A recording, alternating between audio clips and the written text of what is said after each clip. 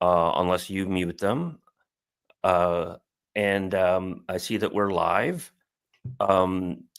Please tell me if it's appearing on the different feeds, if there's anything I need to do to make it get onto my Twitter roll. And so we'll be chiming in. It's great to have you. We will. Have they not started, or have we not picked up their feed yet? Feel free to let me know, Emily or Roel. And Craig, you'll have the capacity to put stuff in the chat box that will appear on screen, so that while they're talking, you know, there'll be a little pop-up window that will show that.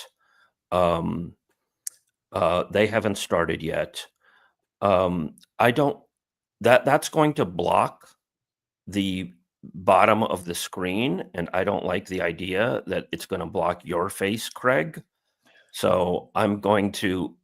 I think I have to log out of here, and then I'll log back in so that I'll be at the bottom, because I need to be a good host. And this is very Arabic, of course, to do that. So I'm going to be right back. Emily, if you want to chime in, and so that's their live shot. So they're not starting on time. So Emily, if you want to, you know, work things through, and I'll come right back.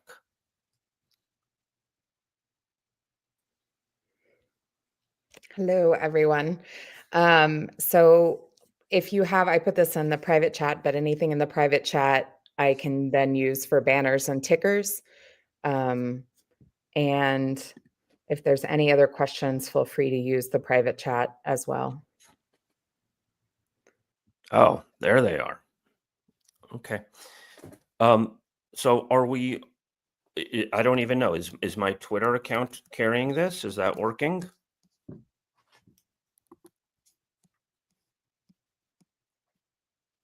It is. Wonderful.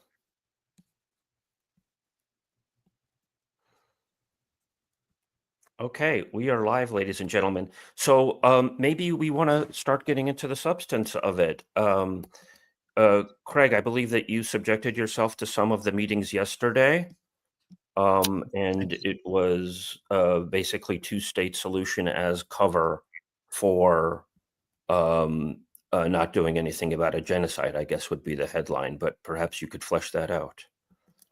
Yeah, it felt really surreal, Sam, I have to say. I was only able to follow a bit of it, not all of the long sessions. I listened to the Secretary General and to the French and to a number of interventions. And, you know, you would be forgiven for thinking that this was not a period of genocide. Because while some member states did call out the genocide, the vast majority of the speeches that were made in this hall were entirely focused upon a new amorphous political process leading to a Bantustan somewhere down the road, and not recognizing the horrors of what is being perpetrated. And what was especially strange about this was hearing all of the efforts to effectively normalize the Israeli regime in the middle of a genocide. Which is what the entire framing really is about. And one, I think, speech in particular that made me feel not just that it was 3 years ago, but that it was 1947, was the speech by Emmanuel Macron of France, that from my perspective was really just dripping with colonial arrogance, dictating the terms of surrender. And there we hear the gavel banging for the start of the session. Dictating the terms of surrender for the Palestinians, essentially talking about a demilitarized Palestinian state in which, in the initial period, international forces would please take your seats. For the we are going to start now. And yeah, really a very, very strange understanding of what priorities are at the moment when there's a genocide unfolding in Palestine. Excellent. Well, again, we're all of our audios will be on throughout this. I don't know if we'll be able to turn them down or if we have to totally mute them.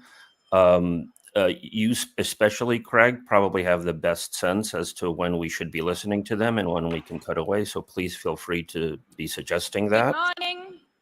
Good morning, heads of states, excellencies, dear guests, people watching from home. The fourth plenary meeting of the General Assembly is called to This is, order. of course, Annalena Baerbock, the President of the General Assembly, a German. After our intense Monday, widely today criticized for starts her the own general complicity debate in of the the genocide that's 80th unfolding in Palestine. session. Before proceeding to the general debate, the Assembly will hear an introduction by Secretary General of his annual report on the work Torsten, I know of the you followed her organization. very closely, so Under we'll definitely agenda want your item thoughts on her. 110, in accordance with Resolution 51/241 of 31st July 1997. Please take your seat. I now give the floor to the Secretary General of the United Nations, His Excellency Antonio Guterres. Now, the big thing with Gutierrez, of course, is that he has refused to say the word genocide with respect to Gaza, and even after the UN inquiry basically urged him to, if I read some of their remarks correctly. So that's kind of astounding. I know, Craig, you have written about or noted how he retroactively talked about how the UN failed in past genocides. That's right. And he has this habit of hiding behind a rhetorical trick developed Let me begin years ago by saying two only a words court can we have determine not been genocide. able to say often enough in this Obviously. hall. Madam President.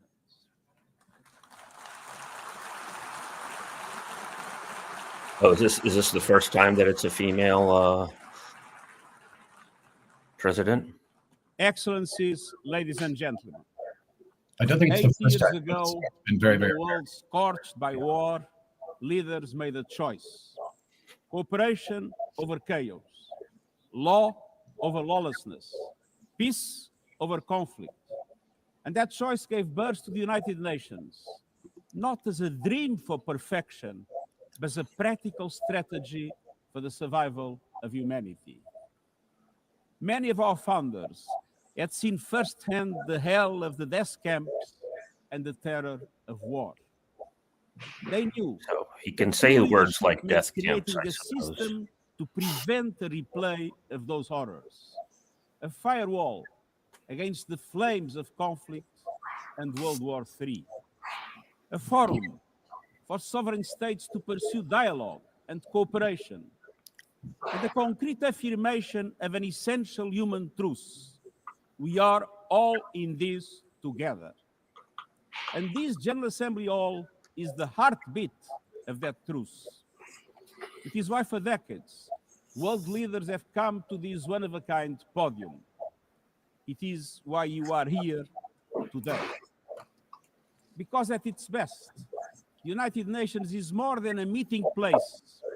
It's a moral compass, a force for peace and peacekeeping, a guardian of international law, a catalyst for sustainable development, a lifeline for people in crisis. You know, we didn't have the capacity to do this, but I wanted to have a split screen showing the realities of Gaza as they spoke.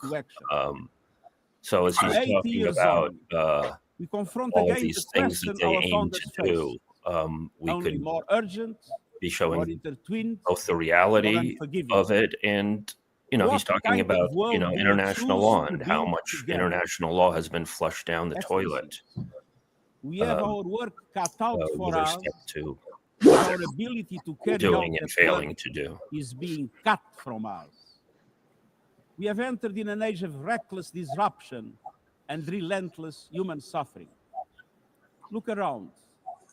The principles of the United Nations that you have established are under siege. Listen, the pillars of peace and progress are buckling under the weight of impunity, inequality, and indifference. Sovereign nations invaded, hunger weaponized, truce silence, rising smoke from bombed out cities, Is rising Craig, is anger he and said the word fractured sovereign society, nations a couple of times. I rising don't know if fleets, that's typical swallowing speech coastline. or if it's a Each one a subtle warning, undermining each one a question. regarding Palestine. What kind of world will we I, choose? I think the emphasis on A world sovereignty of raw is an power easy or a phrase world of for law? a UN Secretary General in A that world role. that is a scramble Sovereignty for is the self-interest, the first point. or a world where nations come together? You'll hear a lot of A generalized world where rhetoric might here and makes less right, talking about or a specific world of situations. rights for all? Excellencies, And some our world hypocrisy. is becoming increasingly multipolar, and this is positive, reflecting a more diverse, dynamic global landscape. But multipolarity without effective multilateral institutions can court chaos, as Europe has learned the hard way, resulting in World War I. It was multipolar, but there was no multilateral institutions. So let's be clear. International cooperation is not He said that there were naivete. no multilateral It's hard-headed institutions. pragmatism. World War I. In a world where there's Yeah, deep borders it's isolation, funny is an because illusion. Emily, No country can stop a who's pandemic really alone. helped organize this, was No noting army out to can me halt how rising temperatures. when she was speaking No yesterday, how algorithm much it can rebuild sounded like the trust League when of it is Nations. broken. These How are he can global talk about stress that there's tests no of our multilateral systems, institutions our without talking solidarity, about how and our past resolve. multilateral I'm institutions convinced failed we in their can pass these responsibilities. tests, and we must. Because people everywhere are Well, demanding he's something talking about better, World War I, not World and War we II. owe them a I system understand, worthy but of their trust, it's strange that he and would a jump future that and worthy not of their dreams. to me. Well, it's a And so we comparison must lots of make folks are making these a days, choice, the League of Nations an and how active choice, its own failures to to act. reaffirm the imperative of international law, to reassert the centrality of multilateralism, International law. to reinforce justice and human rights. Or Zionist petitions, ultimately. That was the quid pro quo that Britain got in return for the And getting the US Trump into the war. contained in its first word, Right, right. we, the peoples. Excellencies, the choices we face are not part of an ideological debate. They are a matter of life and death for millions. As I scan the global landscape, we must make 5 critical choices.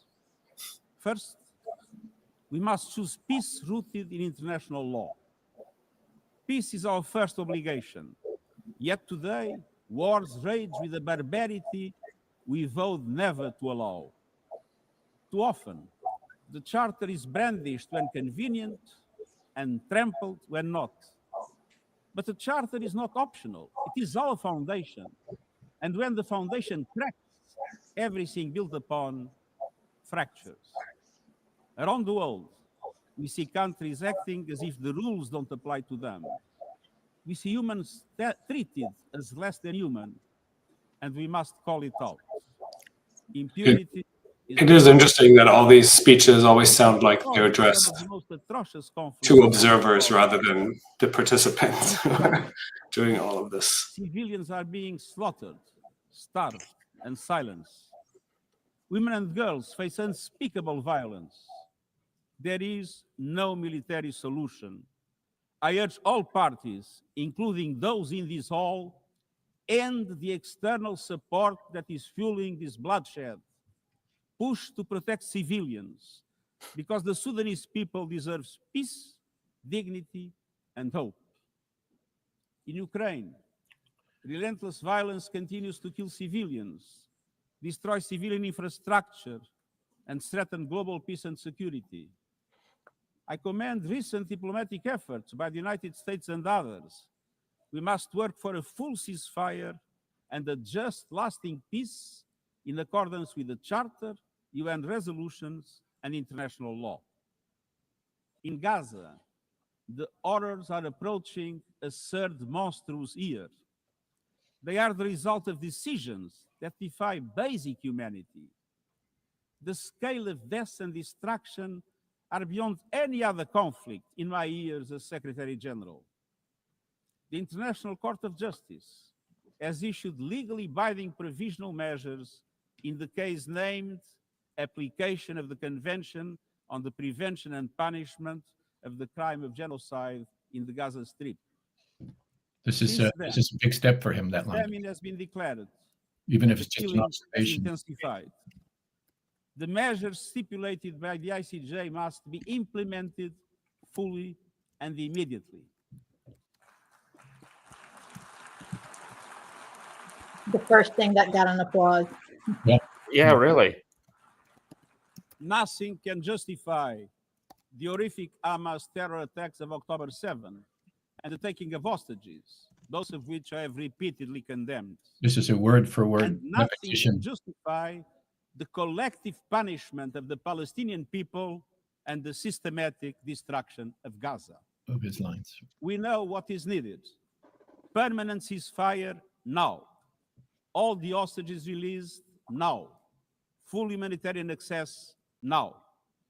And we must not relent in the only viable answer to sustainable Middle East peace, a two-state solution as so eloquently reaffirmed yesterday. We must urgently reverse dangerous trends on the ground. Relentless settler expansion and violence, and the looming threat of annexation must stop. Everywhere, from Haiti to Yemen, to Myanmar and the Sahel and beyond, we must choose peace anchored in international law.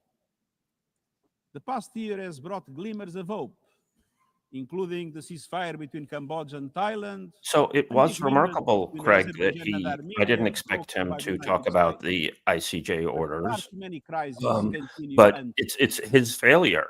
The ICJ did something significant by issuing those orders, but the UN has failed to implement those orders. Well, yeah, what's striking about that reference is, I mean, he stuck to his standard talking points as he's reading both sides of talking points, and then ceasefire, release the hostages, allow humanitarian access, and deliver a two-state solution. He's repeated that mantra over and over again throughout the genocide. Are they talking about Palestine again? It must be more representative, more transparent, and more effective. It's the Security Council. Beyond crisis response, we must tackle the injustices that ignite conflict, exclusion, inequality, impunity, and corruption. The surest way to silence the guns is to raise the volume for justice. Real security is born of fairness and opportunity for all. Excellencies, this leads me to my second point. We must choose human dignity and human rights. Human rights are not an ornament of peace, they're its bedrock. Human rights, economic, social, cultural, political, and civil, are universal, indivisible, and interdependent. Choosing rights means more than words. It means choosing justice over silence. It means protecting freedom and civic space, advancing equality for women and girls, confronting racism and discrimination in all its forms, protecting human rights defenders, journalists. Do you want to chime in at all, Craig, in terms of your thoughts about his remarks? And I don't know if we can turn down his volume, not turn it off, but turn it down so that we can hear Craig better while still keeping an eye on. Is that all right? I don't want to make this the Craig show, but I know others have comments. But you know that his reference to genocide in Palestine, of course, was not a direct reference. It was a reference to a court case in the International Court of Justice, and his rhetorical device that he's been using throughout the genocide is to say that only a court can determine a genocide, which is an abdication of his responsibility to warn about genocide and to help to prevent genocide, because court cases come after the fact. And you'll notice that what he said there was not that there is a genocide. He said there is a case in the International Court of Justice. Now that's important because that is, he's breaking with his usual talking points, and he's entering into a territory that he's been told not to enter into. but it is still hiding behind the usual trick of saying only. It's important as well that he said this is the worst situation that he's seen in his years in his international career, which is noteworthy. But again, although he didn't open with it, but yeah. And he opened with his both sides. So, one day of October 7th effectively being equal to 2 years of continuous live streamed genocide, which is, this is consistent with the positions he's been taking throughout the genocide. This kind of both sidesism, which all the senior officials in the UN have been hiding behind as well. That would make it possible to and if you recall, early on, he was widely criticized for saying that the attacks of October 7th didn't happen in a vacuum. Like a lot of weight came down to bear on him for that. So he didn't repeat that here, which I think is noteworthy. Right. Because he's clearly been brought into line about that. So I think Gutierrez basically is trying to toe the line between appeasing imperial interests of the United States and Israel, and at the same time having some measure of credibility before the world stage. And so he's both siding it. This is wholly inadequate. I mean, I don't like to really get excited about these little crumbs that people throw our way, the rhetorical crumbs like he's doing, because it's just not acceptable. Because he wouldn't be, if what's happening to Palestinians in Gaza were happening to anyone else, certainly if it were happening to Ukrainians or to Israelis, that we all know that the language would be really powerful. Well, first of all, it would never get to that point in the first place, but if it ever did, it would be really, unyielding, uncompromising, savage language. This brings me to the third choice. We must choose justice. He yesterday, I might have missed it. I don't know. Yesterday, he kind of slammed the one-state solution and misconstrued it. I'm sorry? A particular kind of one-state solution is what he slammed. He didn't acknowledge there are others. Exactly. He spoke as though a one-state solution would mean a one-state solution as envisioned by Netanyahu, with even more ethnic cleansing and complete imperial domination, without and saying that the two-state solution is therefore the only option, ignoring a one-state solution where you have a one democratic state, one person, one vote, which is extraordinary. He's gotten more aggressive in terms of his dismissal of that, because I think they used to only say we need a two-state solution, and now they're saying it's the only solution, and now they're saying one state means bad. Yeah. Well, it's interesting because his entire lens of the world, which is very common in that building, is that they cannot see beyond the ideology of Zionism. He started his speech today saying this is not about ideologies; it's about practical realities. And yet, he cannot imagine a post-Zionist reality in Western Asia, in which you could have one state with equal rights for everybody.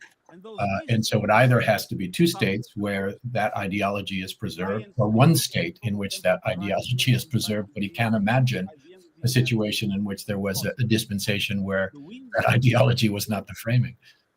The International Court of Justice has affirmed the legal obligation of states. And frankly, I mean, I don't understand why anybody is still talking about the two-state solution. Everybody acknowledges that it's wholly unrealistic, that it's impossible to implement at this point, with over 1 million rabid Zionist, very violent settlers already existing on Palestinian land in the West Bank.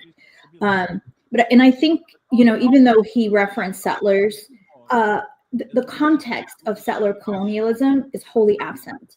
The context of indigenous liberation is wholly absent. And I think that's a really important and terrible omission on his part. Mobilize Absolutely. $1.2 billion annually in climate finance by 2035. It's the one critical situation in the world where they don't talk about root causes. Right? They don't talk about settler colonialism. They don't talk about political Zionism. They don't talk about apartheid. They don't talk about racial, religious supremacy. They don't talk. So they don't talk any about the root causes. We only talk about this sort of absolute necessity of preserving an effectively unjust status quo, and even now using the language of stabilization, stabilizing an unjust status quo, which seems to me is not consistent with charter objectives of justice. You're referring to the stabilization force put forward by the Saudis and French? But the language of stabilization, which is also reflected there, yeah. But we must choose climate justice and climate action. First, we must choose to put technology at the Horsten, please feel free to chime in as well, both in terms of the substance that we've seen so far and maybe even to preview the president of the General Assembly who'll be speaking next, if you like.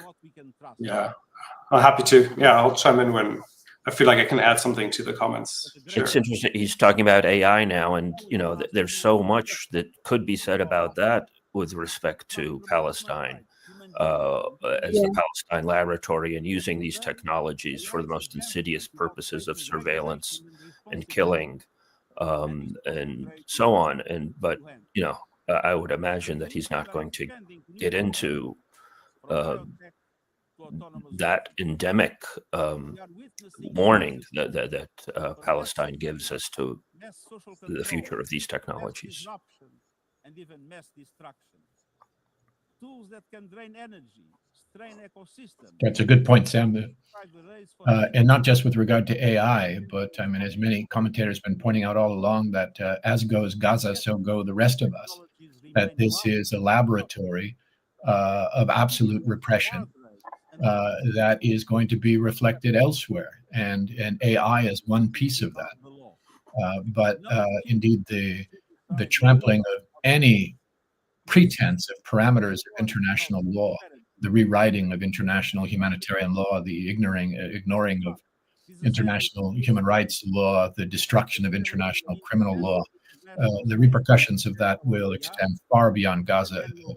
Israel is writing the universal roadmap for the next phase of global relations, and barely a hint of that global threat anywhere in any of the things that we're hearing in this hall.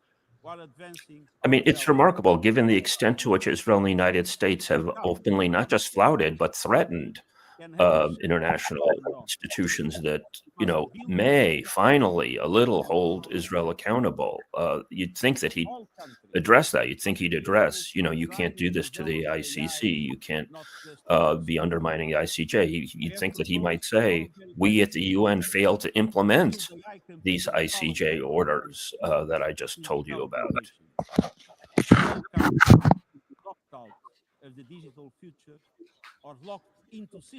As it is, I think that it allows him to talk about international law while completely obscuring how he's effectively undermined it. We, the international community, must ensure that technology lifts up humanity.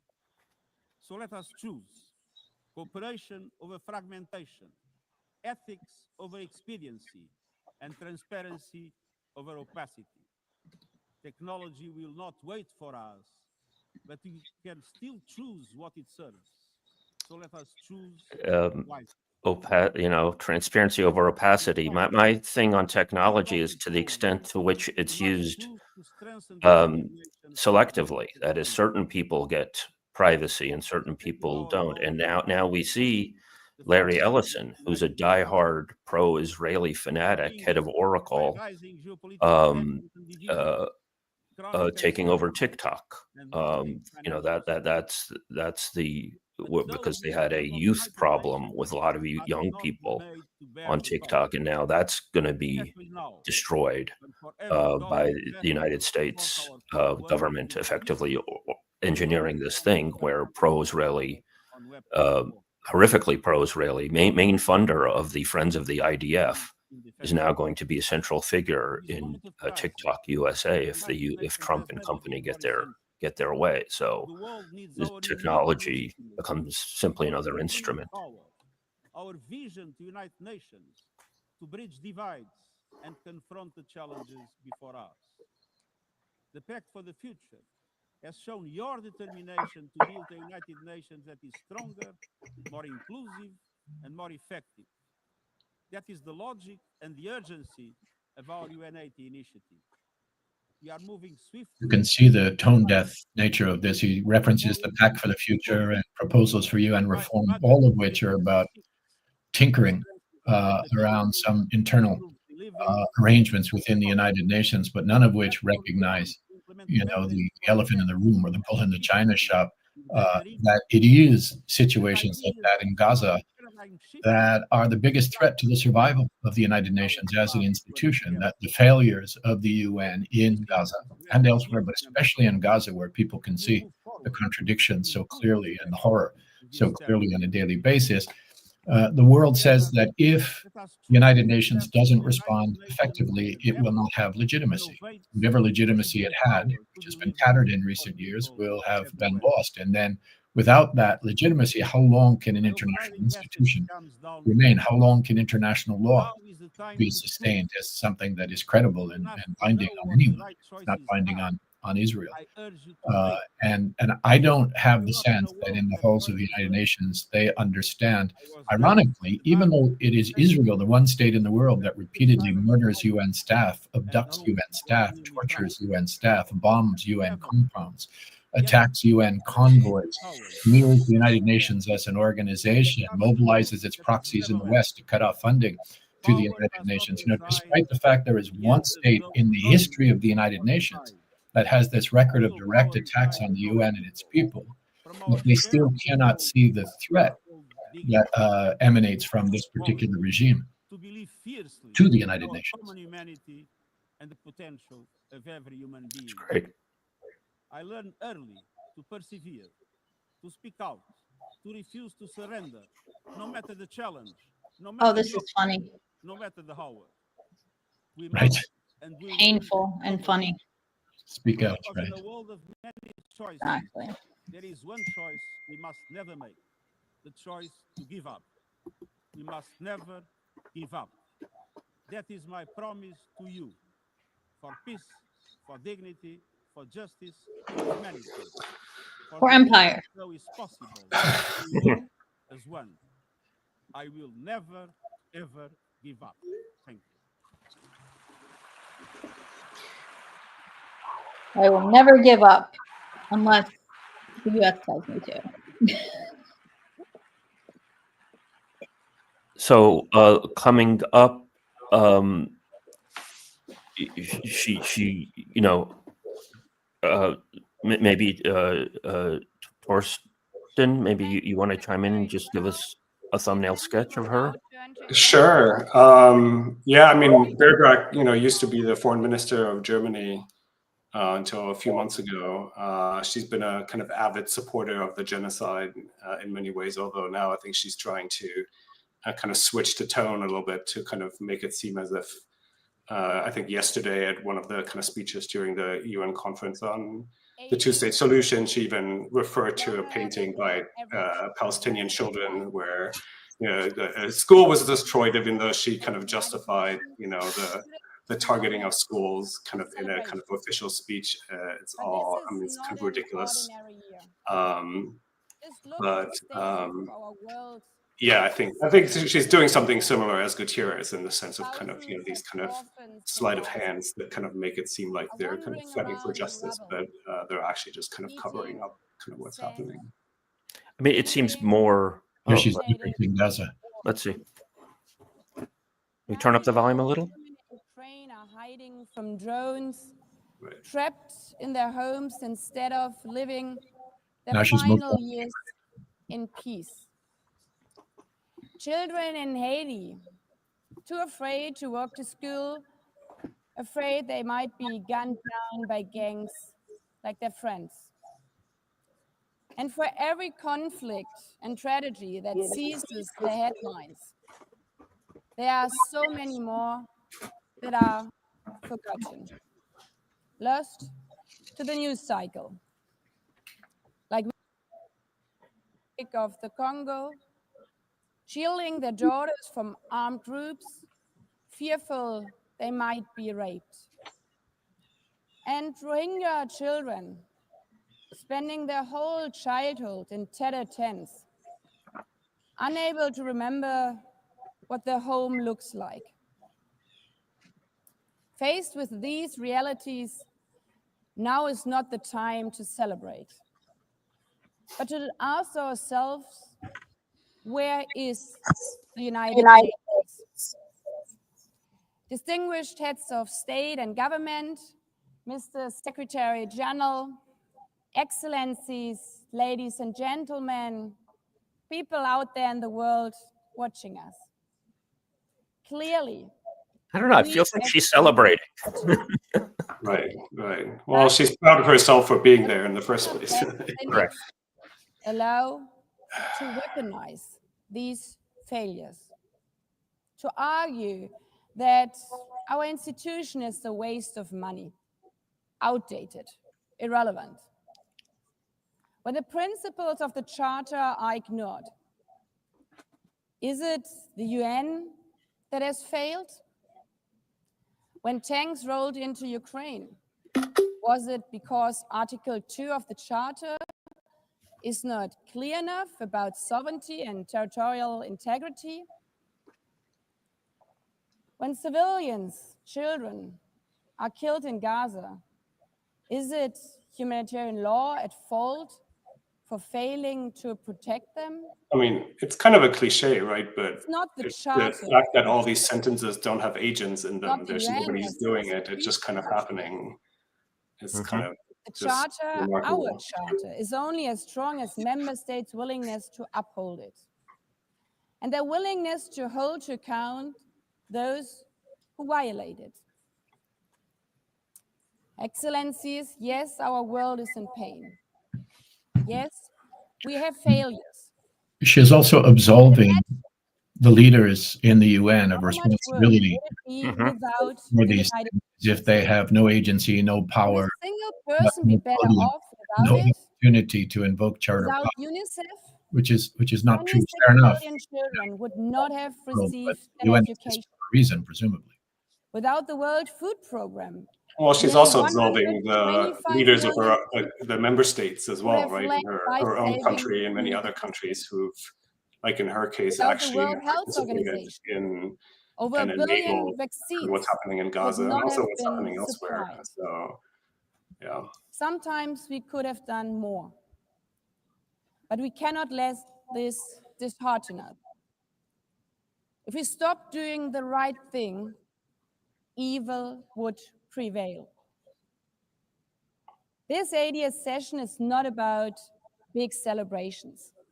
It's about finding the resolve not to give up, the resolve to be better together, just as our predecessors did 8 decades ago. This institution was born in a world on fire and desperate for reprieve. 750 million, nearly a third of humanity back then, still under colonial rule. 2 world wars in a generation, 70 million dead. The horrors of the Holocaust revealed to our collective shame. This was a generation that knew almost nothing but suffering and despair. The signing of the Charter in 1945 gave hope to millions, gave us a North Star that guided our path from the ashes of war, helped guide nations from colonial rule into independent states, helped end apartheid. Across the decades, the United Nations has been a compass pointing toward peace, humanity, and justice. So there you have We have not always the continued existence of apartheid in places. The story of this institution Absolutely. is not a story of easy victories. It's a story of falling and rising, of pulling ourselves and it almost feels like, back up you know, and trying an harder. abusive relationship. It's like We gathered here for the 80th UN time, not help for you empty get you out of celebrations, but colonialism, so also you better be not to grateful hear for our own where you're voices. at right now.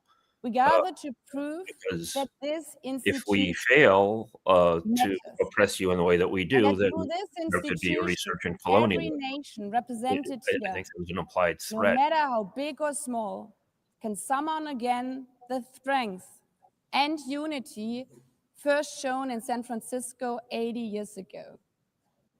The courage and resolve of world leaders, who even while some called them back then naive, believed they could build a better world from the wreckage of the old. They showed then what true leadership is. It's not about imposing your will or putting others down. True leadership is about lifting others up, not out of altruism, but for a mutual benefit, and even out of our self-interest.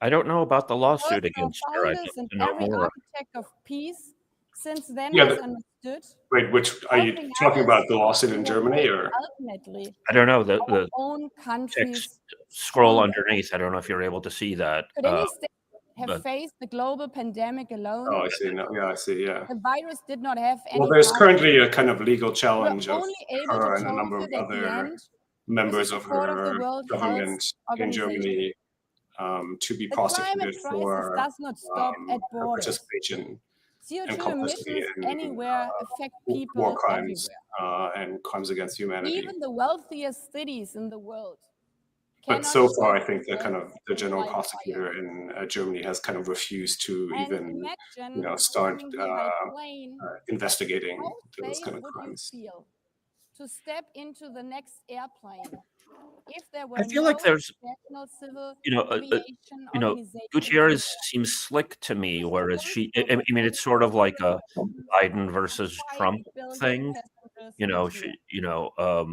How comfortable would you feel with is, your children using the kind of internet while slick about it, they like are in Obama, I uncontrolled suppose. and Whereas unchecked? she's tacitly The lines threatening in between a what is way real and fake that start I to feel blur. from Trump. I mean, her style is In very this different than globalized, Trump's, but I feel digitalized world, we work together like or her we suffer brazenness in having together. supported explicitly the genocide, Excellencies, kind of, the theme of this um, milestone session and the high-level week and is her therefore refusal to take better responsibility together. for her past 80 words, years and more for peace, justifying the bombing of development, and structures. human rights. We're living Yeah, I in mean, part of what's kind peaceful of scary is that I think was not there's just no easy. acknowledgement on her part or on the It was part of the built to German come together government to or confront the hardest topic. her kind of The party session, that this they've been actually session where the contributing hypocrites to and start being to boldly complicit in admit the crimes that have been happening. I think there's we this, showed some of I our think strength. sometimes even like the genuinely believed But idea that they even have nothing to without do with that, dialogue and and they're trying to do diplomacy their need best to renovation. That is why the Grenadian Institute and the wider reform process are not luxuries, but to provide necessities. humanitarian assistance, to kind of We are literally mediate, our etc. I think there's no kind of nation understanding of their own great kind of complicity, global. or at least no Living acknowledgement of independent. that. So, and Therefore, so we you're have right. to I mean, deliver that's United scary in Nations the sense of like that is that's going to agile, continue, right, cost unless effective, somebody holds them and accountable fit for for purpose. what they're doing. Member states have to give the Secretary General and this process their full support, because reform cannot stop in New York. It must carry through to every capital. Yeah, and indeed, the ICJ progress on the sustainable development provisional, the emergency orders of early 2024 that Gutierrez referred to put every country on notice that they had to do everything they can to stop a genocide. And even after that point, and continuing, Germany is arming and backing and doing all these things. And that was recently highlighted by the leaving hundreds of UN millions trapped in Commission. extreme poverty, vulnerable to I mean, corruption. yesterday the German foreign minister actually Not only a claimed moment, that Germany recognizes the 2024 ICJ advisory opinion and is acting according to it, even though the ICJ ordered, an end of, an immediate end of the kind of occupation within a year, and so that hasn't happened. Actually, Germany kind of continues to insist on kind of a negotiated kind of solution, as they say, right? So they're not. So there's always this kind of double speak. On the one hand, just to claim like And here we must pause respecting international law and their international kind of Nearly 80 obligations, years, while at this the same organization time has never doing the chosen a complete woman opposite. for that And I role. think that's true of the current government. One That's might true of her wonder how government as well. out of You know, 4 billion we many of us have been calling for Uniting for Peace resolutions that Of would course, have teeth in them, but there have been resolutions that haven't had teeth in them, and Germany actually voted for a couple of those. And I think that the reason they voted for them might be to give themselves legal cover, to say, "Oh, look, we voted in the General Assembly for a ceasefire under Uniting for Peace. See, we did our part," while they're still backing Israel in all these ways. And they have occasionally pretended that they cut off weapons. I don't know if that's actually happened. we are standing at a crossroads. Well, I think they go back and forth, right? And they will. So the kind of current kind of chancellor, when he kind of came in, suggested that there wouldn't be any kind of new approvals of weapon deliveries, but this is only kind of the case for kind of new. It's only temporary and it's only kind of for new contracts. So kind of continuing contracts are continuing to be delivered. There's continuing deliveries of weapons through Germany from other countries, the UK, the US. So yeah, I think that there's this kind of legal strategy and kind of pub PR strategy to kind of pretend like they're kind of respecting international law, while at the same time, kind of continuing to kind of harm Israel and continuing the kind of cooperation on all levels. Did she end with, "It's the life insurance for every country"? We're your life insurance, so you better not criticize us too bad, because otherwise, big bad USA is going to whack you on the head. The list of speakers for the general debate has been established on the agreed basis that states. One more thing I wanted to say is also, I mean, it is surprising to me, or maybe it shouldn't be surprising, but surprising also that member states elected her in the first place, and that there wasn't kind of more, in particular with her very brazen kind of record of supporting the genocide, of justifying war crimes, of being the kind of secretary of one of the biggest kind of weapon suppliers of Israel, that there wasn't more diplomatic resistance, as it were, to at least kind of not vote for her and kind of use that as a at least symbolic kind of sign of Did particularly there was another German candidate, and Germany was adamant in putting forward this candidate. I think in part also to wash her diplomatic credentials, and also to reward her for having toed the line and been so adamant in her support to this side. But you can understand the Germans doing that. You can understand Europe, because it was Germany's turn within Europe, going along with it, although it's morally reprehensible. But you have to wonder how no one in the global majority rallied to oppose it and to force Europe, and by extension the Germans, to come up with another candidate. It's absolutely obvious that at this moment, in the height of the genocide, as the President of the Nations General Assembly, and they're celebrating the fact that she's only the fifth woman to actually hold this position. I think there are billions of women in the world. Lula da Silva, President of the Federative Republic of Brazil. Well, and she herself, actually, in her kind of domestic agenda, she ran on a kind of platform of introducing a feminist foreign policy, right? Even though then she's kind of responsible for the deaths and the deaths of tens of thousands. Here's Brazil speaking first. They had visa issues as well because of Trump's interference with their judicial processes. Here we might hear some supportive language. Dear heads of state and government and representatives of the member states gathered here. No.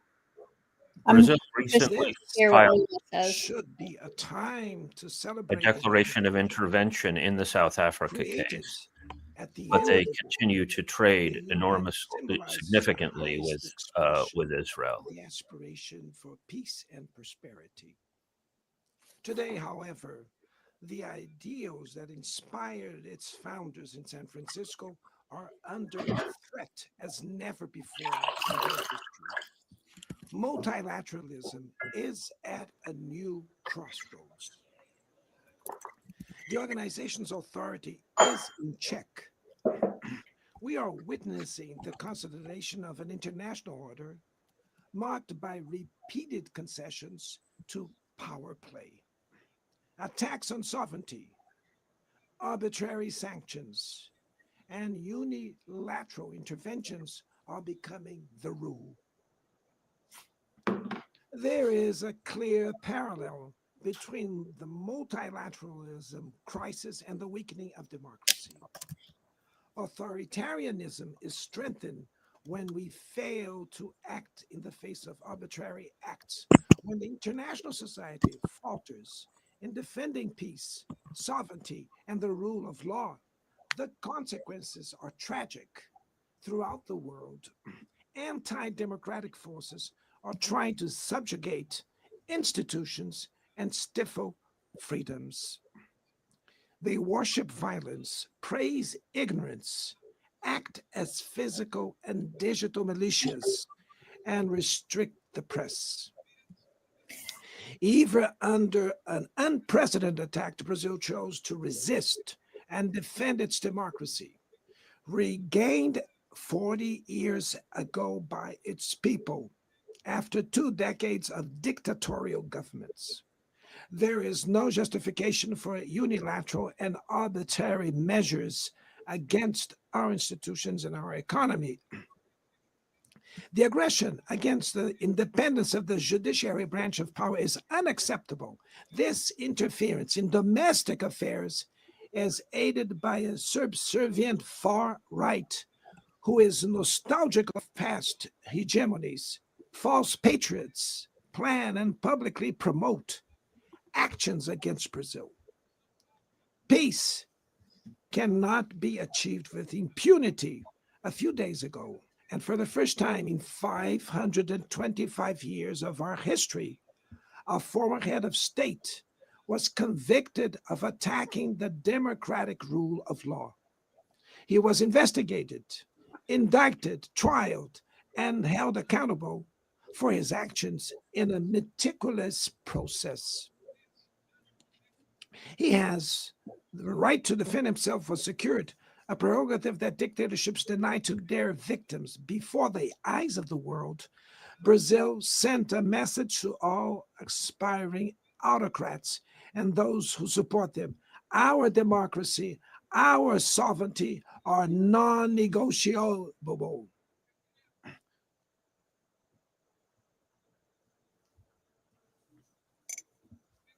It's interesting that nobody ever names names. Independent Everybody knows nation who they're talking about. and as They a just won't name people names. free Why not? from any type of guardianship. Why can't truth just Sound be spoken? democracies go beyond the electoral ritual.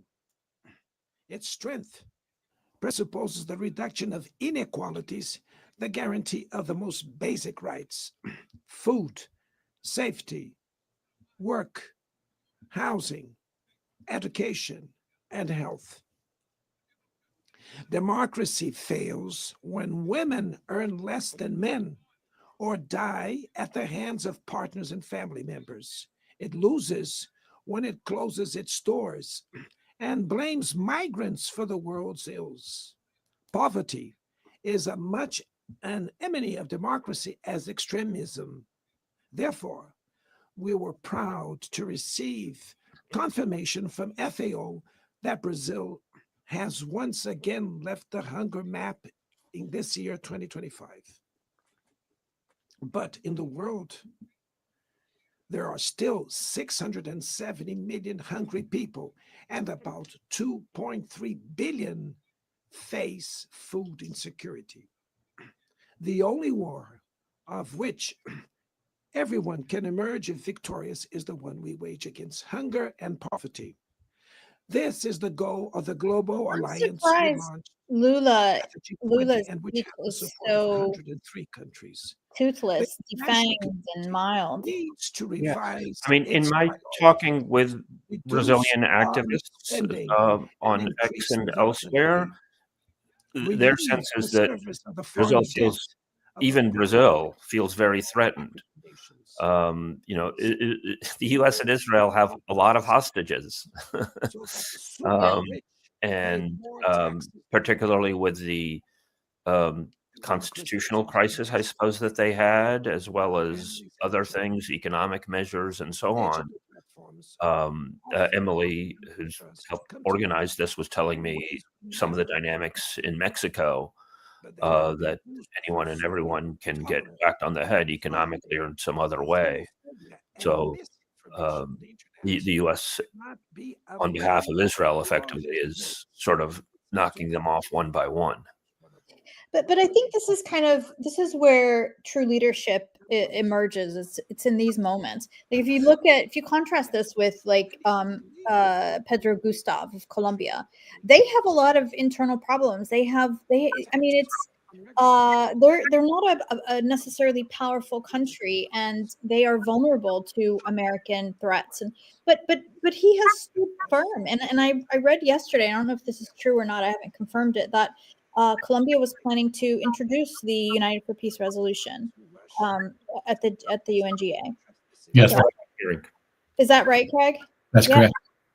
So they stand to lose a lot. They stand to really suffer. But again, like these are the moments when true leadership and true leaders emerge and show themselves. And for somebody like Lula, I mean, I'm really disappointed because we all had high hopes for him replacing.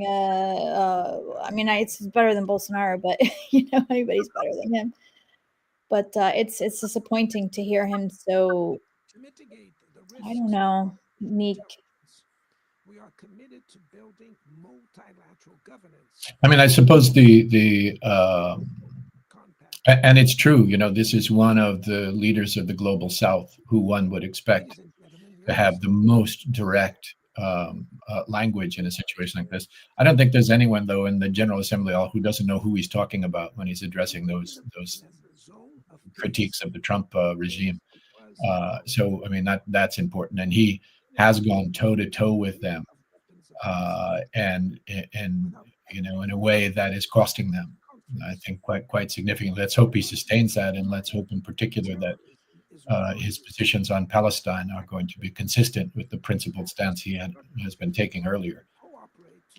Part of the problem with that is that even if everybody in the hall understands who he's saying, this is an opportunity to reach the U.S. public. Yes, that's what I was just going to say. And they're not doing that, and it's going to be in vivid contrast to how Trump speaks and how other U.S. presidents have spoken. I mean, Trump is sort of at the most brazen part of the spectrum, but traditionally, I think U.S. presidents have spoken in very direct terms, calling out their adversaries in a way that other countries refrain from doing. Yeah. Also, don't forget, this is part of the historic record, and I think for future generations, it's everybody in the room might know exactly what he's talking about, but I think it's important to name names for the record for future generations. Yeah, absolutely. Is he talking about Cuba being accused of sponsoring terrorism? Is this the first time? Military solution. The recent meeting in Alaska raised hopes for a negotiated way out. It's necessary to pave the way for a realistic solution. This implies taking into account the legitimate security concerns of all parties. The African Initiative and the Friends for Peace group created by China and Brazil can help promote dialogue and a diplomatic solution. No situation is more emblematic of the disproportionate and illegal use of force that the one occurring in Palestine. The terrorist attacks perpetrated by Hamas are indefensible from any angle, but nothing, absolutely nothing, justifies the ongoing genocide in Gaza. Well, that's good that he named it. Again, this is, I think, the second applause. Under tons of rubble are buried tens of thousands of innocent women and children. There, we can see that international humanitarian law and the myth of ethical exceptionalism of the West are also being buried there. This massacre would not have happened without the complicity of those who could have prevented it. In Gaza, hunger is used as a weapon of war, and the forced displacement of populations goes on unpunished. I express my admirations to the Jews who, inside and outside Israel, oppose this collective punishment. The Palestinian people are at risk of disappearing. They will only survive with an independent state integrated to the international community. This is the solution defended by more than 150 UN members, reaffirmed yesterday here in this very plenary, but barred by a single veto. It is regrettable that President Mahmoud Abbas was prevented by the host country of occupying the Palestinian bench at this historical moment. Yeah, I figured that would get applause. Great. Yes. The spread of this conflict to Lebanon, Syria, Iran, Qatar is fueling an unprecedented arms build-up. Madam President, bombs and nuclear weapons will not protect us from the climate crisis. I don't think, and the volunteers, off screen are indicating to me, I don't think he said Israel. He said genocide, and he said Palestinians, he said Gaza, but I don't think that in tons of passive voice, I don't think he said Israel is doing this. Israel is guilty of this. No, I think he's his old diplomatic protocol, not mentioning the name of a country, just as he did when he was referring to the U.S. To reducing its emissions by 59 and 67%, covering all. You can bet that Donald Trump will not observe that diplomatic protocol, and so I think a lot of these delegations need to learn that the old rules don't apply. Has this been a standard rule of diplomatic protocol that you don't kind of name countries in the General Assembly, or generally, yeah. Terrorism from Hamas, not from Israel. Extremism, right?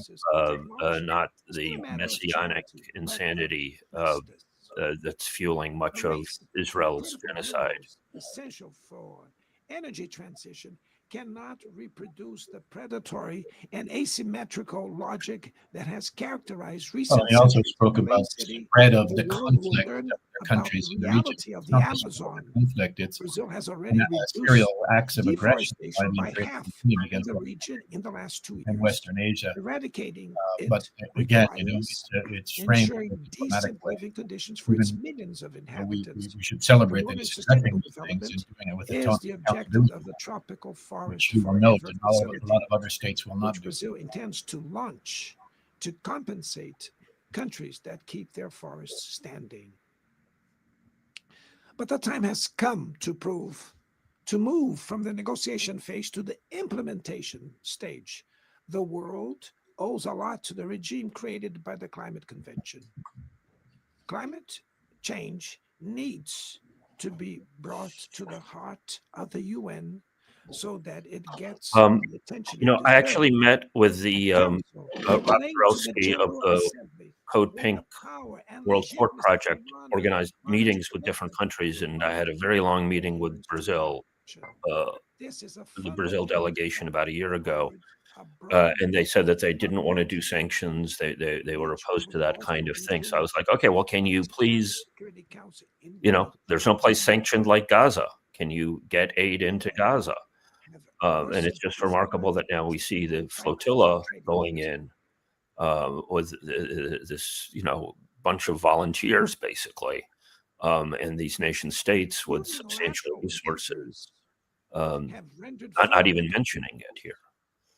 Such as the most favored nations clauses, meaningless. they have disrupted value chains and through the global economy into a pernicious spiral of high prices and stagnation. It is urgent to refound the WTO based on modern and flexible foundations. Your Excellencies, ladies and gentlemen, this year, the world lost two exceptional public figures.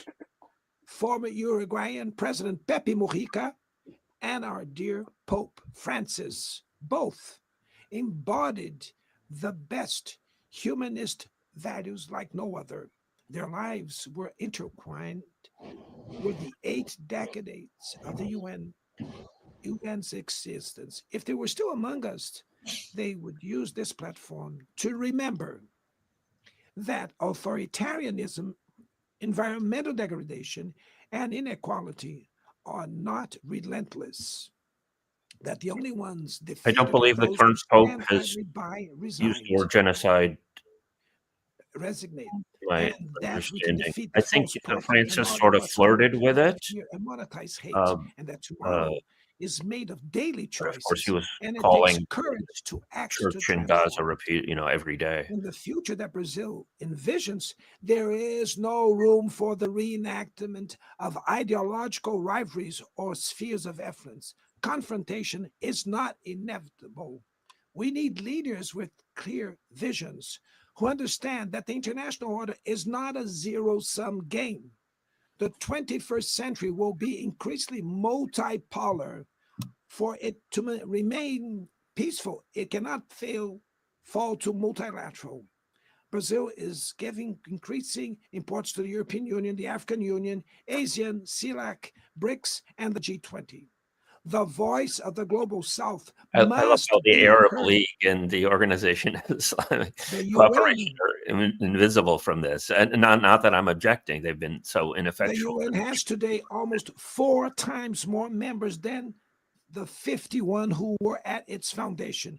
Our historic mission is to make it once again a barrier of hope and a promoter of equality, peace, sustainable development, diversity, and tolerance. May God bless us all. And thank you very much. May God bless us all, everyone. Any thoughts, Susan? On behalf of the Assembly, I mean, he, you know, he, like I said, it's pretty mild, pretty meek speech, even though he did mention Gaza and he did call it a genocide. But like you said, he didn't name the genociders. He didn't name any names, and I wasn't aware of this rule in the UN not to name names. But I also think that the UN decides which rules to follow and which ones don't. That I mean, these sort of rules of decorum are held fast to, but the rules of preventing genocide are up for negotiation. So so far I am underwhelmed and slightly frustrated. I'm not one who really enjoys listening to the lofty words of people that I know are such hypocrites and such criminals. If there is such a thing as criminal hypocrisy, I think there should be, but that's how I would describe them. I'm not impressed. That's the bottom line so far. I hope that we will see more forceful speeches the Assembly will coming. hear an address by His Excellency Donald Trump, President of the United States Of of course, America. Trump, I request think, for very the floor to His skillfully Excellency and invite him to address the brought in a so-called ceasefire at the beginning of his administration. I think that this was part of a plan to make sure that Gaza got totally off of the front pages, and he's been a major distractor on everything else. So I very much see a continuity in what Trump has been getting. Obvious. Just another $6 billion last week to Israel, complete diplomatic cover and plans for the Riviera and an embrace of ethnic cleansing. So let's talk about that when he's done. I have a different take on the evolution. Okay. making this speech without a teleprompter because the teleprompter is not working. Oh, I feel God. very happy to be up here with you, nevertheless. And that way you speak more from the heart. I can only say that whoever's operating this teleprompter is in big trouble. I don't think they should be. He's not kidding. They should be laughing. Remember the last time he took this podium, they laughed at him, not with him. It was the first time in the history of the UN you had that reaction. Hello, Madam First Lady. Right. He's a little Thank you very nervous. much for being here. We should have like a threat counter. Madam President, You know, if, Mr. Secretary General, First Lady. It's also of the United interesting how he's States, kind of just addressing the General Assembly as if they were just world his leaders. audience, kind of, you know, just 6 kind of years more have of a passed since I campaign last audience stood in rather this grand hall and addressed a world that was prosperous and at peace in my first term.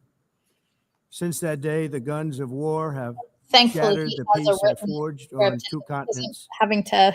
An era of calm and stability gave way to one of the great crises of our time.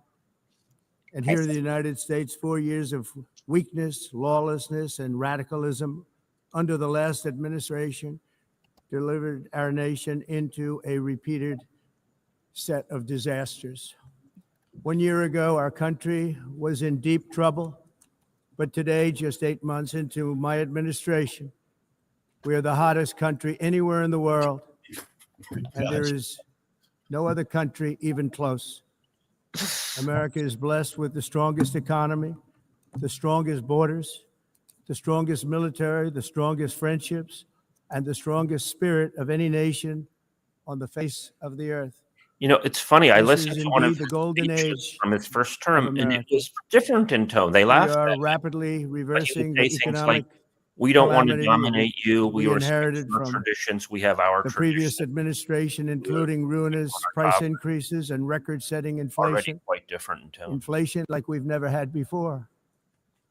Under my leadership, energy costs are down, gasoline prices are down, grocery prices are down, mortgage rates are down, and inflation has been defeated. His wife, Melania. The only thing that's up is the stock market, which just hit a record high. You'll notice In he's fact, it hit a record high 48 times the American in the people, last short period of the time. international community with his Growth is surging, manufacturing is booming. The romantic stock market, as I said, presidency is speech. doing better than it's ever done. And all of you in this room benefit by that, almost everybody. And importantly, workers' wages are rising at the fastest pace in more than 60 years. And that's what it's all about, isn't it? In 4 years of President Biden, we had less than $1 trillion of new investment into the United States. In just 8 months since I took office, we have secured commitments and money already paid for $17 trillion. Think of it, 4 years, less than $1 trillion, 8 months, much more than $17 trillion is being invested in the United States. And it's now pouring in from all parts of the world. We've implemented the largest tax cuts in American history and the largest regulation cuts in American history, making this once and again the best country on earth to do business. And many of the people in this room are investing in America, and it's turned out to be an awfully good investment during this 8-month period.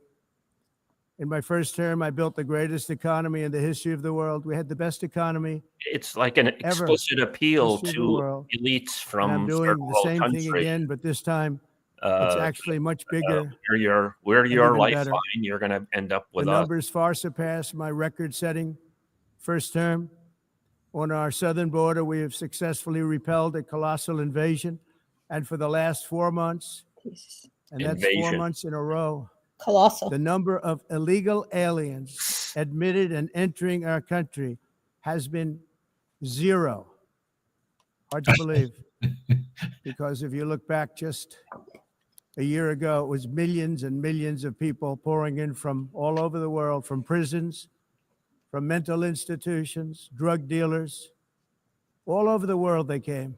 I mean, They just poured into our country with the he doesn't care ridiculous about the open audience. border policy of the Biden This administration. is going to resonate, and to the contrary, Our message is very simple. If you come illegally into the United States, kinds of claims. you're going to jail, or But you're going back to where you came from, speech is or not perhaps even US further his than that. You know constituency. what that means. I'm having a hard time hearing Craig. I If- want to if thank the anyone country of El Salvador speakers for the speak that we successful could and turn professional down. job they've Well, let's done hear if we can. in can you receiving just and hear his jailing so concern many and comment criminals on that it? entered our I think country. it's important. And it was under the previous administration that the number became record-setting, and they're all being taken out. You have no choice. And other countries have no choice because other countries are in the exact same situation with immigration.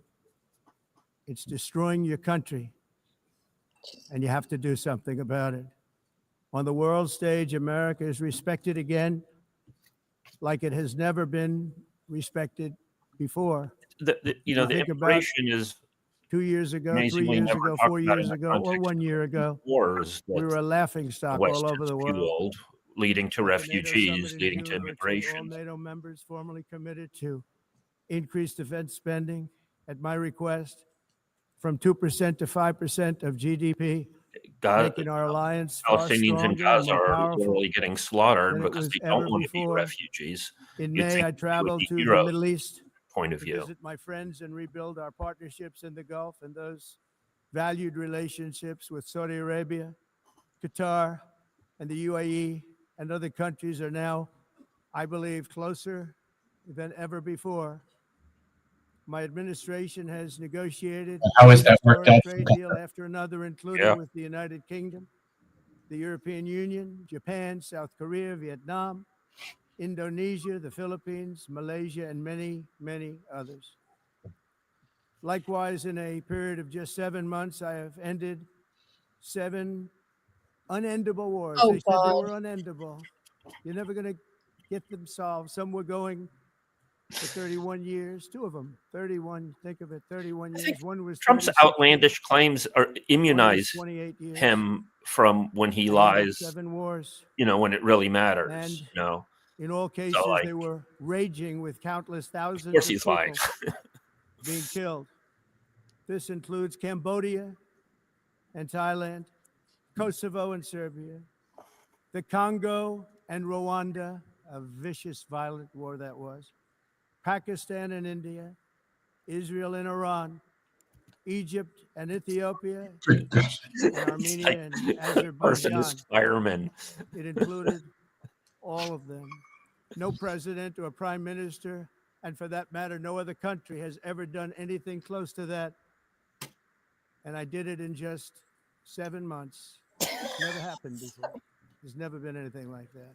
It's almost like this is a campaign speech for him, like signing What up I a had to different do kind of in international DC organization or a different, instead like, of the United Nations doing them.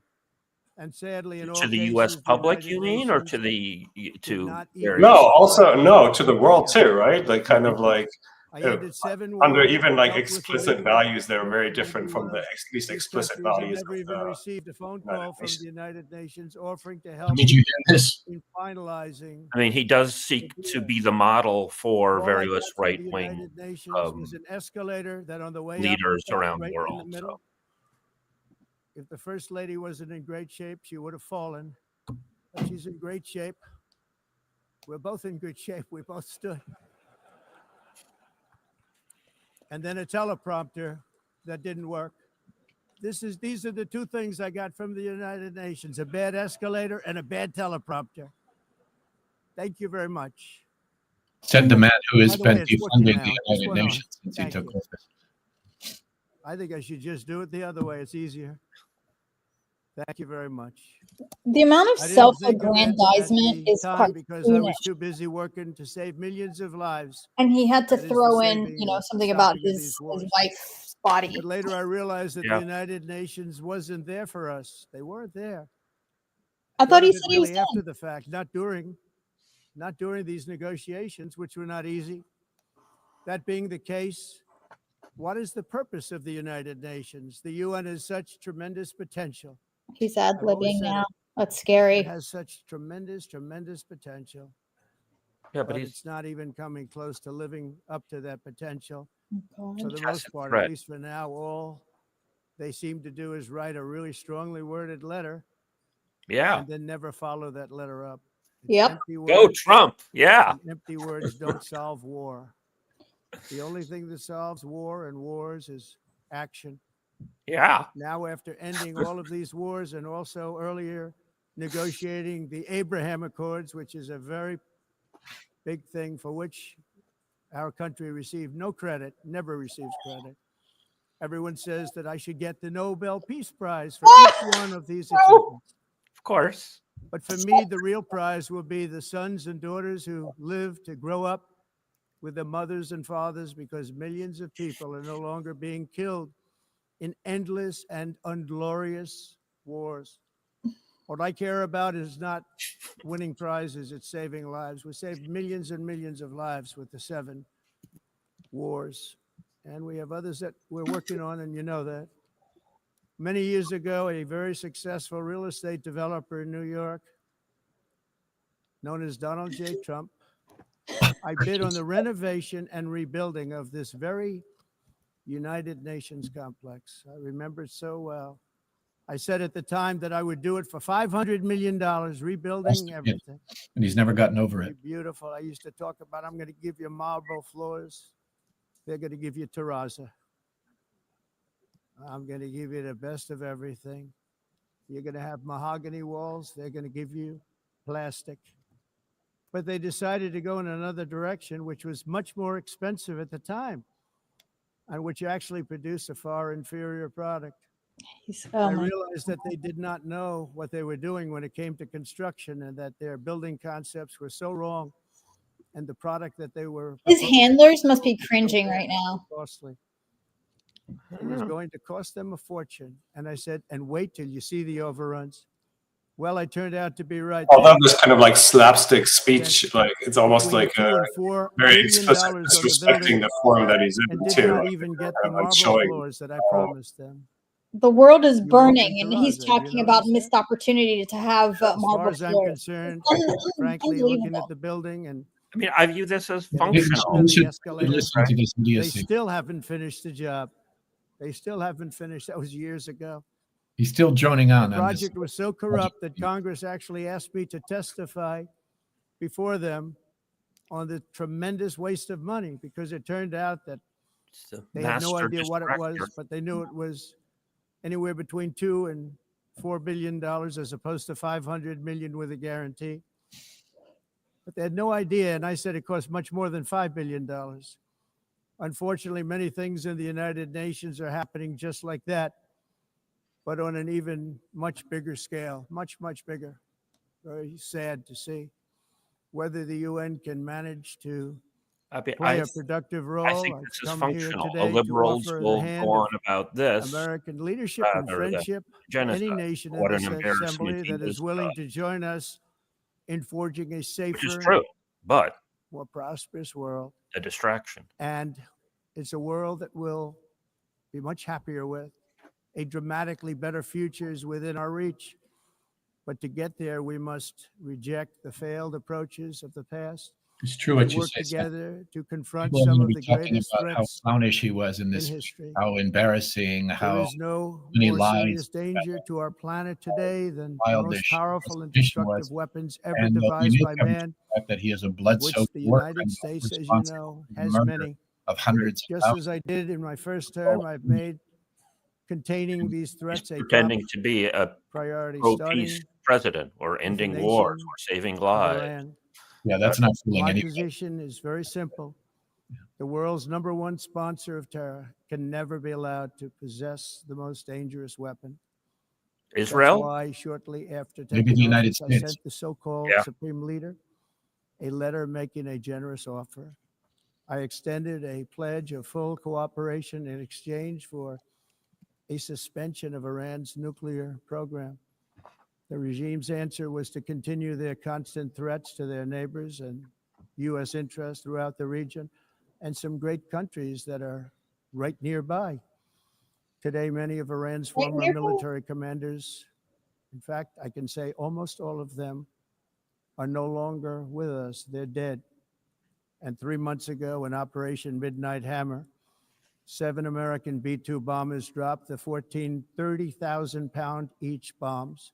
So he's standing at Iran's the podium key of the nuclear UN, facilities, bragging totally about an act of aggression, obliterating a everything. violation of international law. No other country on earth could have done what we did. No other country has the equipment to do what we did. We have the greatest weapons on earth. We hate to use them.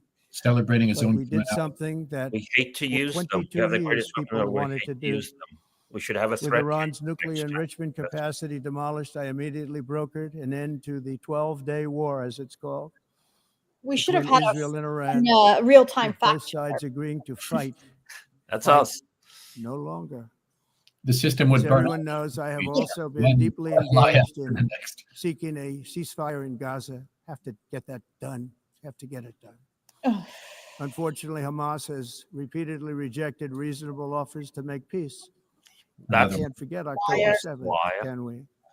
Now, as if to encourage continued conflict, some of this body think the is Israelis seeking would be to happy. unilaterally recognize a Palestinian state.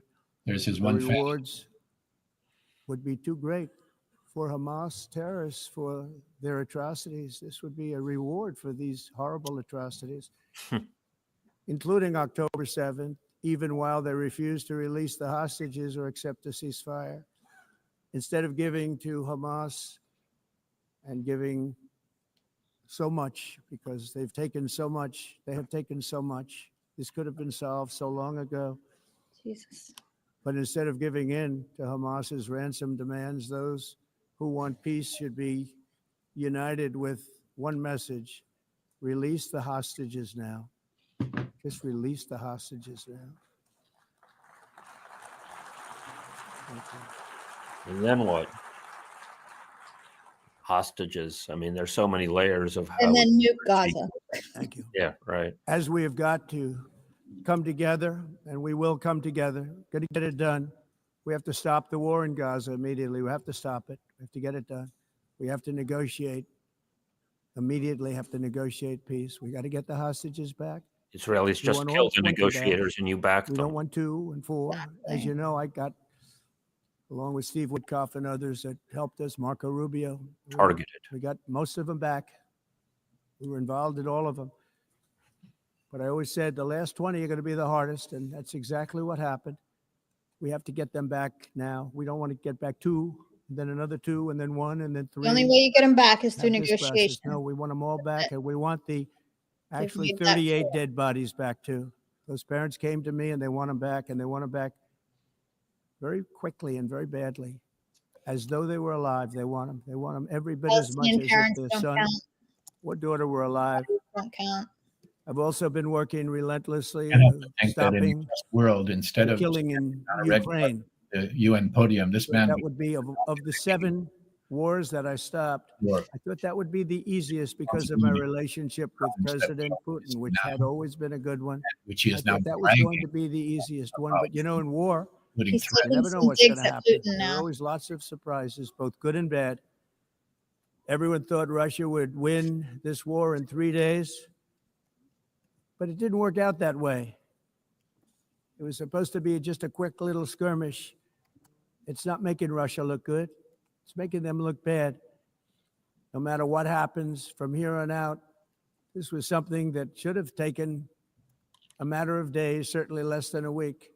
And they've been fighting for 3.5 years and killing anywhere from 5,000 to 7,000 young soldiers, mostly soldiers, on both sides every single week, from 5,000 to 7,000 dead young people, and some in cities, much He smaller didn't numbers. even do anything where rockets perfunctory are about shot, Palestinian where death. drones are dropped.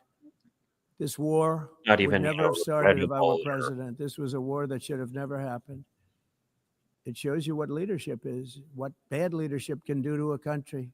Look what happened to the United States. Imagine the And look where we are right now in just a leaders short of the period world of time. sitting The only question now is how many more lives will be needlessly lost on both sides.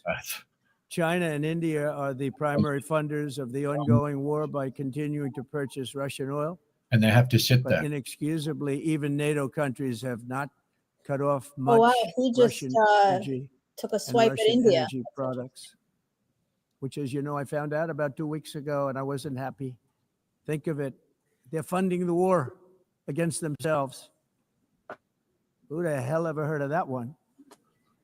In the event that Russia is not ready to make a deal to end the war, then the United States is fully prepared to impose a very strong round of powerful tariffs, which would stop the bloodshed, I believe, very quickly. But for those tariffs to be effective, European nations, all of you are gathered here right now, would have to join us in adopting the exact same measures. I mean, you're much closer to this. We have an ocean in between. You're right there. And Europe has to step it up. They can't be doing what they're doing. They're buying oil and gas from Russia while they're fighting Russia. It's embarrassing to them. And it was very embarrassing to them when I found out about it, I can tell you that. But they have to immediately cease all energy purchases from I Russia. don't know if we can turn down his volume just a Otherwise, smidge. we're all wasting a Be lot of chiming in. time. So I'm ready to discuss this. We're going to discuss it today with the European nations, all gathered here. Sure, they're They want thrilled to them hear buying me speak American about it, energy. but that's the way it is. Wants to I'll unleash speak my American mind and oil speak and the truth. As we seek to reduce the threat of dangerous weapons today, I'm also calling on every nation to join us in ending the Head of the development of EU. biological weapons once and for all. Named Frau Biological Genocide. is terrible, and nuclear is even beyond, and we include nuclear in that. We want to have a cessation of the development of nuclear weapons. We know, and I get to view it all the time. Sir, would you like to see? And I look at weapons that are so powerful that we just can't ever use them. If we ever use them, the world That's will quite the literally threat come there. to an end. Is that a threat? I think so. Nations to be I talking think it's a about. lamentation. He's complaining that We he know can't use them. nothing. Just a few years ago, reckless experiments overseas gave us a devastating global pandemic. Yet despite that worldwide catastrophe, many countries are continuing extremely risky research into bioweapons and man-made pathogens. This is U.S. is leading the way on that. dangerous. And Israel has a To prevent substantial potential biological disasters, I'm weapons announcing today capacity that my that administration developed will with lead South a Africa. international effort to And they've been enforce they've been biological for decades weapons working prevent, on pathogens that which specifically is target going to be meeting with the top a leaders genome of the prevalent world among by pioneering an AI genetic verification markers that are that mostly everyone can in trust. Arab. Hopefully, the UN can Israel play and South a Africa role, tried to and develop it will also genetically, be one of the early ethnically based projects bioweapons. under AI. People Let's see claim how that good it it's a is, dead because a end, lot of that we're people are all just saying it too could similar be for that to work, one but of the great who things the hell knows? ever. But This it is also can all be very highly dangerous, but it classified. could be put to tremendous use and tremendous good, and this would be an example of that. Not only is the UN not solving the problems it should, too often, it's actually creating new problems for us to solve. The best example is the #1 political issue of our time, the crisis of uncontrolled migration. It's Oh my uncontrolled. God. Your That's countries the are being number one. ruined. Yeah, The because he United wants to Nations frame has it funded an as assault U.S. on Western victim, countries Europe victim, that and we their are being borders. threatened. Yeah. In 2024, the UN budgeted You want $372 our million sovereignty. Who do in you think cash he's talking assistance to? to You think he's support talking to the American an people? In estimated part, I think. 624,000 Yeah. migrants journeying into the United States. Think of that. The UN is supporting people that are illegally coming into the United States, and then we have to get them out. Yeah, so this will be played The on UN also right-wing media. provided He's food, telling shelter, them off. transportation, and debit cards to illegal aliens. Can you believe that? On the way to infiltrate our southern border. Millions of people came through that southern border. Just a year ago, millions and millions of people were pouring in, 25 million altogether over the 4 years of the incompetent Biden administration. Complaining that the UN Now, provides they humanitarian haven't aid, stopped, desperate totally stopped. refugees, asylum In fact, they're seekers, not even coming anymore because they know they migrants can't get through. fleeing from horrific conditions who But have what nothing. took place is totally Horrific unacceptable. The conditions UN is The UN supposed is to committing stop a sin invasions, of not create feeding them, and not finance them. Horrific conditions In the often United created by States, we U.S. reject the policy, idea that mass be it numbers of economic people or from foreign military lands can be policy. permitted to travel halfway around the world, trample our borders, violate our sovereignty, cause unmitigated crime, and deplete our social safety net. We have reasserted that America belongs to the American people, and I encourage all countries to take their own stand in defense of their Palestine belongs to the citizens as well. Palestinian people. You have to do that because I see it. I'm not mentioning names. I see it. I can call every single classic one of them out. fascist You're rant, destroying. You're touching. xenophobic You're being rant about destroyed. America for the Americans. Europe is in serious trouble. They've been Ausland. invaded by a force of illegal aliens like Flushing. nobody's ever seen before. Illegal aliens are pouring into Europe. Nobody is ever, and nobody's doing anything to change it, to get them out. It's not sustainable. And because they choose to be politically correct, they're doing just absolutely nothing about it. Again, you'd think the Palestinians I would have be to heroes say, to this mindset. I look They at London, are where you dying have a terrible 100 mayor, a day terrible to not be refugees, to And stay it's been where so they are. changed, so You'd think changed. this nationalistic mindset would Now they want to go completely to embrace Sharia law, Palestinians. but you're in a different country. You can't do that. Both the immigration and their suicidal energy ideas will be the death of Western Europe if something is not done immediately. This cannot be sustained. What makes the world so beautiful is that each country is unique.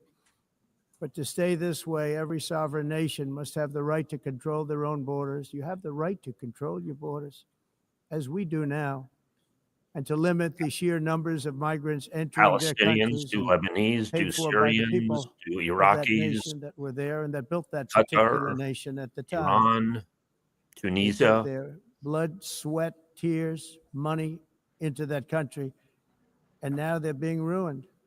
Proud nations must be allowed to protect their communities and prevent their societies from being overwhelmed by people they have never seen before, with different customs, religions, with different everything. Skin Where color. migrants have violated laws, Nightmare. lodged false asylum claims, or claimed refugee status for illegitimate reasons, they should, in many cases, be immediately sent home. And while we will always have a big heart for places and people that are struggling and truly compassionate, answers will be given. We have to solve the problem, and we have to solve it in their countries, not create new problems in our countries. And we are very helpful to a lot of countries that are just not able to send their people anymore. They used to send them to us in caravans of 25, 30,000 people each. Ignoring These entirely massive the US caravans of people pouring into our source, the country, biggest push factor for totally unchecked and unvetted. But not By- anymore. According to the Council of Europe in 2024, almost 50% of inmates in German prisons were foreign nationals or migrants. In Austria, the number was 53% of the people in prisons were from places that weren't from where they are now.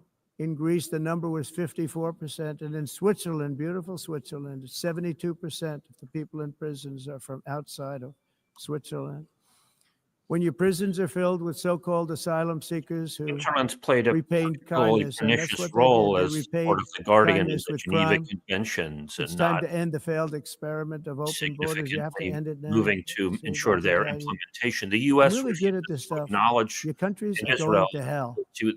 that they apply In to Gaza. America, we've taken bold action to swiftly shut effectively help down to create uncontrolled it as a migration. fire Once zone. we started detaining and deporting everyone who crossed the border and removing illegal aliens from the United States, they simply stopped coming. They're not coming anymore. We're getting a lot of credit, but they're not coming anymore.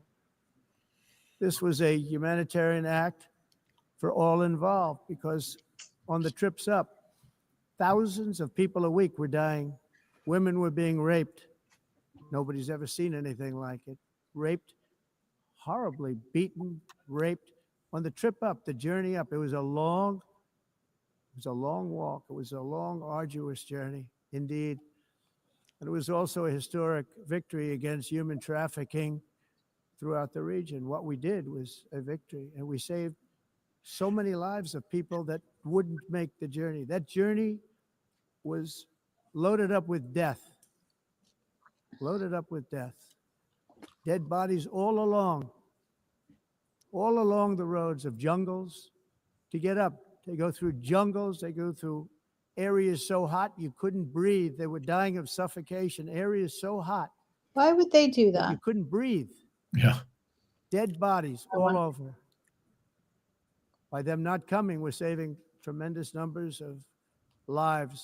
My people have done a fantastic job in doing what they did, and the American public agrees with it. I mean, I was very proud to see this morning I have the highest poll numbers I've ever had. Part of it is because of what we've done on the border. I guess the other part is what we've done in the economy. Joe Biden's policies empowered murderous gangs, human smugglers, I've child counted traffickers, 8 drug times that he's cartels, and taken swipes prisoners, at Biden. prisoners from all over the world. Yeah. And The previous they're supposed to administration go for also lost 15 nearly minutes. 300,000 children. Think of And that. Trump They is lost obviously well more than 15 more than minutes. I 300,000 think almost children, every little children, year, the U.S. who were always takes trafficked into twice the United the States time that it's supposed to on be the alive. Biden watch, many of whom have been and raped, exploited, and Same with abused Biden, with and Obama, sold. whoever. They just don't abide by the Sold. 15-minute limit. Nobody That's talks my about that. The understanding. fake news doesn't write about it. They're just going to Many dig others, deeper and deeper. young I mean, children you can who be are sure missing that or dead. virtually everyone in that hall And we is found saying this a lot is of these the children, and we're sending unhinged them back. rant of a And madman. we've been sending them back to their And if parents. that's in the It's interest of nobody knows who the they are. United They said, States, "Where do you somebody's going to have come to from?" And explain they'll to me give how us a that is the country, and we'll case. find out, and we'll Every figure minute it out, that and he we'll bring them speaks, back to their homes. it's just doing more and more damage. And the mother and father rush to the This door, is and not tears a in MAGA their rally. eyes. They can't This believe is a that they're room seeing their for son or people daughter, their little who son or perfectly daughter know again. what's happening in the world and We've the done role that almost the United States is 30,000 playing. of them so far. Any system that results in the mass trafficking of children is inherently evil.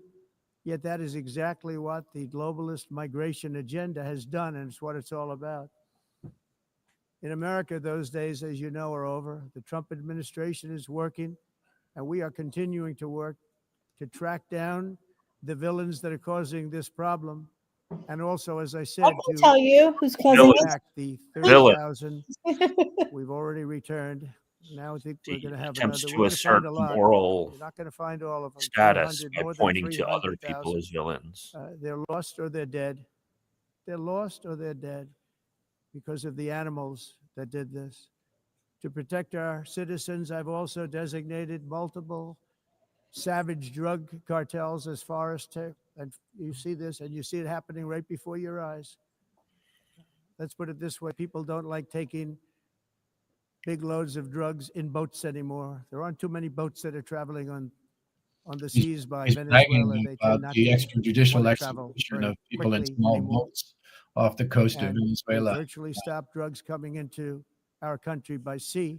We call them Venezuela, which water has been drugs. one They of the kill hundreds of traditionally thousands of people. more I've also designated vocal multiple savage drug countries cartels as regarding far as Israel. foreign terrorist organizations, along with 2 bloodthirsty transnational gangs, probably the worst gangs anywhere in the world, MS-13 and Tren de Aragua. Tren de Aragua is from Venezuela, by the way. Such organizations torture, You were right. maim, He's not going to mutilate, and observe murder not naming with people. impunity.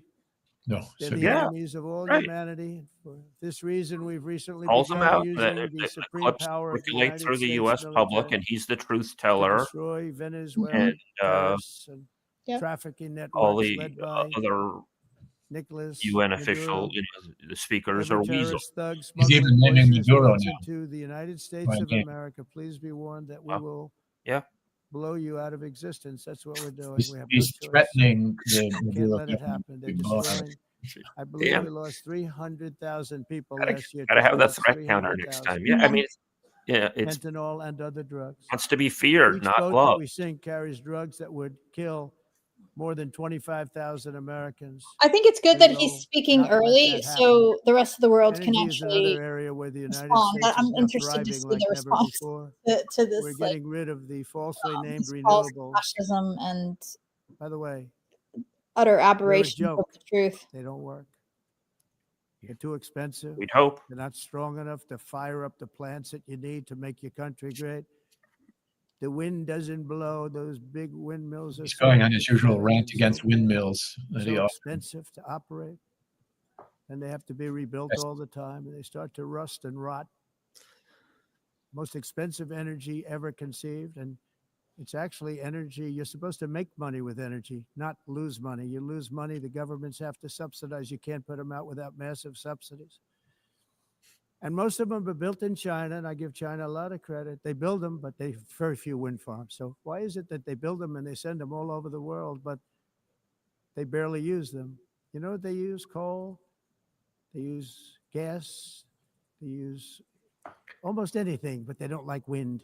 But they sure as hell like selling the windmills. Europe, on the other hand, has a long way to go, with many countries being on the brink of destruction because of the green energy agenda. And I give a lot of credit to Germany. Germany was being led down a very sick path, both on immigration, by the way, and on energy. They were going green and they were going bankrupt. And the new leadership came in and they went back to where they were with fossil fuel and with nuclear, which is good. It's now safe. You're not going to talk about They Nord go back do it to properly. Nazism. But They're they went back definitely to going where they back. were, and they opened up a lot of different plants, energy producing plants, and they're doing well. I give Germany a lot of credit for that.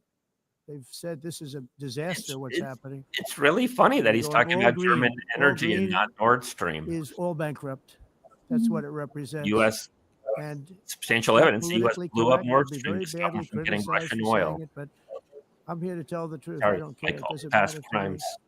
I'm in New York City. I'm feeling a lot safer. Crime, we're getting crime down.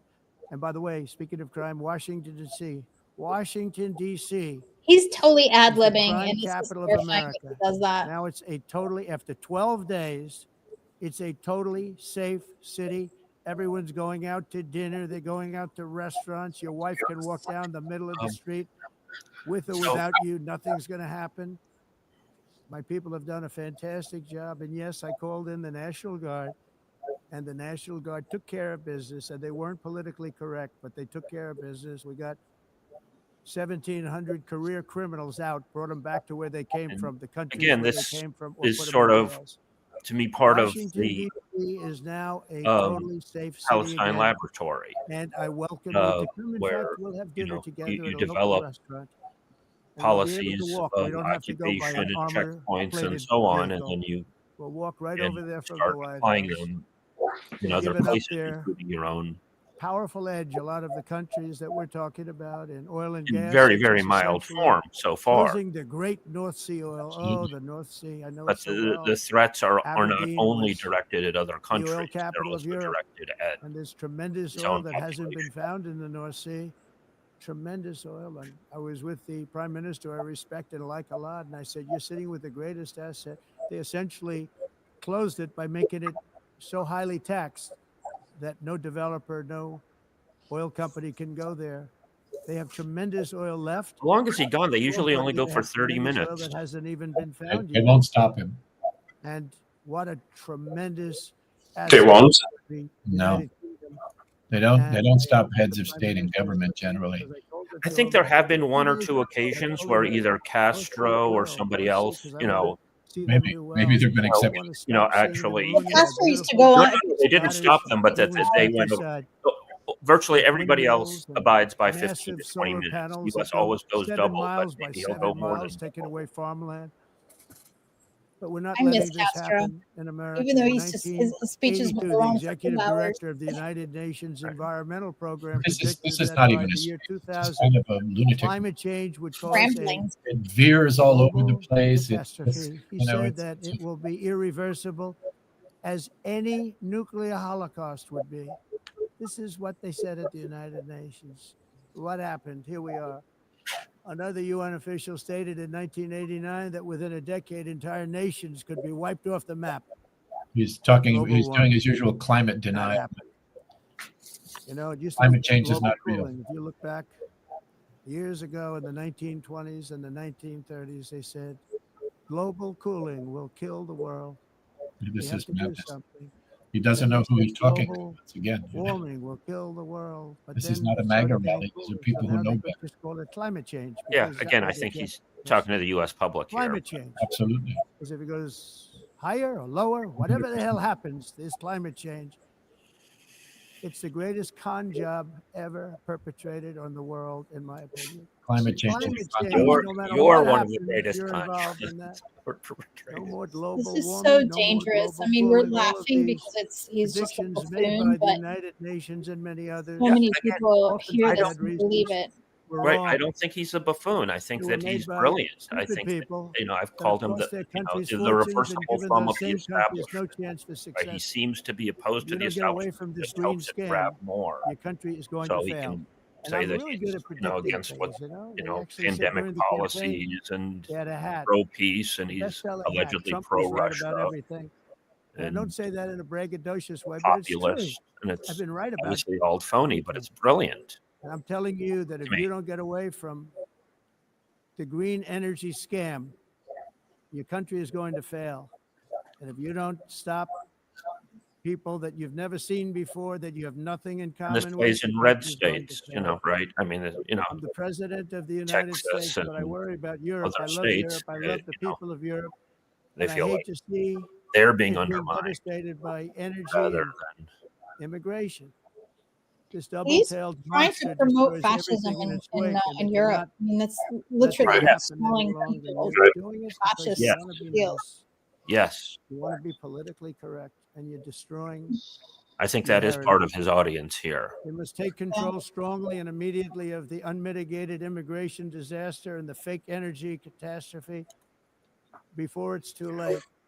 The carbon footprint is a hoax made up by people with evil intentions, and they're heading down a path of But total again, it's destruction. The functional here carbon because footprint he's was a going big, so big hard fight on this environment stuff. So now all of 2 the years ago. liberals, I it remember fits hearing in with the about the pattern of carbon footprint, totally and forgetting then about President Gaza. Obama would get into Right. Air So Force now One, a all massive of the Boeing liberal web pages 747, will be all about and his not a new climate one, an denial old one with old and engines and his enabling a speed, genocide drops everything further into and the further atmosphere. down.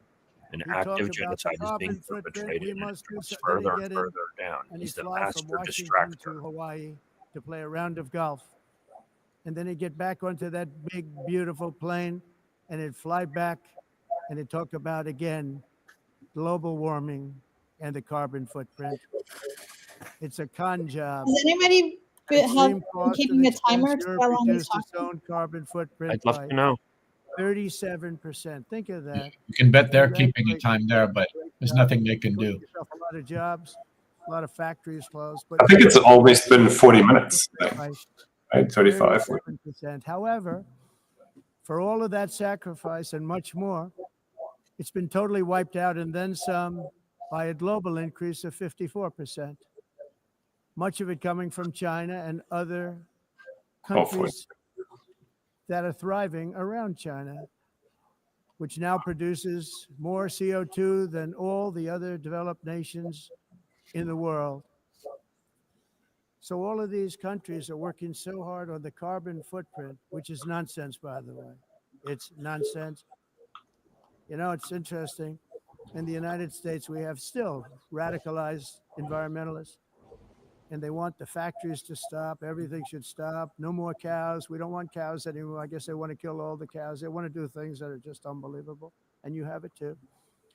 But you know, we have a border strong, and we have a shape, and that shape doesn't just go straight up. That shape is amorphous when it comes to the atmosphere. And if we had the most clean air, and I think we do, we have very clean air. We have the cleanest air we've had in many, many years. Playing the problem victim, is that other countries, victim of like China, immigrants, victim of which has air that's a U.S. little bit rough, fossil fuels, it blows. working people No who matter might what you're get doing jobs, down here, fossil fuels, the air it's up the here whole spectrum of. tends to get very dirty because it comes in from other countries where their air isn't so clean. And the environmentalists refuse to acknowledge that. Same thing with garbage. In Asia, they dump much of their garbage right into the ocean.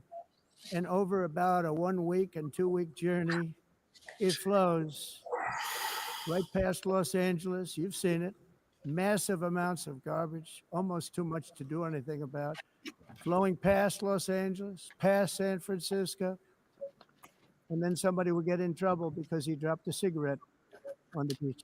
I feel like Susan and others who might not have watched this otherwise, I owe Primary you a big effect of these apology. brutal green energy policies is not been to. It is help the painful. environment, I'll work but on to forgiving you. redistribute Taking it for manufacturing the and team. industrial activities Really, from I mean, developed feel free countries to, to follow cut the in and, talk insane about rules that are put Gaza. down 43 polluting minutes so countries far, that I'm break told. the rules Jesus. and are making a fortune. I guess They're making 45 a by fortune. now. European electricity bills are again, now that's- 4 to 5 times It's more usually expensive than those in China, twice the usual and 2 time to 3 allotted. times higher than the United States. And our bills are You can see coming the right red now. light. You can see the red light blinking on his, Prices podium. are way down. Oh, there it is. Yeah. Oh, it is. Yeah. Yep. Nós reduzimos os custos de energia porque Did nós faremos Out a quando high-pitched squeal after vamos all. fazer tudo isso, reduzir os custos Somebody de has switched the energia language here. e os custos What's going on? diminuíram nos Estados Unidos. Getting the interpreter. There we are. Por exemplo, se você olhar Electric costs nos países em approximately faturas de energia, 100 heat-related I don't know if deaths. that's Nós não related, so It's really funny listening to him in a foreign mas language. nós He's nos such a Estados xenophobe. Unidos conseguimos usar eles e evitar aumento da temperatura, porque é muito caro também usar nado e ninguém usa pretending to Is stop that Portuguese? the global tudo isso. Portuguese. I don't know. It's not even an official language. I don't know where that's of coming from. asking industrialized nations, Esse agenda mundialista não tem nenhum sentido. entire societies must be rejected. País Is Emily or and some must other be eliminated. organizer That's why in America I withdrew wanting from to the spice it up? fake Paris Climate Accord, where, by the way, America was paying so much more than every country. The UN is trying to get him China off didn't the have to podium pay with a until translator. Is that what's 2030. happening? Russia was That's what given I'm a gold thinking, standard actually. that They're was trying easy to like, make. okay, shut the fuck up, dude. 19 I don't think Right? they do it in 90. Portuguese. For the United States, we're supposed to pay like $1 trillion. Okay. And I said, this is another scam. Sorry, Sam, I didn't mean The to. United States No. has been taken You advantage have of to by believe the world. that for many there's years. a possibility here that he's doing this on purpose. I mean, this is basically Unleash raised middle massive finger to the United energy States. production and right. sign I'm going to follow your rules. I'm going to Headline should be get off. U.S. You enabling, don't have to do my country U.S. because and we have the most Israel, oil of any nation forced anywhere, oil and gas genocide. in And the world. Colombia And we might had be trying to coal. stop it, and other have the countries might most be trying. That's the any headline nation that in should the be world. happening. Clean, I call it He's clean, succeeding beautiful coal. in You making could do the things today headline. with coal that you Trump couldn't goes have done on 10 years lunatic ago, 15 rant years. at So I have a UN. little standing order in the Uh, White House. This to Never me use is the word functional. coal, only use the I words might be in a minority here. clean, That's beautiful fine, coal. but Sounds to much me, better, this doesn't it? is part But of we the stand ready management to provide of any country with abundant, how affordable you energy supplies if distract you need people them, when when you're most of you conducting a do. genocide.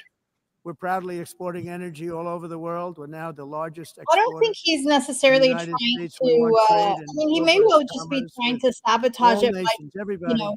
taking We up want to so help much nations. time that We're going to others help don't nations. have time to really discuss But what it they must want. I also mean, be fair and so that, reciprocal. I The think his challenge ego with is way trade too is big much the to same with want climate. to change The the countries that narrative. followed the Him rules, rambling like a all their lunatic. factories have been plundered. It's really sad to watch. They've been broken. They've been broken by countries There's that a comment in the broke the text rule. that one of the That's why the diplomats on the United floor States is was now applying texted that, tariffs to other quote, this countries. man is stark, and much raving these mad. tariffs To were, Americans for not many seeing years, how applied to embarrassing us, this is. uncontrollably Absolutely, applied I to think us. most Americans are aware. We've used Those tariffs outside of as his a defense constituency. mechanism. Or Wait, who said that? Administration, somebody including on the floor. my first term, were hundreds of billions of dollars. Did they? in Where? tariffs. How do they say that? Like they By the way, text. we had the Texting it to lowest somebody inflation, in our and now chat. we have very low I inflation. see. The only thing different is that we have hundreds of billions of dollars flowing into our country. But this is how we will ensure that the system works for everyone and is sustainable into the future. Our presidents We're also using tariffs to defend waiting our for their turn sovereignty to and speak. security throughout the world, We are including being against pushed back nations that by have taken this advantage arrogant of tirade. former U.S. administrations for And decades, including can't imagine that that's accidental. I think he knows perfectly well what he's doing. corrupt, incompetent I administration. believe in it was a history, global affairs including columnist Joe at the Biden Washington Post. administration. Brazil now faces major tariffs in response to its He's just rambling too much here. I was efforts to looking on interfere in the rights and freedoms of Twitter to see the our latest American news, and it looks citizens like and others. with like censorship, 75 Italian repression, cities have weaponization, judicial participated corruption, now in a nationwide general and strike targeting of embargo political on critics Israel in the United and the States. severing of all I really ties. probably say this Italy's because literally one getting second. shut down for Gaza right I now. was walking in and the leader of Brazil was walking out. It's funny I he's saw talking him. about censorship I here, saw and him, there's he been saw so me, much and we censorship. embraced. And then I'm saying, can you believe I'm going to be saying this in just 2 minutes? Talking about Lula. But we actually agreed that we would meet next week. We didn't have much time to talk, like about 20 seconds. They were in retrospect, I'm glad I waited because this thing didn't work out too well. But we did talk. We had a good talk, and we agreed to meet next week, if that's of interest. But he seemed like a very nice man, actually. He liked me, I liked him. But if you, and I only do business with people I like. When I don't like them, I don't like them. So the But, floor is laughing we at had him least for now. about It's definitely not a 39 laugh with seconds, we had him. excellent chemistry. It's a good sign. But also in the past, Brazil, can you believe this? Unfairly tariffed our nation, but now because of our tariffs, we are hitting them back, and we're hitting them back very hard. As president, I will always defend our national sovereignty and the rights of American citizens. So I'm very sorry to say this, that Brazil is doing poorly and will continue to do poorly. They can only do well when they're working with us. Without us, they will fail, just as others have failed. It's true. Next year, the United States will celebrate the 250th anniversary of our glorious independence, a testament to enduring power and American freedom and spirit. We will also be proudly hosting the 2026 Tacit FIFA World threat. Cup. With us, and you'll do shortly great. thereafter, Without us, the you're in 2028 trouble. Yeah. Olympics, which is going to be very exciting. I hope you all come.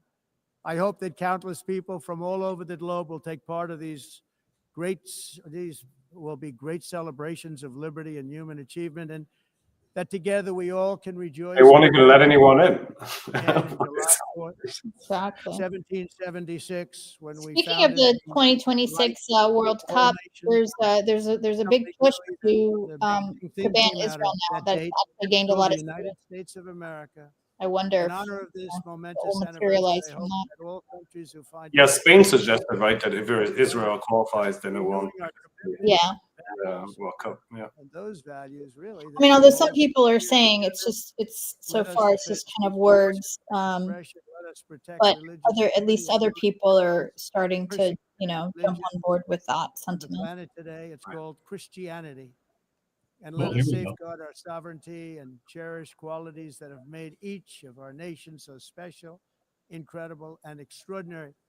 In closing, I just want to repeat that immigration and the high cost of so-called green renewable energy is destroying a large part of the free world and a large part of our planet.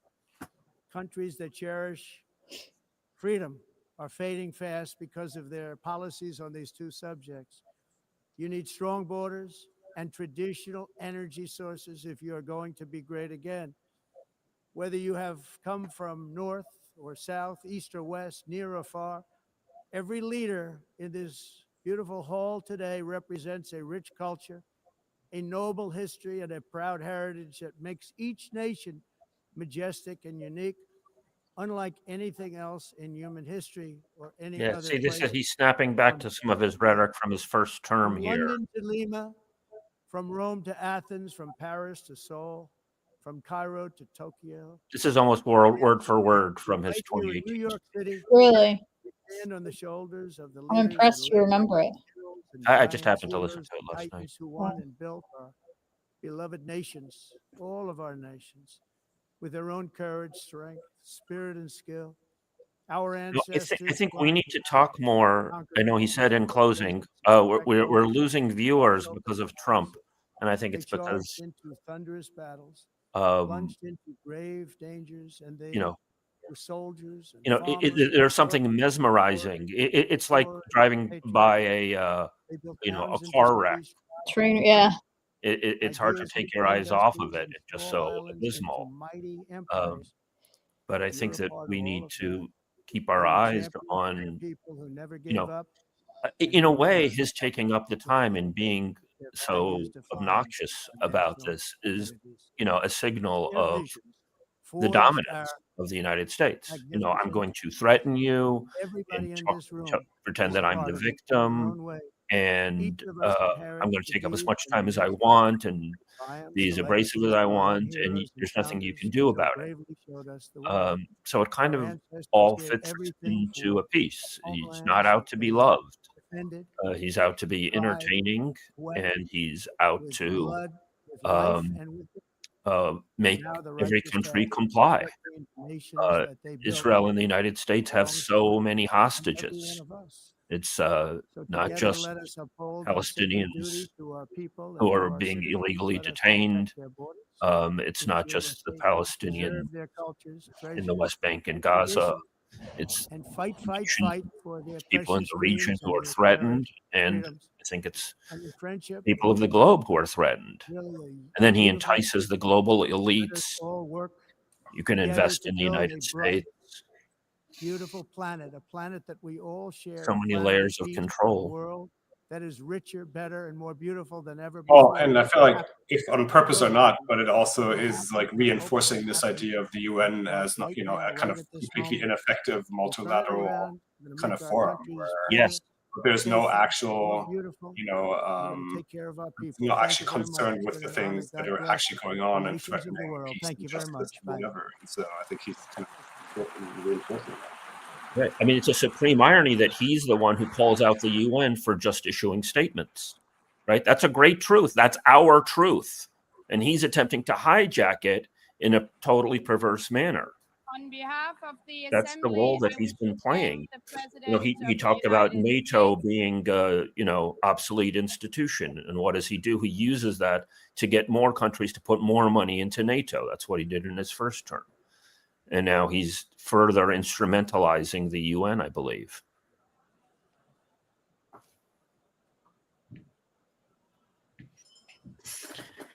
I believe we have Indonesia next. And I saw some clips this morning. I wasn't able to confirm this, that Indonesia called for a peace force. Yes, they did. Yes. And the audio got cut off, allegedly. Yeah, the audio, at least on the live feed, was cut off, but you still could catch the beginning of it. Well, that's fascinating. Look at all the movement here now in the Assembly Hall as Trump has concluded. I suppose so they're all leaving? I suppose a lot of people need a break. Well, yeah, but I mean, why the hell should Indonesia pay for... It's really remarkable. I mean, beyond the fact that Trump's speech was such an incoherent, mad, humiliating rant, the themes of it were really disturbing. I mean, a healthy dose of militarism and rearmament, calls for rearmament. Probably a quarter of it was just pure xenophobia and anti-migrant nonsense.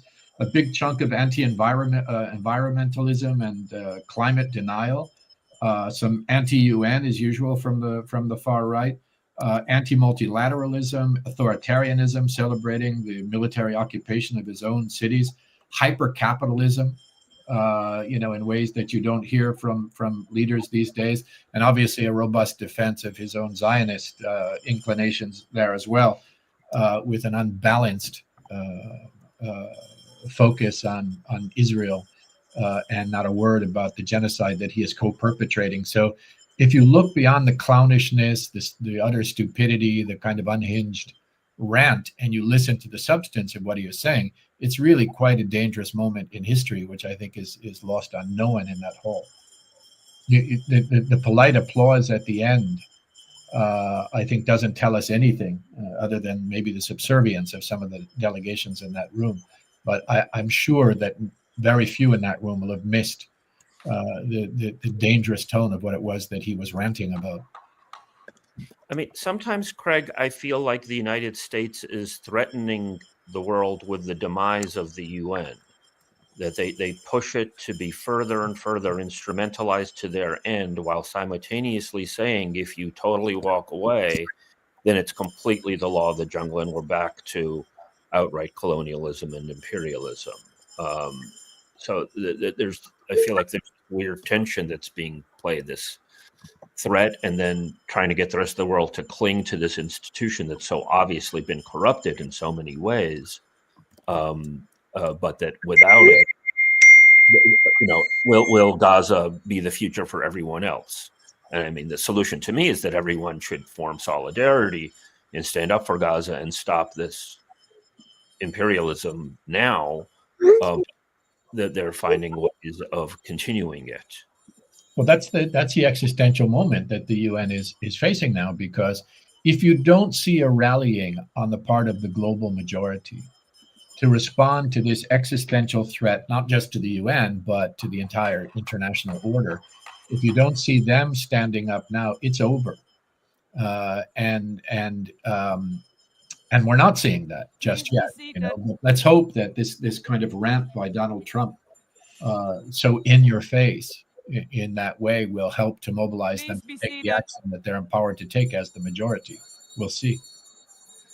Here they're having trouble getting people back into the room and organized after that disruption by Donald Trump. But there are a long list of world leaders of 193 countries that are supposed to also have an opportunity to take the podium.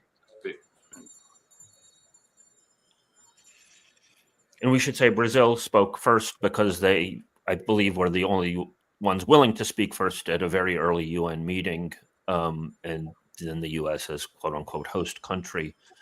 I know, Susan, you wanted to chime in with some thoughts on Trump earlier, and I don't know if you want to do that now or save that for later. I don't know exactly when. I think that was in response to his. You were talking about his evolution as on Gaza, how he initially had the ceasefire imposed, and then he switched. I can't remember what your take was on that, but I actually think that I think you said you thought it was deliberate to take to take Gaza off the map of discourse. I did. I actually think he genuinely sort of went in with this sort of dictatorial desire to solve all the world's problems. It's sort of like it comports with his self-aggrandizement and delusions of grandeur, whatever we want to call it. But it was a blow to Israel. But I think it didn't take long for him to get, for him being in office, to be presented with the realities and the precarity of his presidency and realpolitik around him to bring him into line.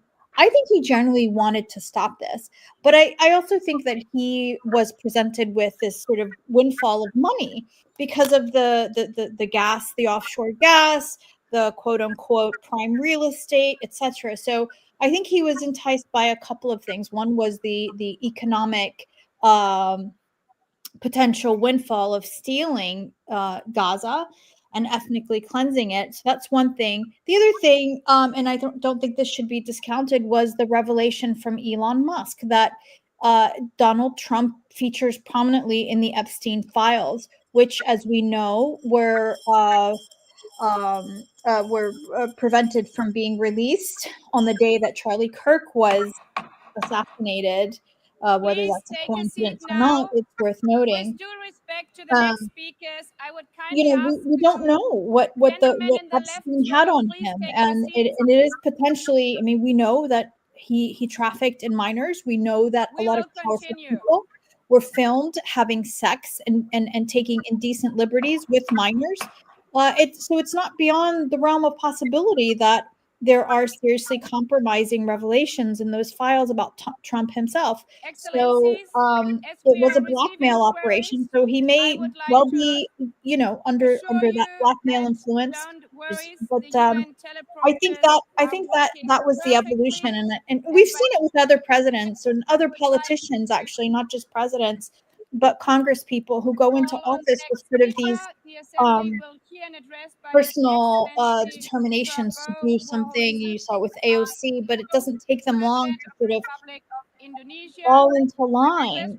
And those of us who are outside of that arena and those halls can only offer conjecture on what you know, what forces steer that kind of evolution toward an immoral stance. Excellency, Let's see if the Indonesians repeat their Antonio call for a Guterres, Secretary peace General force.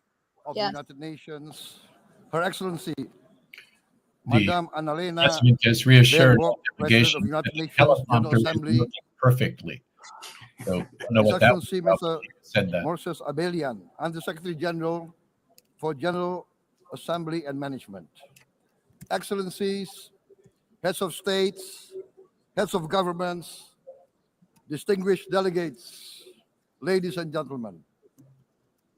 It is indeed a great honor for me to stand in this August General Assembly Hall among leaders and representatives who represent almost all of humanity.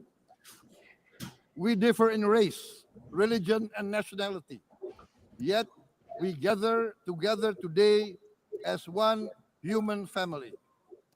We are here first and foremost as fellow human beings, each created equal, endowed with unalienable rights to life, liberty, and the pursuit of happiness. Brilliant The quoting. words of the United Nations Declaration of Independence have inspired democratic movements across continents, including the French Revolution, the Russian Revolution, the Mexican Revolution, the Chinese Revolution, and Indonesia's own struggle and journey to freedom. It also gave birth to the Universal Declaration of Human Rights, adopted by the United Nations in 1948. All men are created equal was the creed that opened the way to unprecedented global prosperity and dignity. And yet, in our own era of scientific and technological triumphs, an era capable of ending hunger, poverty, and environmental ruin, we also continue to face today grave dangers, challenges, and uncertainties. Human folly, fueled by fear, racism, hatred, oppression, and apartheid, threatens our common future. My country knows this pain. For centuries, Indonesians lived under colonial domination, oppression, and slavery. We were treated less than dogs in our own homeland.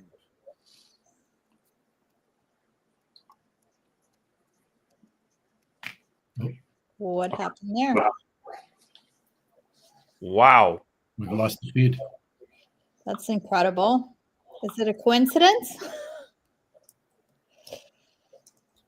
I mean, he was talking about colonialism. Colonialism, exactly. He embraced the good things in America of universal rights and, you know, the rhetoric that has inspired other revolutions. And then he talks about colonialism, and now the screen is blank. And as I said yesterday, that we lost the sound. Okay, I think it's coming back. No, I've got it on my. Oh. Okay. Continuing So- at the feed, that must be the So problem. can we find another feed? Can we find another feed, Roll? The UN feed is continuing, the direct UN feed. Okay, I don't know if we can post that here, or I don't know, Craig, if you can post, you know, can you? Maybe I- share your screen. If we're getting the audio, can we at least get the audio? Yeah, I have it on my phone. Is what. How's this? Through the efforts of the United Nations Children Fund, the United Nations Food and Agriculture Organization, the FAO, the World Health Organization, and many, many other United Nations institutions. And because of that, Indonesia today stands on the cusp of shared prosperity and greater equality and dignity. Madam President, Excellencies, our world today is driven by conflict, injustice, and deepening uncertainty. Every day we witness suffering, genocide, and blatant disregard for international law and human decency. Genocide In the reference face there. of these challenges, we must not give up. The United Nations Secretary General said, we cannot give up. Security, We cannot surrender justice, our hopes and for our freedom people. for all. We must draw close. We remain committed to internationalism, to multilateralism, and to every effort that strengthens this great institution. Today, Indonesia is nearer than ever before to meeting the sustainable development goals of ending extreme poverty and hunger. Because years ago, this very chamber chose to listen and uphold social and economic justice. We will never forget. And today, we must never be silent while Palestinians are denied that same justice Well and done. legitimacy in this very hall. Well done. Excellencies, Tukidides, Another war, applause. What's getting all the And applauses? the fascinating. strong do what they can, the weak suffer what they must. Good. We must reject this doctrine. The United Nations exist to reject this doctrine. We must stand for all, the strong and the weak. Yes, well done. Might cannot be right. Right must be right. Indonesia today is one of the largest Channeling Lincoln here. contributors to United Peacekeeping Forces. We believe in the United Nations. We will continue to serve where peace needs guardians, not with just words, but with boots on the ground. If and when the United Nations Security Council and this great assembly decide Indonesia is prepared Here we go. to deploy 20,000 or even more Wow. of our sons and daughters to help secure peace in Gaza or elsewhere, Wow. Wow. Very specific. in Ukraine, in Sudan, I wish he didn't say in and. India, everywhere It's okay. when peace I'll needs take to it. be enforced, peace needs to be guarded, we are ready. We will I think take our somebody's share got of the something burden, playing in the background there. It's not being picked only up by with your microphone. our sons and daughters. You should We are probably shut also off if willing anyone has something to playing. contribute financially to Okay. support the great mission to achieve peace by the United Nations. Thank you. Better. Madam President, Excellencies, I propose to this assembly a message of hope and optimism, grounded in action and execution. Today, we heard the speech of Madam President, the President of the United Nations General Assembly.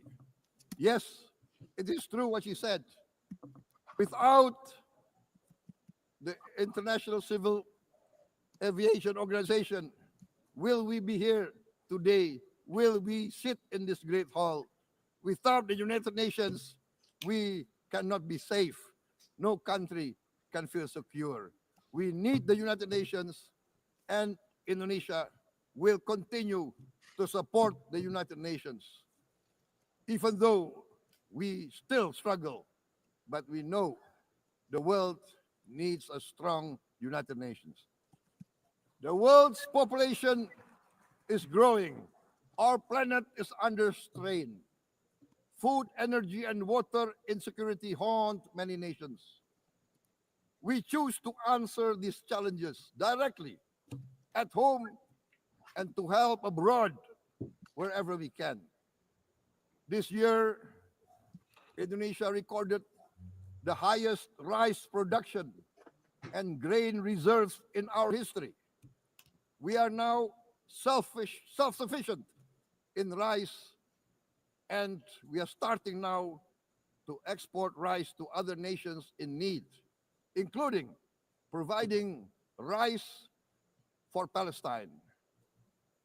We are Wow. building resilient food supply chains, strengthening farmer productivity, investing in climate-smart agriculture to ensure food security for our children and for the children of the world. We are confident in a few years' time, Indonesia will be the granary of the world.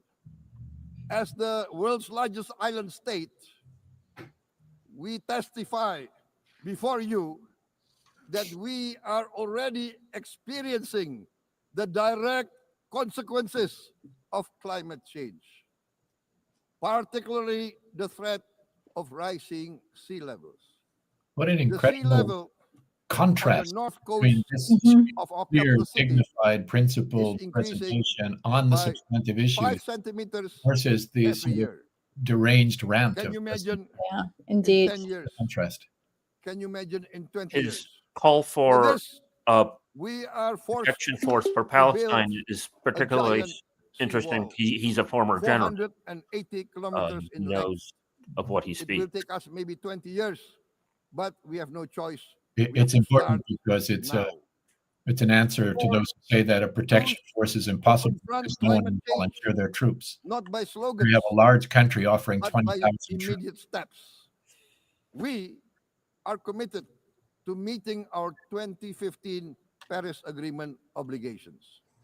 We aim to achieve net zero emission I should by say this is 2060, speculative. and we are very After confident Indonesia started we can making achieve some net of these zero noises, emission some of these much earlier. signals about a We protection aim to force, that reforest there more than 12 were million hectares of degraded forests protests to in reduce Indonesia forest allegedly for degradation, over to income empower local inequality. Because communities Indonesia has quite low with income quality inequality. green jobs for the future. And again, my mind Indonesia always goes is to, shifting is it a threat decisively of from fossil will fuel-based destabilize development if you step out? towards I don't know enough renewable-based about development. Indonesian politics to delve into that. From next year, most I of don't our think additional power generation it's counted. capacity will come from renewables. Our goal is clear: to lift all of our citizens out of poverty and make Indonesia a hub for solutions to food, energy, and water security. That Madam might President, account for some of Excellencies, these remarks. we live in a time when hatred and violence can seem to be the loudest voices. But beneath this loud noise lies a quieter truth that every person longs to be safe, to be respected, to be loved, and to leave a better world to their children. Our children are watching. They are learning leadership, not from textbook, but from our choices. Today, still, a catastrophic situation in Gaza is unfolding before our eyes. At this very moment, the innocent are crying for help, are crying to be saved. Who will save them? Who will save the innocent? Who will save the old and women? Millions are facing danger at this very moment. As we sit here, they are facing trauma. They are facing irreparable damage to their bodies. They are dying of starvation. Can we remain silent? Will there be no answer to their screams? Will we teach them that the human family can rise to the challenge? Madam President, we must act now. Many speakers have said that. We must stand for a multilateral order where peace, prosperity, and progress are not the privilege of a few, but the right of all. With a strong United Nations, we can build a world where the weak do not suffer what they must, but live the justice that they deserve. Let us continue humanity's great journey of ideals, the selfless aspirations that created the United Nations. Let us use science to uplift, not use science to destroy. Let rising nations help others to lift themselves. I am convinced that the leaders of the great world civilizations of the West, of the East, of the North, of the South, leaders of America, Europe, of India, China, the Islamic world, the whole world, I am convinced they will rise to their role demanded by history. We are all hopeful that the leaders of the world will show great statesmanship, great wisdom, restraint, humility, overcome hate, overcome suspicion. Madam President, distinguished delegates, we are greatly heartened by the events how the of hall the is last few days, about 1:30. where significant leading countries of the world Tragic. have chosen to side Loyal vassals of the empire have gotten up and choose left after the right side of history. Even the though this path is the most of the substantive moral high debate ground, thus far. the path Absolutely. of rectitude, It absolutely the is, path but of I justice, believe that even the he path has of not humanity, called out Israel by to name. shun hatred, to overcome suspicion, Let's see. and I think he's to quite avoid clear. the use of violence. The use of violence will beget violence. No one country can bully the whole community of the human family. That's a reference to the U.S., obviously. Listen to the applause. Yeah. Or it could be Israel. We may be weak individually, but the sense That's what I of want to hear. oppression, Yeah. the sense of injustice has proven in the history of mankind that this sense of injustice, this sense of oppression will unite into a strong force that will overcome this oppression, that will overcome this injustice.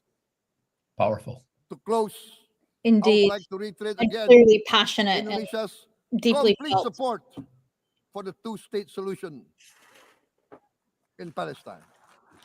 Okay, let's see. He keeps circling back to We Palestine. must He does. have Great. an independent Palestine, but we must also recognize, we must also respect, and we must also guarantee the safety and security of Israel. Only then we can have real peace, and no longer hate and no longer suspicion. The only solution is this two-state solution. Two descendants of Abraham must live in reconciliation, peace, and harmony. Arabs, That's the first Jews, mention of Israel. Muslims, Emily notes. Christians, Hindus, Buddhists, all religions, Explicit. we must live as one human family. Indonesia is committed to being part of making this vision a reality. Is this a dream? Maybe, but this is the beautiful dream that we must work together towards. Let us work towards this noble goal.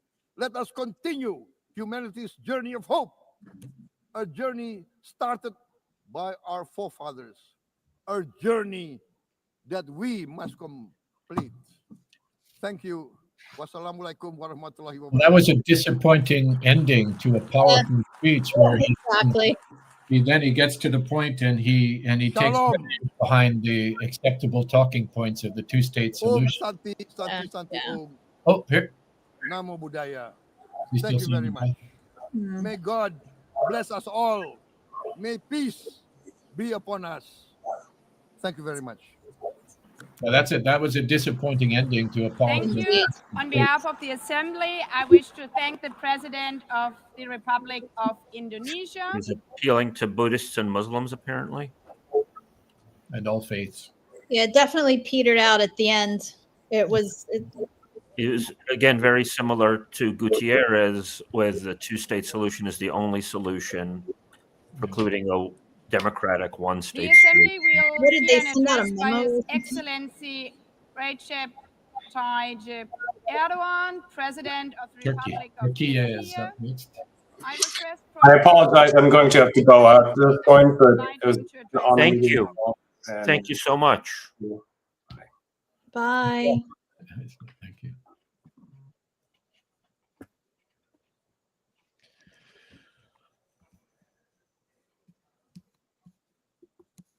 Do we have a? Oh, I thought we had a frozen screen. It was just some inactive officials there.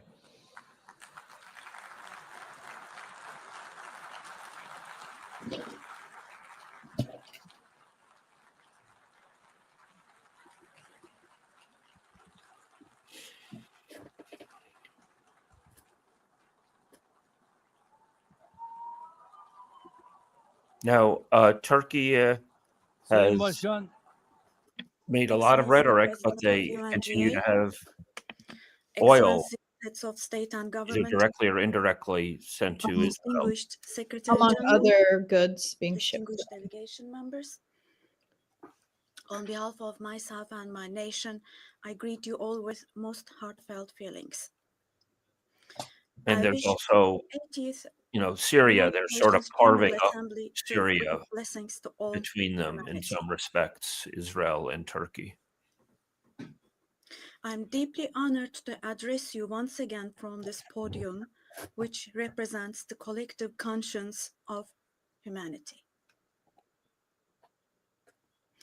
I congratulate Mr. Young, who I has think we should completed stress we his can talk term as president of the about General Assembly. Trump appealing to the U.S. And I public. wish I think success that's to a lot Ms. of what Baerbock, all of who these has leaders are taken doing. over this position. They have to say good things on At Palestine the because outset their of my speech, I publics would like to first express are my to be regret indignant. at the absence Trump today doesn't speak to of the the U.S. president of He the speaks state to of his Palestine, constituency, that Mahmoud 30% Abbas, of the at a U.S. time when Palestine is being recognized by an increasing number of countries. Palestine. Who's Today, opening with we that? stand here on this podium. I stand here on this podium alongside my 86 million citizens, also for our Palestinian brothers and sisters whose voices are being silenced. I'd like to thank all the countries who announced that they recognize the state of Palestine, and I call on all the other countries who have not done so yet to do so, to recognize the state of Palestine as soon as possible. Esteemed President, distinguished members, the United Nations Charter was signed in San Francisco 8 years ago, and it entered into force on October the 24th, 1945. I would like to recall here again the first words of the first article of the UN Charter. Quote, "The purpose of the United Nations is to maintain international peace and security," unquote.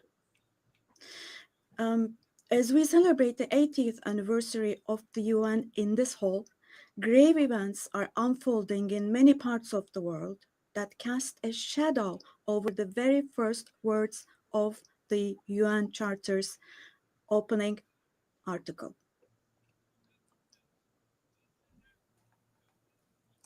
Particularly in Gaza, right before our very eyes, genocide has been going on for over 700 days now.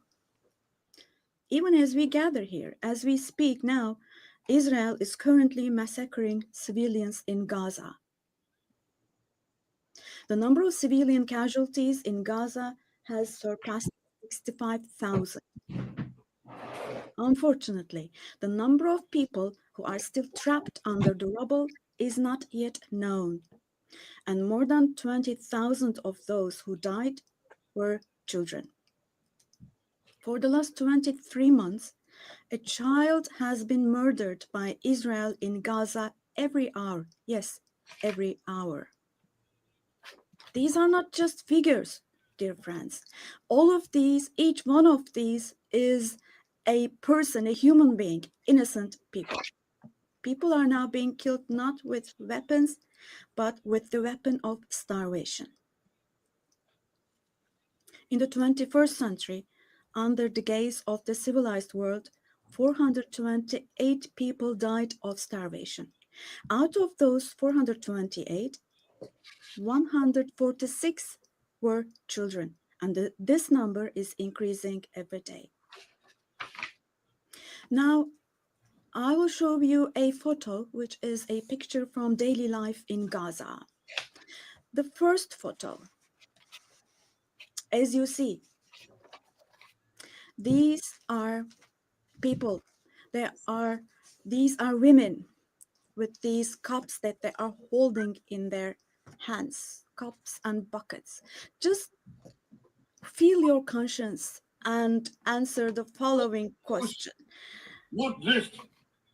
Can we possibly have a reasonable reason for this brutality in 2025? But this shameful picture in Gaza has been unfolding and is being repeated every day for 23 months now. And there are 2.5 million Gazans who live in 365 square kilometers. And every day, what happens is they are being dragged from one place to another. The healthcare infrastructure of Gaza is completely collapsed. Doctors have been killed, or they have disappeared while under custody. Ambulances have been It's hit. peculiar Hospitals that he's targeted. using this picture because there was a It is not controversy possible. around it Injury that is it not was possible. Yeah. It's not quote possible to staged. find So medication. he's almost setting himself Now, up dear friends, to now, as be Tayyip dismissed. So Erdogan, there are with a so many heavy images. heart, There's so much with I my don't heart think so, bleeding here, because I'm It's telling you, utterly bizarre that he would use that image. innocent Sam, little do you ones, know that just the 2 or actual 3 the years photographer old, of that without hands, who took that arms, or picture legs, is have suing become Germany. He's suing the German newspaper. I don't know if it was Der Spiegel or which Yeah. paper tried to say that was I don't mean to lend credence to the charge against, of it. I'm just saying this one. Well, he kind of has others. bizarre. Human conscience Well, can it's important to say possibly it was bear not this. a staged photograph. Possibly. Correct. That Correct. was a How propaganda can play one to stay defend the silent power vis-a-vis of the this? In a world where children are dying of starvation neither and is lack this of staged. medication, can we Starvation. possibly have calm and peace? We all are parents. We have children or Interesting that grandchildren Erdogan is the who we third one dearly this morning cherish. already to mention Here, genocide. say in America or Amazingly, in the first Europe, anywhere in the world, when Lula a used the word small rose genocide, didn't thorn he? hurts a He child's did, heart, but the I hearts of think heaven Erdogan is the break. first to actually But name in Gaza, Israel. children's No, I said the third. He's the arms third, but and maybe he's Oh, the legs third. have I thought you been said only. amputated Okay. without But he's the first to anesthesia. attach it very directly to Now, I'm Israel. extremely sorry to say, Even the Secretary General but mentioned the genocide this case against Israel. represents the lowest point of humanity. And Indonesia also mentioned Human history genocide, but without tying has it not to witnessed such Palestine. bloodshed within the last century. Without naming Israel by name. Naming the perpetrator or There's the another All of applause. this is happening before our very eyes. The genocide in Gaza is being broadcast live every moment through the media and social media. Yeah, all applause so far So has far, been for Israel Palestine. has deliberately killed Remarkable. 250 journalists working in national and international media in Gaza.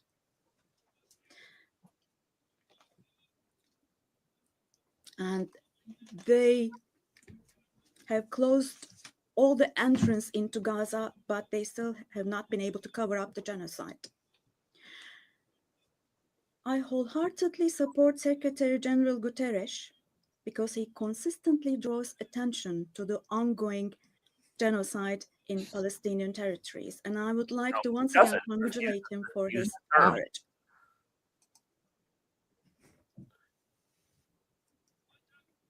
But the United Nations has not even been able to protect its own personnel in Gaza. Very, very Unfortunately. said that. In Gaza, 500 people rushing to help others have been killed. Out of those 500, 326 were UN staff members. Esteemed President, distinguished members, now, genocide, like the Holocaust, is a shameful concept which refers to the mass extermination of people. It's a barbaric concept. That was an intentional comparison. It's not only people who are being killed in Gaza, mind you. Animals are being targeted and killed in Gaza. In Gaza, agricultural land, gardens, trees, grass, century-old olive trees are being destroyed. In Gaza, water supplies are being destroyed and polluted. Buildings, homes, libraries, hospitals, schools, mosques, churches, and historical structures in Gaza are being deliberately destroyed.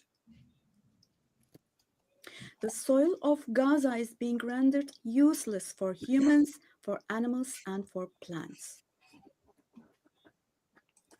So now let me show you yet another photo. And let me ask you here, look at this photo. What could this photo here possibly have to do with security concerns? Indeed. This is being against life, don't you think? Let me state this openly from this podium. There is no war in Gaza.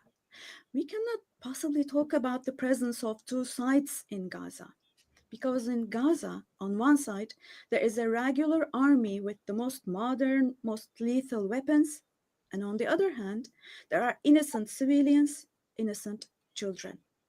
This is not fight against terrorism. This is an occupation, deportation, exile, genocide, and life destruction, mass destruction policy carried out by invoking the events of October the 7th. Today, while Gaza is being destroyed under the pretext of Hamas, concurrently, simultaneously, the West Bank, where Hamas is not in power, is also being occupied step by step, and innocent civilians are being massacred through executions. Moreover, Israel is not limiting itself to Gaza and the West Bank only.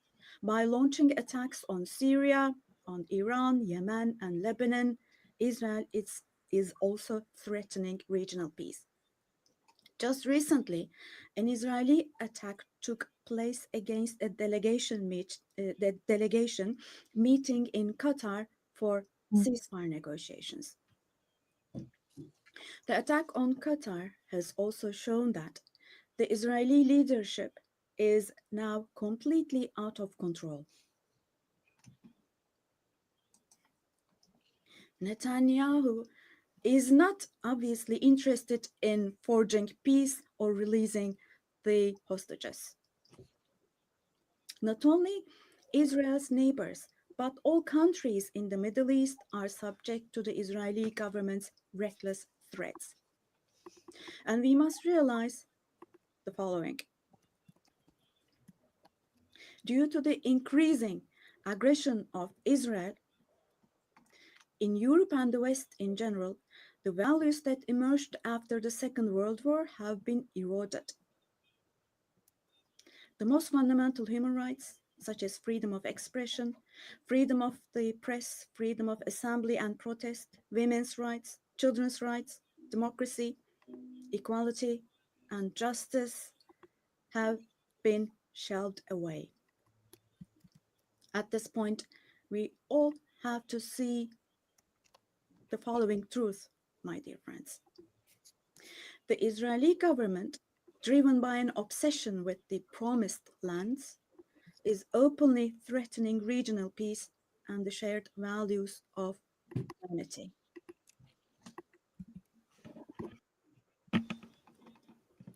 Three celestial religions.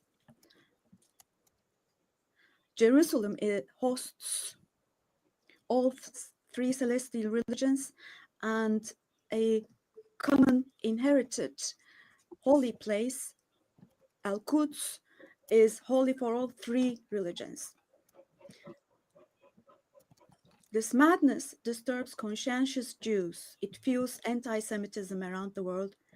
We cannot continue with this madness anymore. More applause. We have to have ceasefire in Gaza as soon as possible. Attacks should stop. Humanitarian aid should be able to enter with no obstacles. The genocide team should be held accountable vis-à-vis international law. And God willing, this will definitely happen. Vis-à-vis the barbarity taking place in Gaza, everyone who is keeping silent is accomplice to this barbarity. From here, I would like to call on all the heads of state and government. Today is the day. Today is the day to stand firm alongside the oppressed Palestinians and alongside humanity. While your peoples back home are reacting to the barbarity in Gaza, Right. do show the courage to take action here. What action? Fulfill your humanitarian duty toward Gaza, where children are raising children. On this occasion, I would like to say the following. There are peoples all around the world who are taken to the streets. Unarmed activists and volunteers from different countries of the world, academicians, students, journalists, everyone, all the defenders of Palestine. I would like to say to them, thank you so much. And clear bows and favorable winds for their action. Interesting that the audio isn't picking up 13 years applause I anymore. have spoken to you from this platform Because it's picking up the interpreter rather than the speaker. Syria. Ah, Just as The I interpreter's in raised booth. my voice today for the Thank you. oppressed people of Gaza, likely for 13 years, Luckily, the I camera also drawn pans. attention to the cries of the Syrians, and here I became their voice and breath as well. The persecution that caused the death He of has 1 million been the one who's people focused and most that directly caused on the millions genocide more to flee in their Palestine homeland and has called upon accountability thankfully from the Israeli become perpetrator. a thing of the past with the December 8th revolution. Our Syrian brothers But and no sisters genuine action. opened I the mean, doors it's to an a new interesting period contrast with as of December Indonesians the 8th. Right. who are on the other side of the planet, I believe that the who people are of saying they're Syria offering who fought 20,000. against a bloodthirsty regime will also be able to carry the victory And they he's achieved with talking great about loss action, but he's not to specifying its economic rightful sanctions. He's not specifying place, other actions. God He's not willing. specifying a protection force. Right. And he's acknowledging We'll support with all our means the vision of a protests one and unified Syria that he's being with driven to no make his forms of remarks terrorism, by public especially pressure. ISIS, being present. I think just like Donald Trump, to some extent, he's speaking to his own Syria, people. where He, security everyone is as has stability been takes root wondering in a lot to Syria, popular leaders sentiment, and which is for decided to sure be very will be pro-Palestinian and open pro-intervention against to Israel. So I think he's also speaking to his people. Gulf. Yeah. You know, a moment ago, the camera panned to El Jolani, Ahmed Yes. al-Sarraj, who is sitting there with a U.S. visa, even though he's still on a list of Isn't that terrorists something? in the U.S., whereas Mahmoud Abbas is not allowed to travel to part of his direct collaboration with the U.S. government. Actors in the same manner. Well, Jelani's a collaborator of a different stripe, perhaps. Look at the nuclear issue with One of the previous speakers, who was it? Was it the Indonesian PM who mentioned that the Palestinians can't even be here? Cannot tolerate One of them I mentioned believe it. so. I believe so. Meanwhile, the stability, security, and prosperity of our neighbor Iraq are extremely important for the well-being of our region. In this regard, We attach great importance to strategic Erdogan is doing a motivators tour for of the safety region, and prosperity, such as the Development Palestine, Trust Project. Syria, In the Iran. north, we are hosting with great enthusiasm the Istanbul process between Russia and Ukraine, both of which are our neighbors. Through direct Ukraine. talks, we facilitated the exchange of several prisoners and corpses, and we worked to I mean, identify the with modalities respect of to Syria and him welcoming peace developments in negotiations Syria, between the parties. you know, this is part of a larger Don't forget, project by the United States, I believe. The Absolutely. Iraq there is War, no winner of an war and oppressive no but losers relatively of independent peace. Arabic So state, with this motto in the mind, in the prolonged coming days also, we will intervention continue and to work hard for a backing of ceasefire. violent Meanwhile, forces, Al-Qaeda type we have forces, encouraged the parties from the very to beginning to establish force a talks between overthrow in Azerbaijan Syria. and Armenia. Was very beneficial to Israel and the We are pleased U.S. that steps were establishment taken on August 8th, tied to the steps that attack will on enable the Hezbollah. establishment of lasting peace between the So two this countries. is, you know, this I would like to once genocide again that congratulate people have President woken up to is Azerbaijan part Ilham of, I Aliyev, believe, a very Prime Minister long-term Armenia process Nikol Pashinyan, by the and U.S. the American establishment and President the Donald Israeli Trump, who establishment to contributed dominate the to region this and process. to eradicate any potentially independent forces. Whether they're good or bad is irrelevant to them. On this occasion, I would Anything also like that's to state that independent. normalization In fact, process they're between our making a country deal, and in effect, Armenia with is progressing Erdogan as in planned. some respects. Yeah, unquestionably. Within the scope of the Ankara process, You see, the is another of our mediation U.S.-Israel hegemonic project in the region has resulted now in every government in the region, with the exception of Iran that and the parties will Hezbollah, successfully Yemen, conclude this genuine and half of Lebanon, either having been captured delegation and members.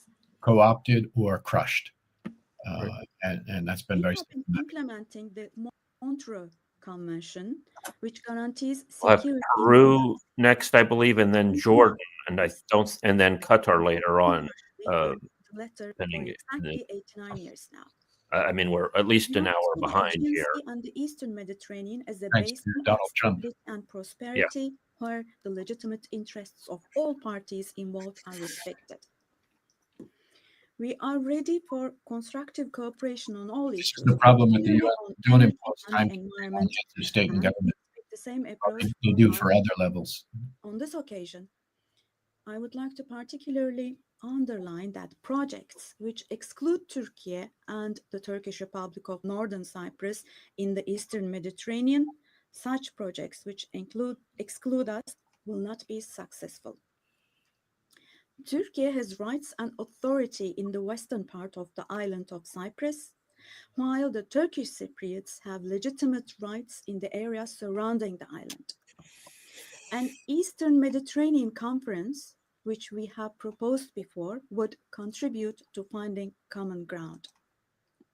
I'm completely ignorant. I know that there are some Resolving Israeli the Cyprus issue has been tried contacts many in times Cyprus and so on, but I don't know how that relates to the status of it vis-a-vis Turkey and Greece.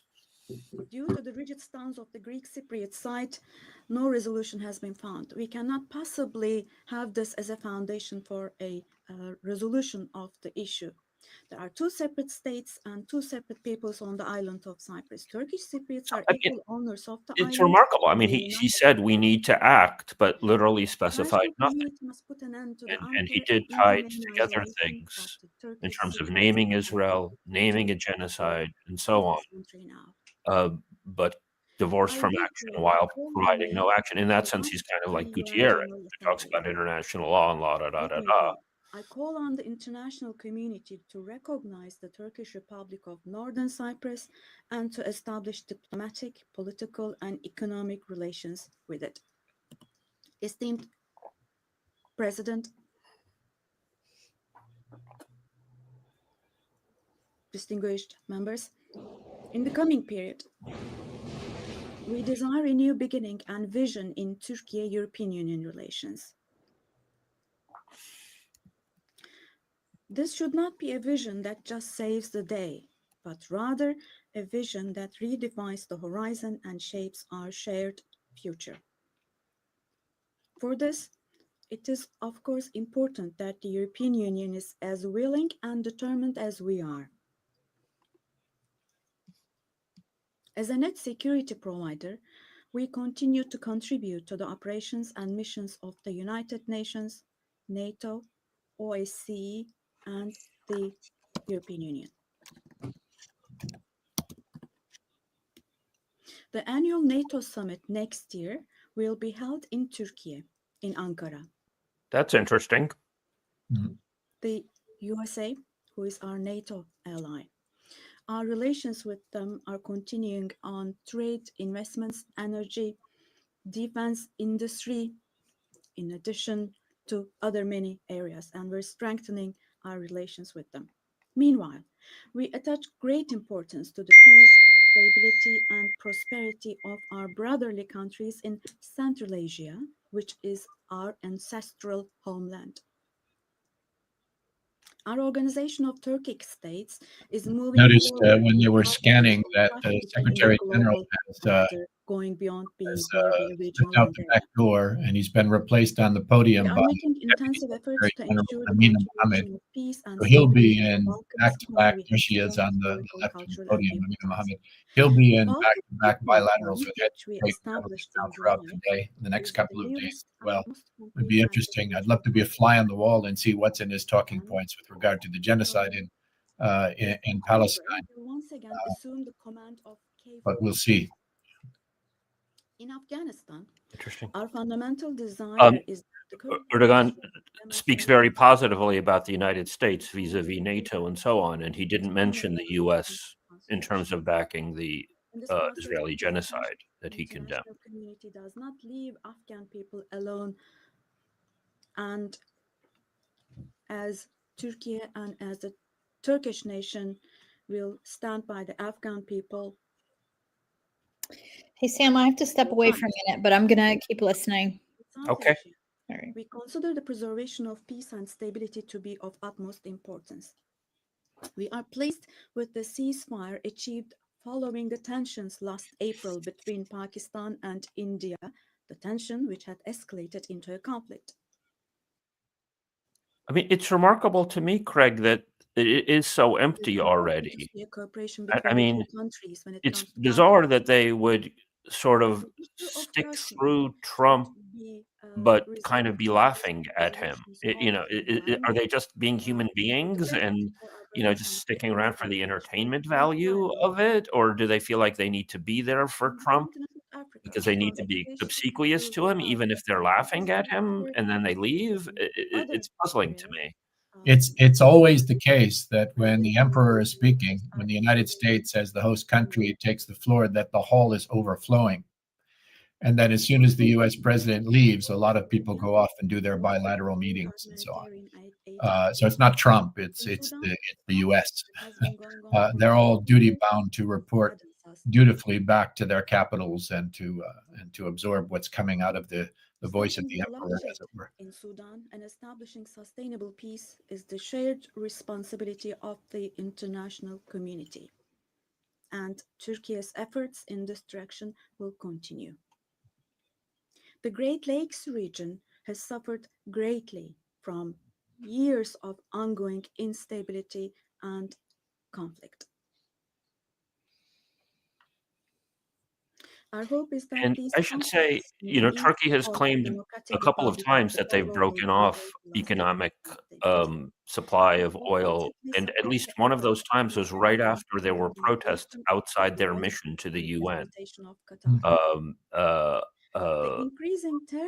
There is a sensitivity, at least to creating the proper appearance in response to public pressure, whether in Turkey itself, of course, or literally on the streets in New York. Yeah. Drawing inspiration from the historical double-headed Turkish Selçuk eagle, I would like to emphasize that our relations with Asian countries, and I believe that there's information that Greece, Turkey, and Israel are cooperating in terms of energy trade and tourism. approach of this in the Eastern Mediterranean. So within the framework of our return to Asia There's been initiative, close cooperation, even during his moments of most powerful rhetoric. But of course, he's just made this announcement just last month that they're supposed to be breaking off all a complete suspension of all trade and all commercial ties with Israel. Let's see if that's actually happening. and the Caribbean region yeah, in a I mean, spirit so of partnership and again, win-win. Rob Jarelski of the Code We are Pink determined to further strengthen the World friendly Court ties and Project. cooperation I was on between Flashpoints countries with him in the region. yesterday, and he Esteemed was delegation indicating that members, his information was that it was continuing. increasing protectionist trends in international trade and disruptions in I mean, we're supply only days chains away from the announcement of the leading total to cutoff. fundamental changes in the global But economy. we definitely have to keep an eye on it because in the past, the rhetoric has not matched the Successfully reality. address current challenges, But is this is supported supposed to be an beyond that intensification inclusive now of this international recent trade, announcement. including the World Trade Organization. I believe And it's access to important in the Eastern affordable, safe, Mediterranean and because, sustainable you know, energy is essential they've announced that they're for not going developing to countries to be able to they're achieve not going their to allow economic shipping. growth. They're closing their airspace to Israeli aircraft. It's quite significant We if are they actually. resolutely advancing the strategically important Trans-Caspian East-West Middle Corridor project, which extends from China to Europe. We contribute to the development of world trade with our modern transportation infrastructure and the Baku-Tbilisi Kars line. On our journey to build a future that respects nature, we are moving forward with determination towards the 2053 net zero emission target. You see, the timekeeping is not being. Yeah. We are pleased to observe that the zero waste In movement, part, the sort of the under the authoritarian patronage of streak. my It's like wife how and I, authoritarian, has grown in correlation ways that between make the world authoritarianism every and year, time taken up, perhaps. reaching more people. Here we have a comment saying SOCAR, the oil company of Azerbaijan, still provides oil through Tbilisi pipeline, and Turkey still ships that It's no oil longer a to per choice their for agreement. developed So countries to fulfill again, their loopholes. You know, this was the problem with the It previous has now announcements become that an obligation. a lot of Turkish trade was happening through As one other of the countries providing the most ports of other development aid in countries, the and world, we are striving to so achieve yeah, the important to keep an eye on Sustainable that. Development Goals. I'm told the economic numbers have gone down, but not off, and especially not in energy. To achieve the Yeah. 2030 goals and to enable hundreds of millions of people around the world to live with dignity, we advocate for aligning the global financial architecture with the principle of leaving no one behind. And here, let me also particularly draw your attention to the following. While we grapple with geopolitical challenges, humanity is also witnessing an extraordinary leap forward in At this artificial rate, I expect they'll be intelligence. taking speakers into the evening, well into the The evening, to try to transformative catch up power at some and the point. benefit offered by these technologies In Do addition they, to tomorrow. do they try to fulfill their quota each day rather than bumping to the next day? AI technologies should I mean, they often what they'll do is they'll humanity, extend the not time, as a new and tool even if of they have to go into the evening and then go into the the next day, UN Technology Bank everybody for gets their shot, developed countries, which no we matter how long it takes. Right. plays a critical role So in we creating hope the to, digital be and doing technological this live stream at least to South Africa was scheduled to speak at 1:30. We have I'm speaking Eastern New York time, of course. children's rights to But that mention in could, the digital world. we And have will soon Peru, open this Jordan, gratification. I'm sure this will Republic of Korea, a lot of Qatar, awareness in this Suriname, area. Lithuania, Portugal, And Uruguay, their support Slovenia, for which is on Security on the other Council, hand, Egypt, to Kazakhstan, and then this South will Africa. I have was hoping to racism, go at least to South xenophobia, Africa, and but particularly we might not get to global South heritage Africa alarming until, levels. I don't know, Combating these well into the trends afternoon at this will not rate. threaten the Yeah, culture of we'll have to see. coexistence. We'll have to gauge it as It we get a will little bit become further an in. essential duty for humanity. Slovenia will be an important voice to hear. That is one of few European voices that have Significant taken that a Mr. relatively Murakinos, principled Vice stance on the President genocide of in Alliance Palestine. of Civilizations, has And also been appointed as the it's one of US one of maybe 3 or 4 European countries that people are eyeing for potential support for a protection force and for the ratcheting up of accountability measures on the Israeli regime. after the expiration of the 18th September deadline, which has just expired, which was set by the General Assembly last year for further measures to be adopted on Israel. So it will be interesting to hear for sure. Defending humanity, defending nature, life, and the future.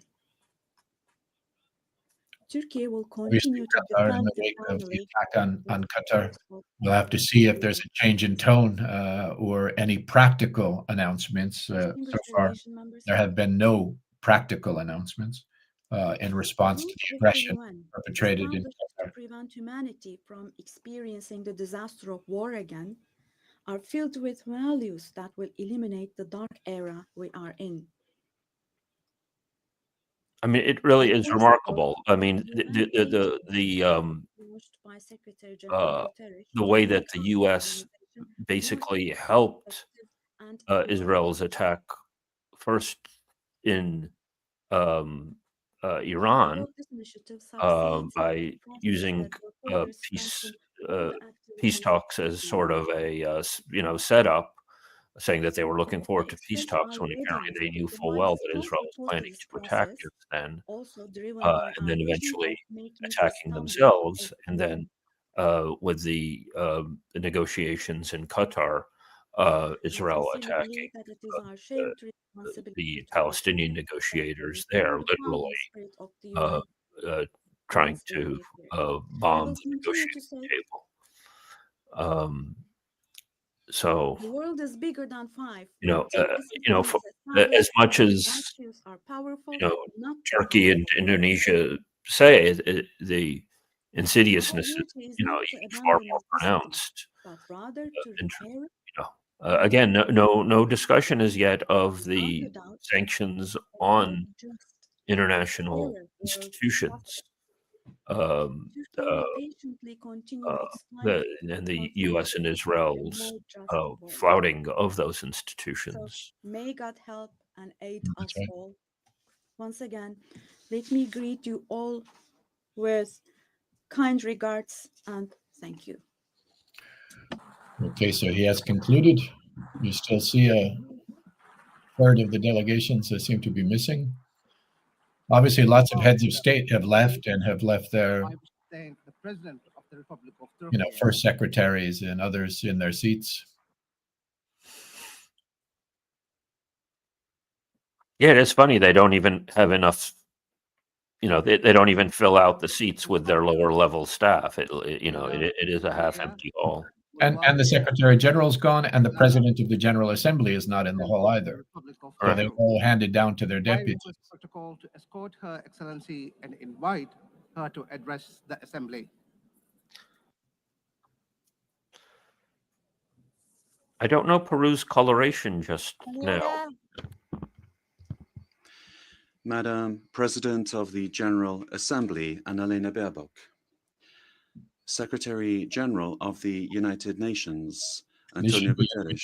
This is ladies and gentlemen. Dina Boluarte, who ran on a left-wing party and then immediately dissociated herself and has established a right-wing government. Ladies Peru, and gentlemen, which has been present here in extremely this aggressive August in forum. cracking down on indigenous people Peru and is the center and but has cradle of been great very, very millennial close with the Israelis civilizations, that have just concluded first of which a major was the contract Inca with Empire. Elbit Systems, the major left us weapons a legacy manufacturer of greatness. Israel. So We are it'll be also interesting to see if there's anything principled here on the genocide in Palestine coming from this particular first politician. of South America.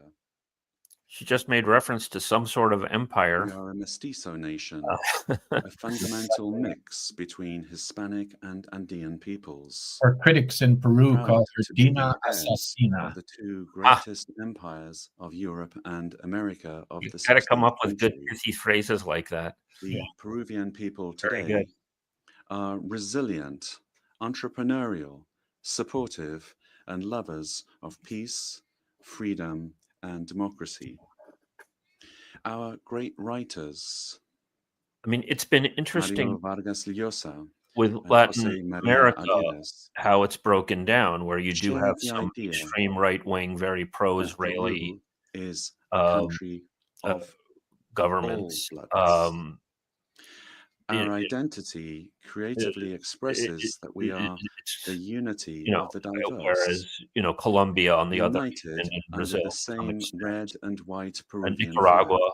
of course, which In our filed the country, ICJ against native the peoples against and Germany, peoples of the and world of course live Cuba. together You in have peace these and unity right-wing as a great synthesis governments, of and I Peru, believe you a have country one of the I, right-wing ones is now on the which Security Pope Leo Council. XIV lived and worked in for Is it 40 Ecuador years, or a naturalized Peruvian because of his deep love for our people, both for his supportive as well as his peaceful disposition and his Catholic and Christian faith. All studies indicate that we are the most Panama? entrepreneurial country in the world, which is why after the COVID-19 pandemic, that due to poor government administration, claimed more than 2 million lives. But we have begun to recover. And today we look back on more than 17 months of consecutive economic growth. We have overcome the recession and inflation caused by political violence and by corruption, a failed coup d'etat, and the flight of more than $20 billion. That was between 2021 and 2023. We have regained the trust of national but also of foreign investment, and we have embraced freedom. We are a solvent and a stable country. Because of the coup attempt of December 2022, Trumpish. I mean, it really which sought speaks to to establish a Trump dictatorship offering a model by of, forcing all you know, branches we are of the the most state into entrepreneurial country. submission. I had to constitutionally assume the presidency of the Republic. Since that date, a narrative was established by which the coup plotter became a victim and the president, who constitutionally and legally assumed the presidency, was accused by some quarters of being a coup plotter and usurper. Lies turned into truth, and truth turned into lies. This is one of the issues of our time. Trying to defend her building of false narratives vis-a-vis internal to critique. attempt to defend anti-democratic political projects. The thinking goes that ideologies of hatred were their projects of failed states that grow into all-powerful states require, in order to impose their will, a false narrative in order to One of achieve the most bizarre things in Latin America is the president of El Salvador, Bukele. I'm not sure if I'm pronouncing it correctly. He's actually of Palestinian descent. Yes, yeah. And he's extremely pro-Israeli. Yeah. So it's utterly bizarre. I mean, you have a lot of great great people generally in Latin America on Palestine, but in particular Palestinian and people of Palestinian and Lebanese descent in these countries that I think have done a great deal to garnish support for Palestine. But you have a figure like him who actually achieves the presidency of a country like El Salvador and is an incredible, what I guess we would call Christian Zionist in some respects. Yeah. Well, you have a long tradition in El Salvador of collaboration with the Israelis, security cooperation of all kinds, support for the various dictatorial regimes in El Salvador. Israel has always been a major sponsor of repression in El Salvador and obviously elsewhere in the world. And that tradition continues among Salvadoran elites like Bukele. And I think that's long been pointed out by some analysts as part of the reason for the U.S.-Israeli special relationship, so-called, in that is like, you know, during the Iran-Contra scandal, Israel was involved in that. It's a way of funneling weapons. It's a way of funneling funds and so on when you have unconstitutional processes by part of the U.S. establishment. That's part of its utility. Strong, organized, and persistent political violence that sought the return of the coup plotters' government. And since 2024, progress has been made in restoring stability and confidence.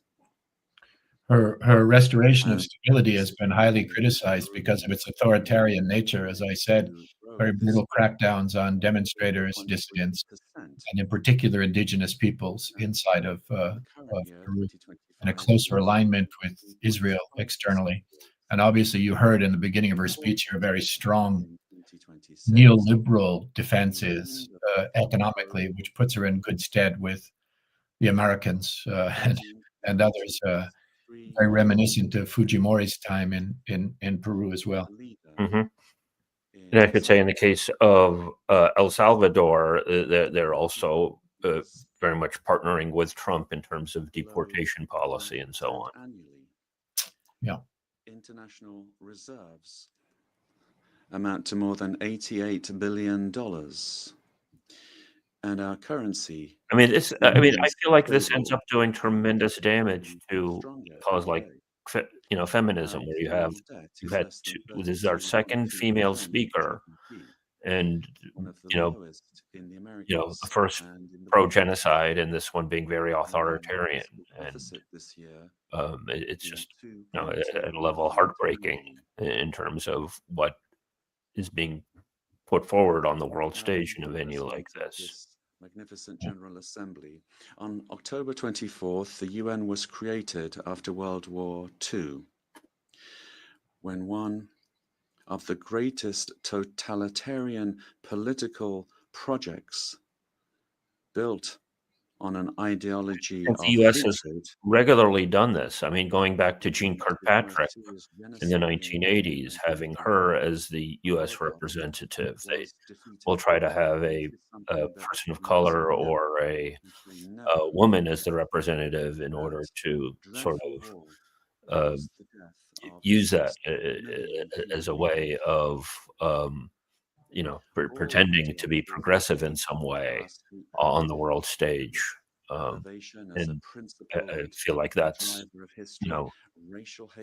spawn all kinds of things in order to use individuals with those characteristics to further these genocidal or authoritarian tendencies. Committed in human history. Yeah, clearly.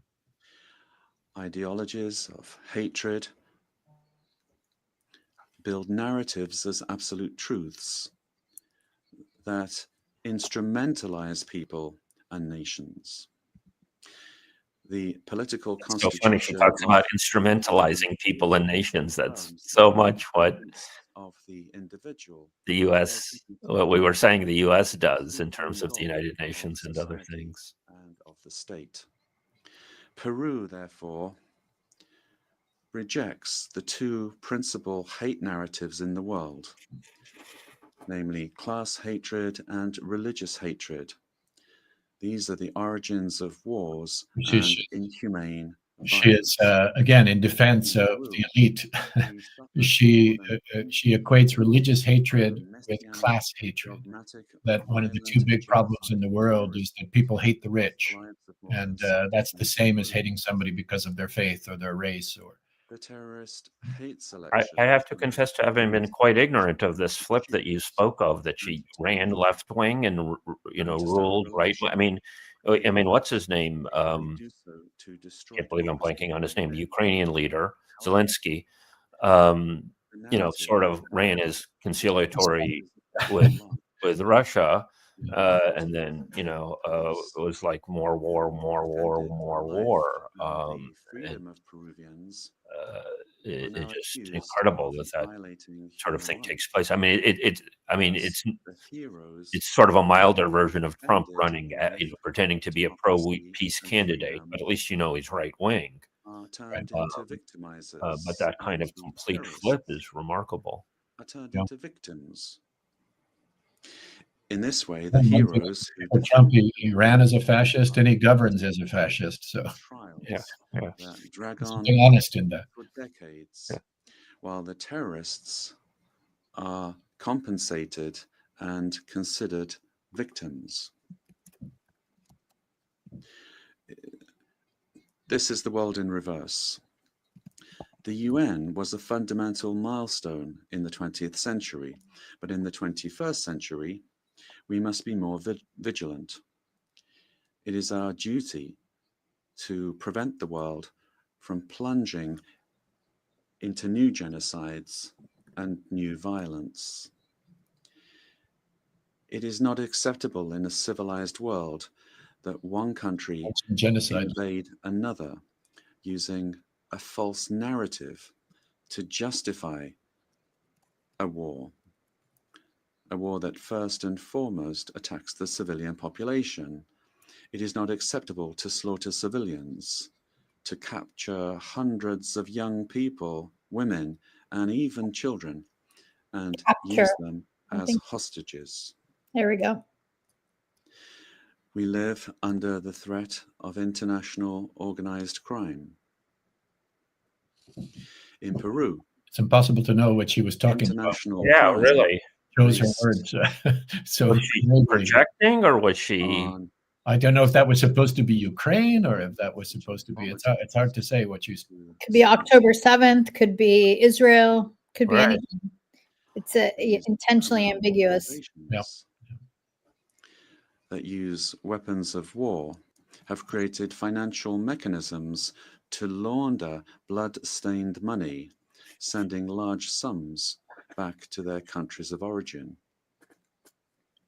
They seek to normalize this violence, which requires, in order to be defeated, recognition by the UN as terrorist organizations and new national and international legislation to stop them being a threat to the democratic system and to the development of peoples. It is also imperative that we act against drug trafficking and illegal mining. I mean, it's fascinating to see this kind of right-wing figure rivers, in a country that I know little about. It really shows, I think, part of the utility beyond the region of things like Christian Zionism. That it ends up being a method of bolstering right-wing figures that will enable pro-corporate economic policies and sort of a fake feminism and so on, in order, but Israel becomes a linchpin of that, of drawing people with religiosity to backing things, so that the global South is less able to. I mean, I've been very critical of countries in the global South that have rhetorically said very good things about Palestine and not doing enough about it. But I think part of the threat to them is figures like this, that you could have these right-wing figures and not be coup governments, right? It's not. I mean, I don't know the specifics, so it's not the multilateral system. It's not the military that's taken over the country. It's a more insidious sort of manipulation. I know our past breakup had nothing to do with the UN, I don't think. But we have to look at what's happening around us in the world. And as we've noted on the scroll bar below, they have a massive deal with Elbit. They are killing children, girls, boys, innocent people. Now, Elbit for 10 years. Please go ahead, Craig. No, I was saying that was under her tenure. Will only come if we are. It's a relatively new deal. Yeah, it just in the last year or two, I think they had this increased. I mean, as I say, they have historic cooperation on security matters and weapons and technologies and surveillance with the Israelis going back forever. But this Elbit deal, I think, is relatively new. Wow, just in June, apparently. Of our societies, there you are. Economies, means that it is only through international cooperation you that know, we can in Britain, they've of course suppressed, Palestine Action, and you can't say I support Palestine Action, and they're literally arresting people by the hundreds who say that. But Elbit has had to close down some of their facilities due to direct action by the group Palestine Action. Elbit being a main military supplier, an Israeli military supplier that operates in different countries. So it's interesting that they are moving to countries like Peru, effectively. Well, they are. They have a global presence. Unfortunately, it is. You mentioned Christian Zionism as being a key factor in the corruption of the countries of the South. The other factor is weapons and technology cooperation with the Israeli regime that is found across Africa and Latin America and Asia and beyond. To strengthen multilateralism and ensure that the organization is better prepared to achieve its essential goals. This reform can only truly become fully effective if it is Not exactly standing room only, is it? Transformation in UN Yeah, governance really. that prevents I mean, institutional. you'd think that the interns would want to, get on TV. Its They suitability. do that sometimes too. They'll fill their seats with Ladies and somebody. gentlemen, Yeah. In Peru, our government is working to meet its commitments, both to our citizens as well as to the international community, facing the threat of organized crime resulting from the collapse of tyrannical governments that led to migration to other countries. This is true of our country. From day one, my government has fought to restore governance in the country and to defeat polarization and violence. In Peru, there is full separation of powers, the rule of law, respect for freedom, and human rights. We have Jordan coming up. My which government is the most stable of the critically last important 5 in years, a number of ways. five And presidents then have succeeded one another. Republic of Korea, South Korea, which is on the For citizen UN Security Council, and then facing Qatar. crime that takes advantage Um, of the I had rise in visions of going and well beyond that to Slovenia, Egypt, and South Africa. positive, But verifiable results in these areas. obviously, We are working to strengthen it's getting late in the day. In terms of Jordan, of course, we saw Jordan, among other things, defending Israel literally from Iranian attack. And rebuilding schools and hospitals throughout the country. When missiles were being fired back and It's forth. not being done in recent years. The priority is children, women, and the Peruvian family. We are modernizing the country's infrastructure, ports, airports, roads, bridges, designing an economy that is better connected to the world. When I was in New York last, there were two hunger strikes. One that I spent most of my time with the veterans in front of the U.S. Embassy, and there was also the CUNY. Grad students had a hunger strike, and on their, when they ended their hunger strike, they, had a press conference and chanted, and the chant that resonated with me was, In the modern history, Palestine will free us all these fascist states will fall. And in many respects, you have Palestine as being a litmus test for states and a test as to their resolve as to what kind of action they'll be taking. And that to me is what globalized the Intifada means, that it's a way of people around the world using their will and force and creativity in order to expose and compel various political leaders. from the scourge of transnational organized And terrorist crime. the UN transforming itself one way or the other is certainly a component of that. Attacks, insecurity, and drug trafficking that destroys the social fabric. We face the threat of climate change that is destroying our Amazon, causing the melting of our glaciers, and Well, putting she our believes in climate biodiversity at risk. change.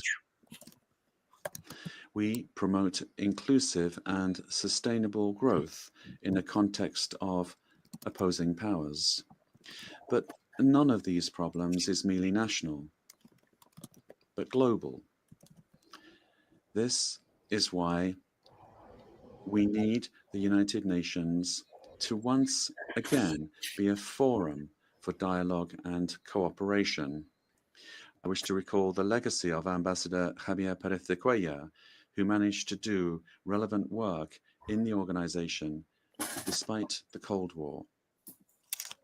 With that example in mind, and in view of our region's adherence to the purposes of the Charter, and in order to ensure better representation, we believe it is time for the next Secretary General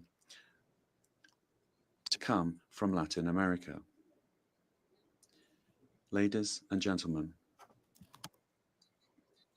Peru is committed to ensuring that this General Assembly this year is not a mere commemoration, but the reaffirmation of our commitment to collective action that will revitalize the United Nations as a tool that supports peace and global unity, as well as development. We must stand firm in the truth, in the face of narratives that try to conceal it, pervert it, or openly lie in order to hide agendas that do not correspond to our time, much less to the destiny of humanity. For this reason, it is essential that we strengthen truth against narratives that are based on hatred, the lie repeated that seeks to impose itself and only leads to destruction. But despite She's all gone of these over her time, truth saying nothing really. will find a way, and truth will set us free. Peace and unity for Peru and for the world. Is she over time? For all those on I the think so. I mean, not as much as Trump. I mean, Trump, you know, is a normalizing, right? He makes everybody else look good, I guess. So, you know, Let us seek the development of our yeah, peoples. I don't think she said anything really of substance. Together, yeah. let So us work sometimes quite ambiguous, but it's without hating one another. Let us work for. I the hate to be development of our luxist, but it, people. you know, just in terms of Yes to mannerisms, peace. it is very No to violence. sort of, No to war. Very what? you know, Mussolini-esque, you know, kind of, you know, On behalf of the General Assembly, I wish to thank Mussolini was at least charismatic. Sorry. I guess I'm exceedingly ignorant.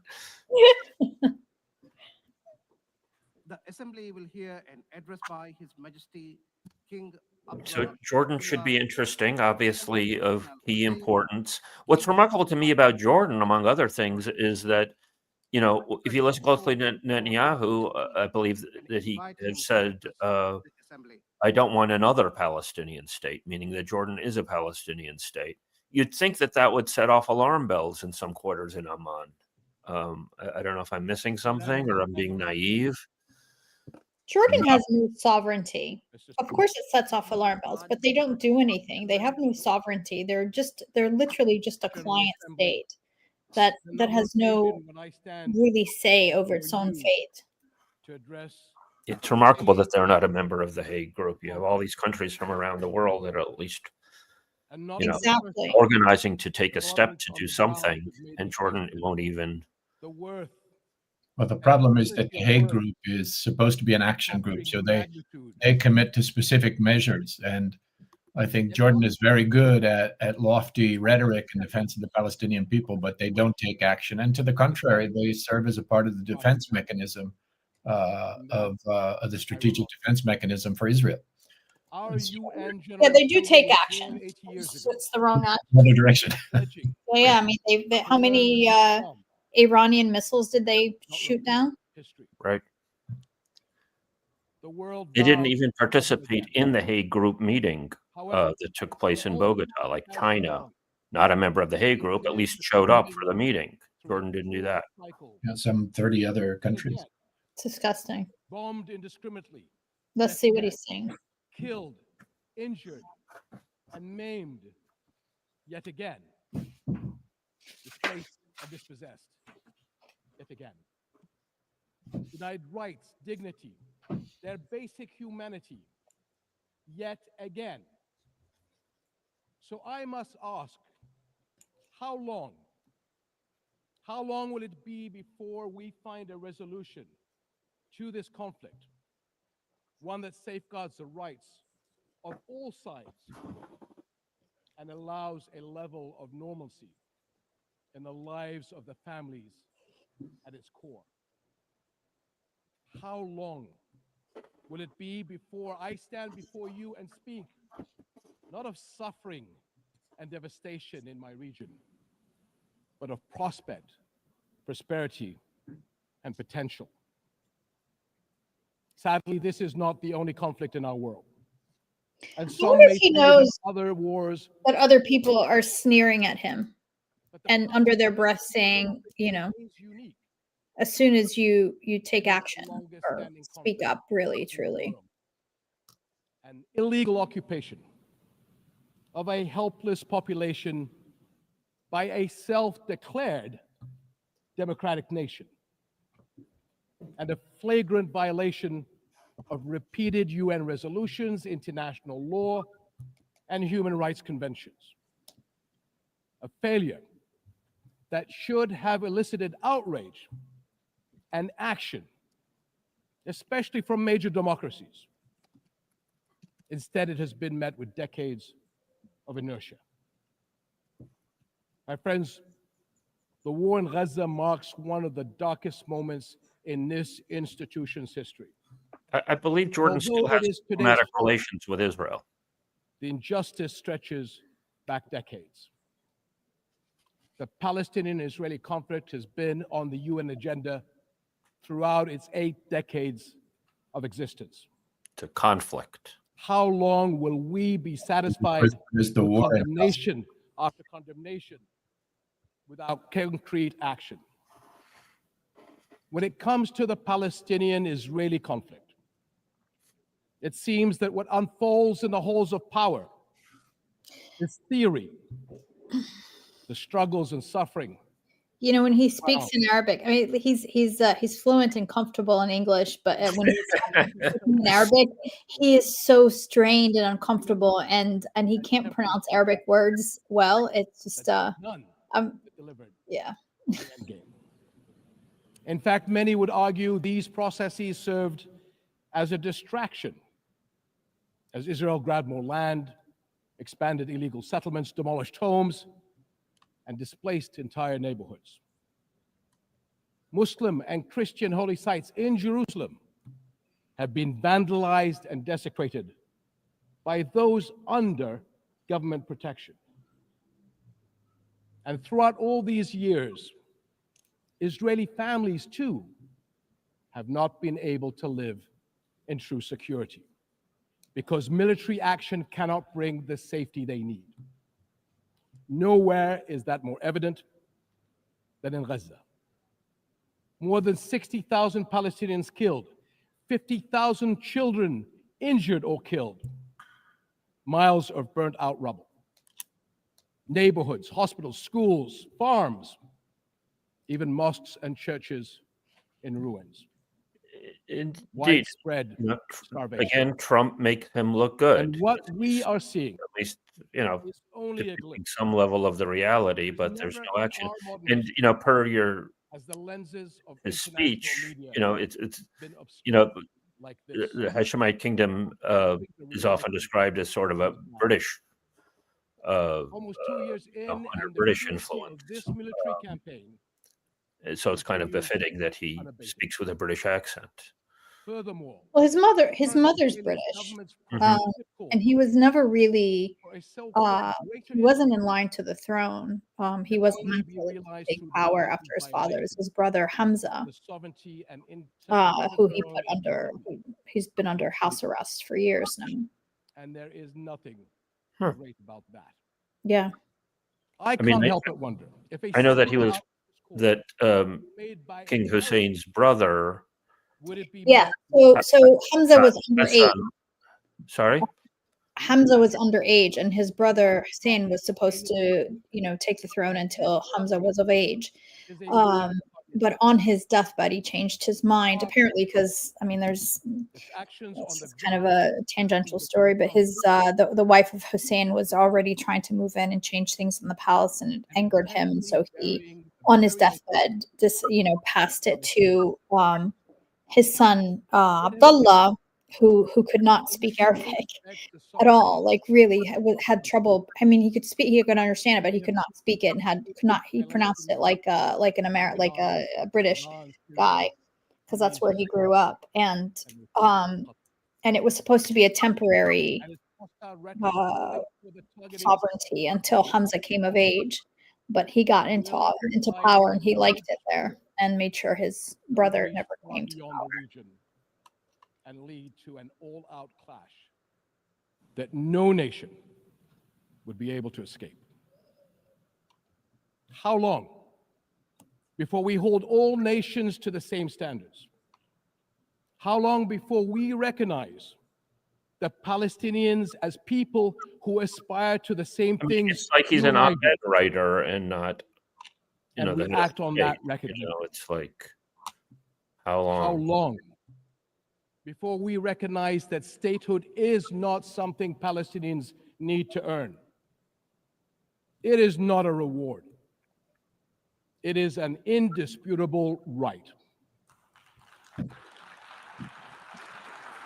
This is a oft-repeated quote from yesterday, including by the Secretary General. In Jordan, we are determined to work for a world in which people are secure in their homes, are safe to practice their faiths, and are able to live and thrive in dignity. As custodians of Muslim and Christian holy sites in Jerusalem, we safeguard these holy places against actions that violate the city's legal and historical status quo. Compromising the delicate balance in the holy city will turn it into a tinderbox that ignites global conflict. And Jordan is serving as the main base for international humanitarian response in Gaza, working by all possible means to provide critical supplies of aid and food. And here again, watch and and we all the appreciate speakers our regional and international partners. will focus on the humanitarian relief that they are offering, so as not to talk about the real. I mean, Jordan could cut off diplomatic relations with Israel. It could cut off its security cooperation. It could cut off its strategic defense cooperation. It could cut off its trade.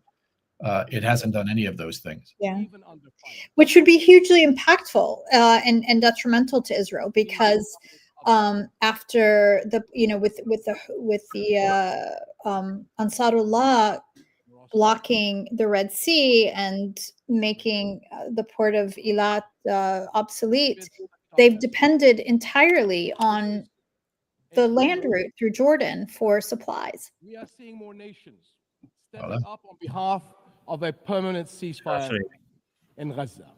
I mean, it's remarkable One that listening to him talk this whole litany of excoriating Israel. He literally defended Israel.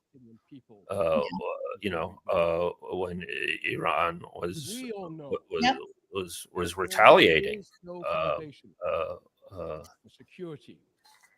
It is a prelude for greater violence. Repeated wars are teaching And they did generations it under the pretext that we're going to keep Jordan's skies neutral, right? That was the pretext that they gave their people, and yet they allowed Israeli jets to fly and American jets to fly through their airspace unimpeded. Right. Seems I have the same problem as President Trump. He's lost his teleprompter. Oh. Begin to coexist side by side. This is the two-state solution, in line with international law and UN resolution. Yeah, that was a metaphor. I have the same problem An as independent and viable Palestinian state. Yeah, East much Jerusalem deeper as its meaning. capital, alongside a secure Israel.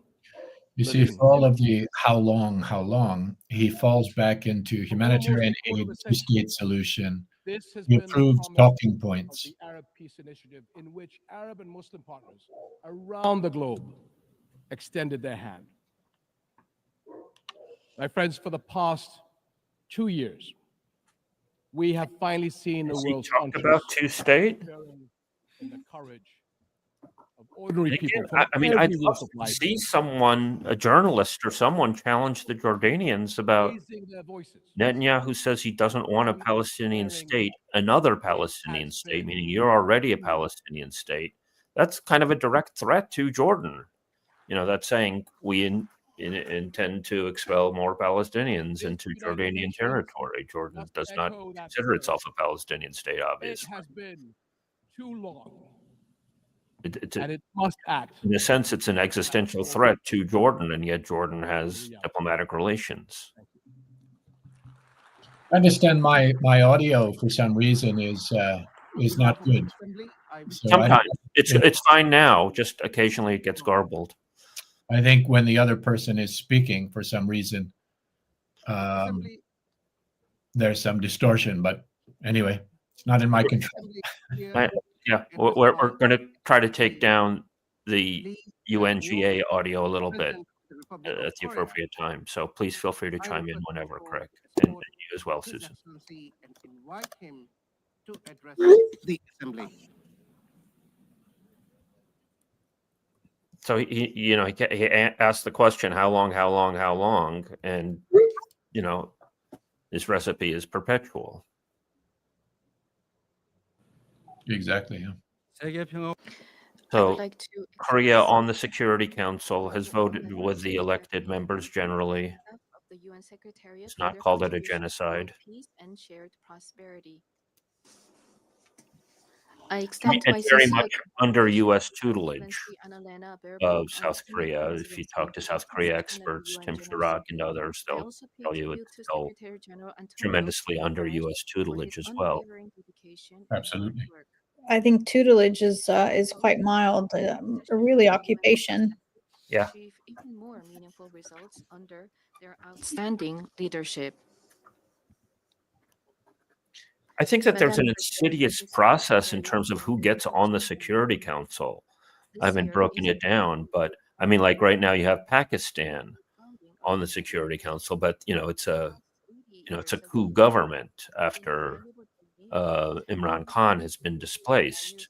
So they say some of the right things, but you know that they're still tethered to the United States as well. What the UN has achieved, I would confidently reply, look at the 80-year history of the Republic of Korea.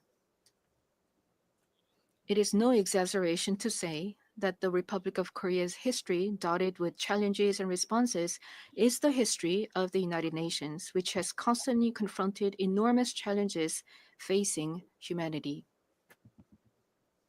Liberated from colonial rule the very year that the United Nations was founded, the Republic of Korea emerged from the scars of division and ashes of war through UN assistance, maintaining national identity while achieving industrialization and blooming into a democracy.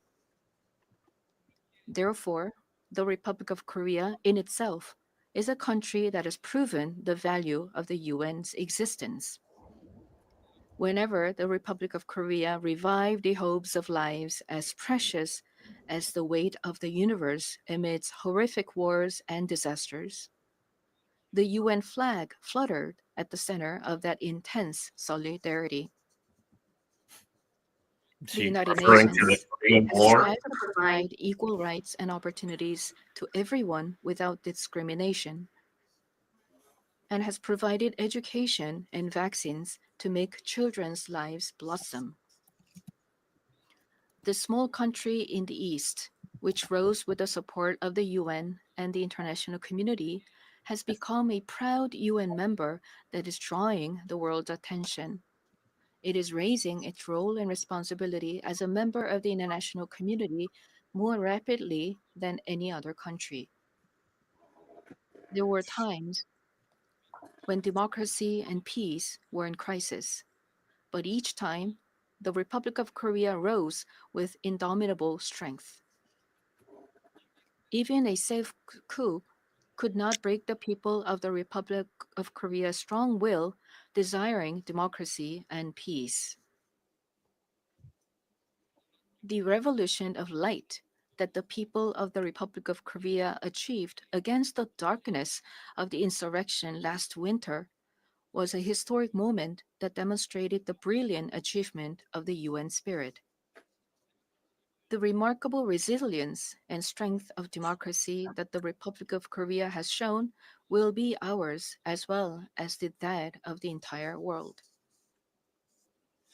I need you to take my hand and guide me away from all this, Of course, away Korea to is where the light another shines through, country that has very where the close. flowers If we could bloom. knock him down a little bit, Craig, yeah, please go ahead. I mean, it's As the largely novelist rhetorical here. Han, laureate of the Nobel Prize in Literature, I was saying that Korea is another country that has very close economic, trade, and military and technological relationships with the Israeli regime. And while their rhetoric has shifted over the course, since the beginning of the current wave of genocide in Gaza, and they have condemned attacks on civilians, and they've, encouraged more humanitarian aid and so on. At the same time, they've been deepening their cooperation with the Israeli regime on weapons, technology, and trade more generally. And as Susan was saying, a very close, obviously, to the U.S. government and to its foreign policy parameters. So kind of a typical, middle of the road government during the genocide, but one that, in my view, because of its close collaboration on military and other areas with Israel, is in breach of its international legal obligations to cut off that trade and cooperation as determined by the International Court of Justice. So, yeah, not exactly the banner carriers of a principled approach during a genocide. It's remarkable that we've heard no country talk about economic measures, economic sanctions. The only reference to apartheid, I think, was as the UN having played a role in ending apartheid, I think by Gutierrez in South Africa. But here we are, economic connections to even to countries that are doing this. And we had the Indonesians talk about a protection force, but no talk of economic sanctions, economic measures in order to attempt to bring Israel to compliance with some level of international law. Particularly since these statements are being delivered in the General Assembly Hall, where just a few days ago, on the 18th of September, the one-year deadline set by the General Assembly for Israeli compliance expired. And one of the things in that resolution that were mentioned were precisely, continued economic relations with the occupation and with the crimes being perpetrated in Palestine. So, we're 5 days away from that deadline, and we're not hearing anything about those additional measures, at least not in these statements. Yeah, or 5 days after the deadline. That's right. Yeah. It's like do this or else. Finally do this or else, and there's so far been no or else. Right. Exactly. And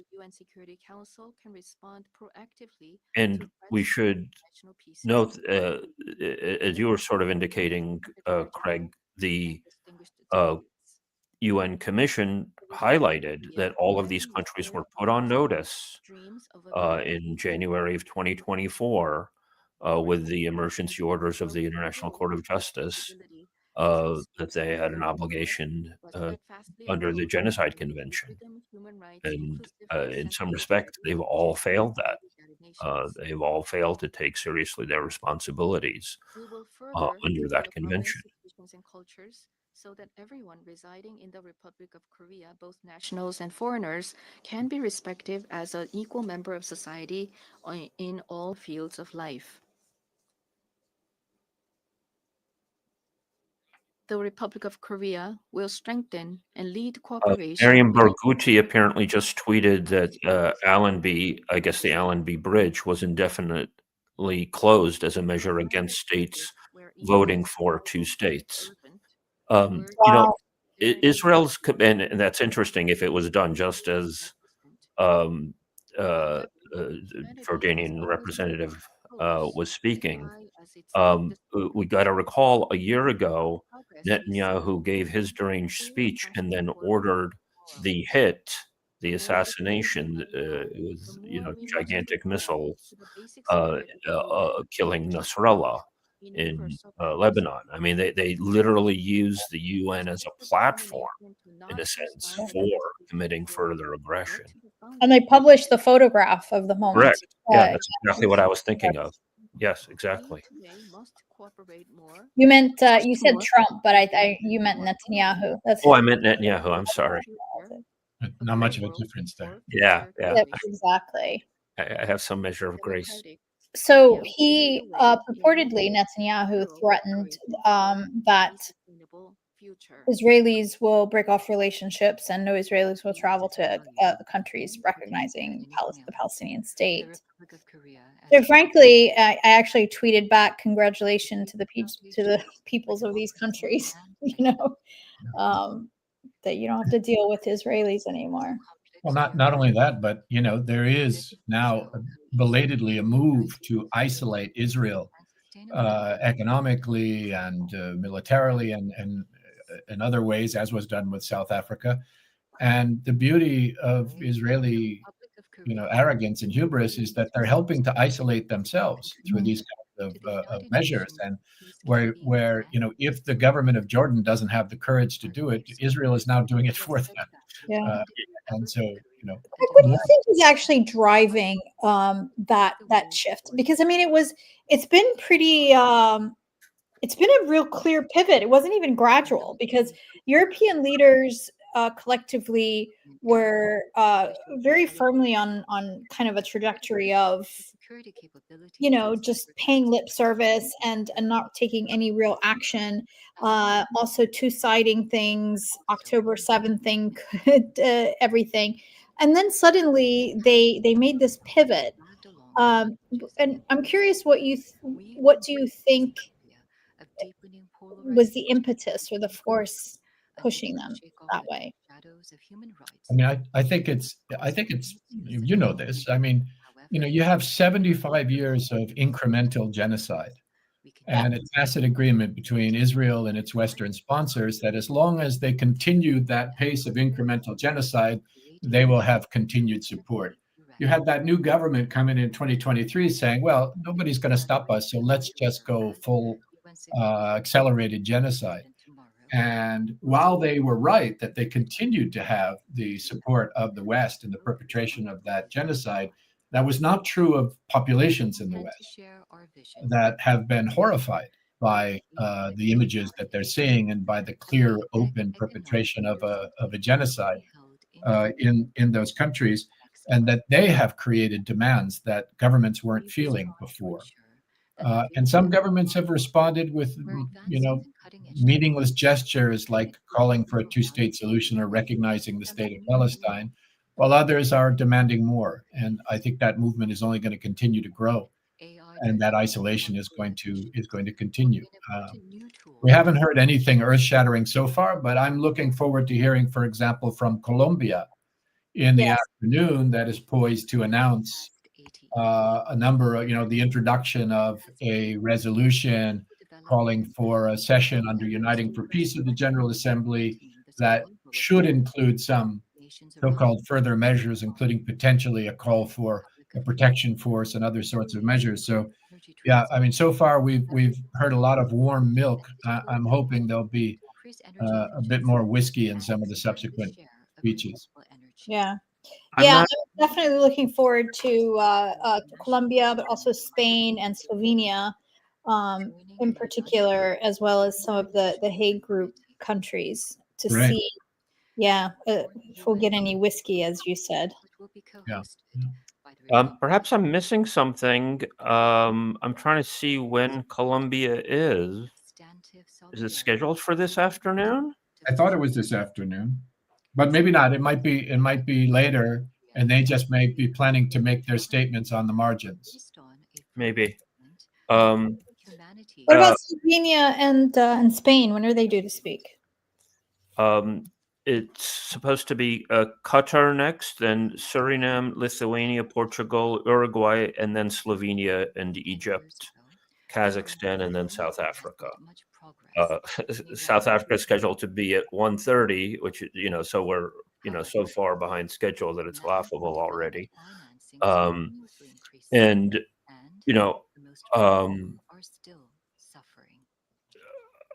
I don't know how long we're going to go here. I mean, I'm totally open to reconvening if I mean, this is being made possible by volunteers doing work. So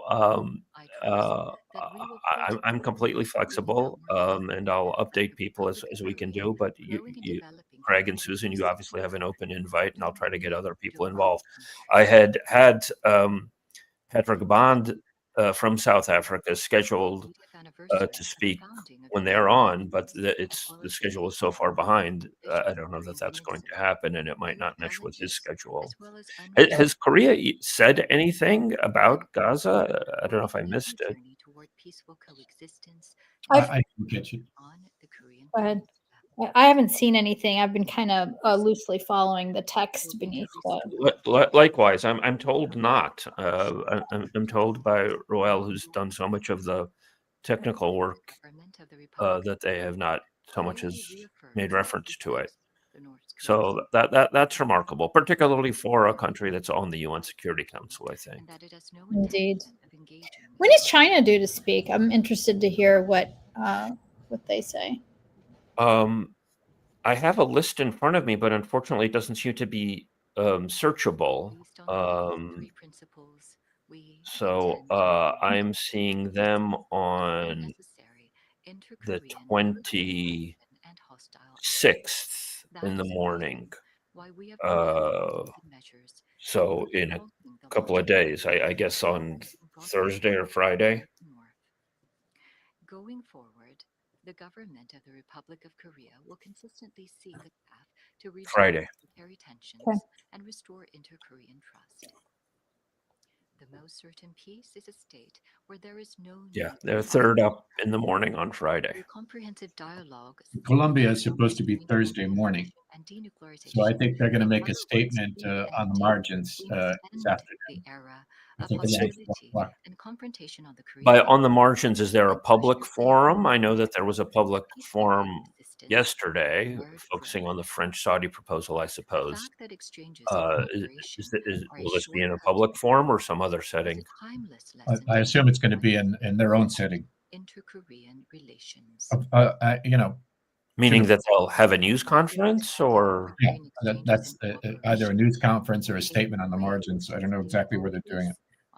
Well, that could be very significant. People should be paying attention to what Colombia is doing. They might actually put forward a UN UN General Assembly Uniting for Peace resolution that does have concrete measures attached to it, sanctions, protection force, suspending Israel from the General Assembly, creating a tribunal. These have been things that many people have been calling for. Between the United States and the DPRK, denuclearization is undoubtedly a grave task, but it is time to seek realistic and rational solutions based on a cool-headed perception that denuclearization cannot be achieved in the short term. Rally is planned at the Colombian mission at 2 o'clock.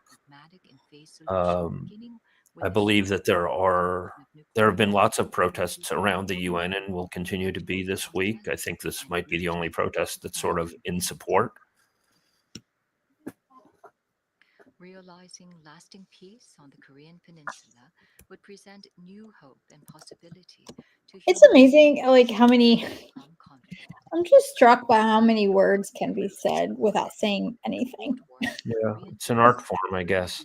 UND initiative and fulfill its The responsibility. Colombian mission goal to is contribute on people are in New York on 57th Street. global challenges together may sound And I guess that's Madison.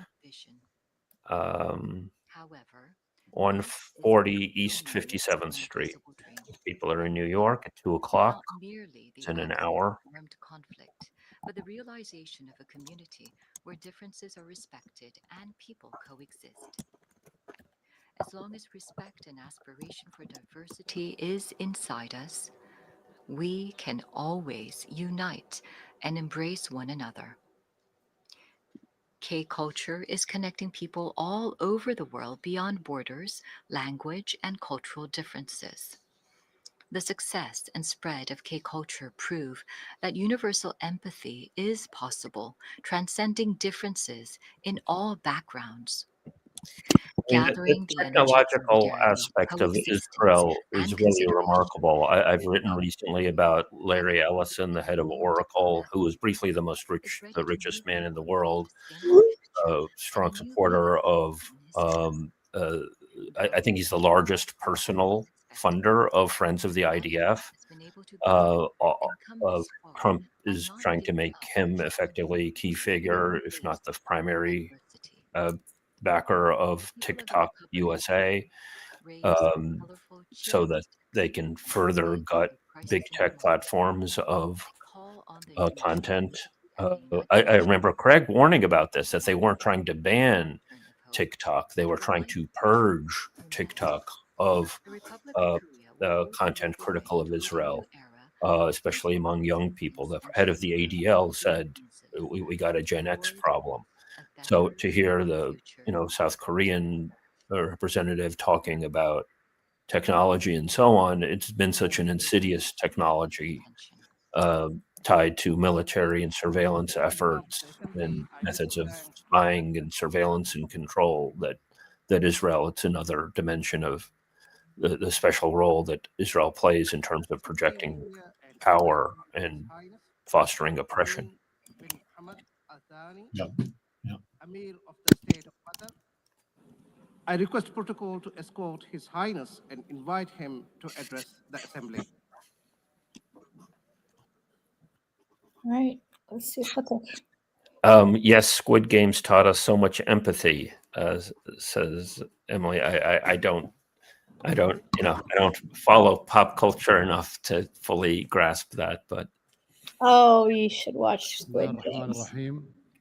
That's In the name of a God, most Korean compassionate, most merciful. Your product, Excellency, and that's why they're referencing it, though. Yes. Your Excellency, Mr. Secretary General, may the peace of God be upon you. The United Nations has been established 8 decades ago on the basis of principles that humanity has reached after 2 world wars.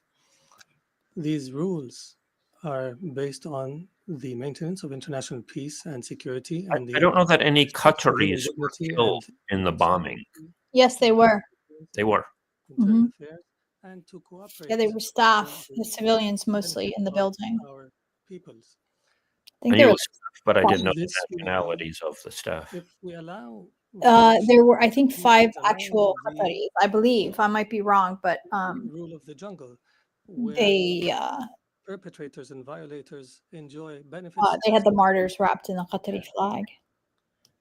This is the political realism that we are facing, that has been reduced to the ability to impose a status quo. This is a crisis. Such conduct finds that violators consider that tolerating them is a weakness. What must prioritize the discussion in the international community now is how to restore collective security as per the UN Charter, and how to restore the legitimacy of the international system. Your Excellencies, as you know, Doha on the 9th of September has suffered a treacherous attack that targeted the negotiating delegation of Hamas in a residential neighborhood that includes schools and diplomatic missions.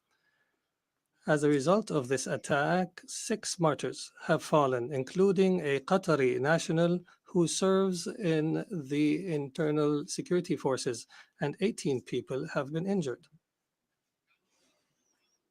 This aggression was a violation against our sovereignty and a blatant violation that is unjustified of international law. But the whole world was shocked because of the circumstances of this heinous act, which we have classified as state terrorism. Unlike the claim of the Prime Minister of Israel, this attack is not a legitimate right to follow perpetrators of terrorism. It is an act of a diplomacy that is dedicated to political assassinations, and it undermines any diplomatic efforts aimed at ending the genocide against the people in Gaza. It is also an attempt to kill politicians who are members of a delegation that engages in negotiations with Israel while they were studying an American proposal. As you know, Qatar hosts, as a mediator during the negotiations, hosts delegations of Hamas and Israel. Qatari mediation has, in fact, achieved, in cooperation with Egypt and the USA, the release of hostages. And the last agreement was negated by Israel unilaterally, preventing an ability to reach a permanent ceasefire and the release of all hostages and the withdrawal of the occupying forces from the Gaza Strip and the humanitarian access and the release of Palestinian prisoners. They visit our country and interesting they're calling them prisoners. They negotiate with delegations and plot to assassinate the members of the negotiation teams. It is difficult to cooperate with such a mentality that does not respect the most minimum standards of cooperation. It is impossible. Is this not the definition of a rote government? The delegation. Did he say rogue government? The Commission of Negotiations, a continuation of war in other means, and a way to delude the Israeli public opinion. If the release of Israeli hostages is the end of war, the government of Israel is abandoning the notion of releasing the hostages. Their goal is to destroy Gaza so that it is unlivable and where no one can study or receive treatment. In other words, end the viability of the Gaza Strip to displace its population. Therefore, the Israeli leader wants to continue war. He believes in what is called Greater Israel. He believes that war is an opportunity to expand settlements and to change the status quo in the holy sites in Al-Quds Sharif. A war. I haven't heard him call it a genocide. It's just a war. That's interesting. He also called Palestinian hostages prisoners. Or he said the release of his prisoners earlier. Position is the goal of this war. This treacherous attack against the sovereignty of a Gulf state thousands of miles away has confirmed that the Israeli Prime Minister, who takes pride in changing the face of the Middle East, reveals and manifestation. The Emir has used the term collective genocide. I'm not sure quite what that means, but Arab countries and Muslim no, countries I think that's warned. a translation issue because in Ibadah Jama'iyya in Arabic means like, yeah, genocide is like 2 words. So I think he just did a literal translation. Democratic country surrounded by enemies, but in fact, it is an enemy to its surrounding neighbors, and it's engaged in a genocide, and its leader is proud of preventing the establishment of a Palestinian state, and he promises that such a state will never be established. And he takes pride in preventing peace with the Palestinians, and that he will prevent such peace in the future. Israel is surrounded by states either who have signed a peace agreement or who are committed to the Arab Peace Initiative, but Israel does not make do with truces and settlements. It desires to impose its will on its surrounding Arab neighbors.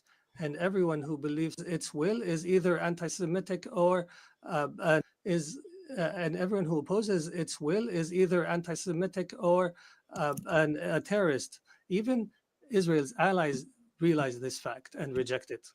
And here we are today, where we witness an international solidarity movement that is similar to the international movement against apartheid last century. And I would be remiss not to express my appreciation with the solidarity we have received in Qatar after the attack, including the statement by the Security Council that has condemned the attack. Distinguished Excellencies, Qatar will remain true to its history and legacy, opposing the crimes that take place. We believe in the ability of reconciling interests with security. We will continue to speak truth, and we will engage in diplomacy when our enemies find it easier to use weapons. We have engaged to mediate an end to the war and allow for humanitarian access and release hostages, and we have faced disinformation campaigns. However, these campaigns will not deter us. We will continue our efforts in cooperation and partnership with Egypt and the United States of America. We are firmly convinced that peace can only be achieved in our region through a firm position from the Security Council, from accepting and tolerating the occupation's crimes,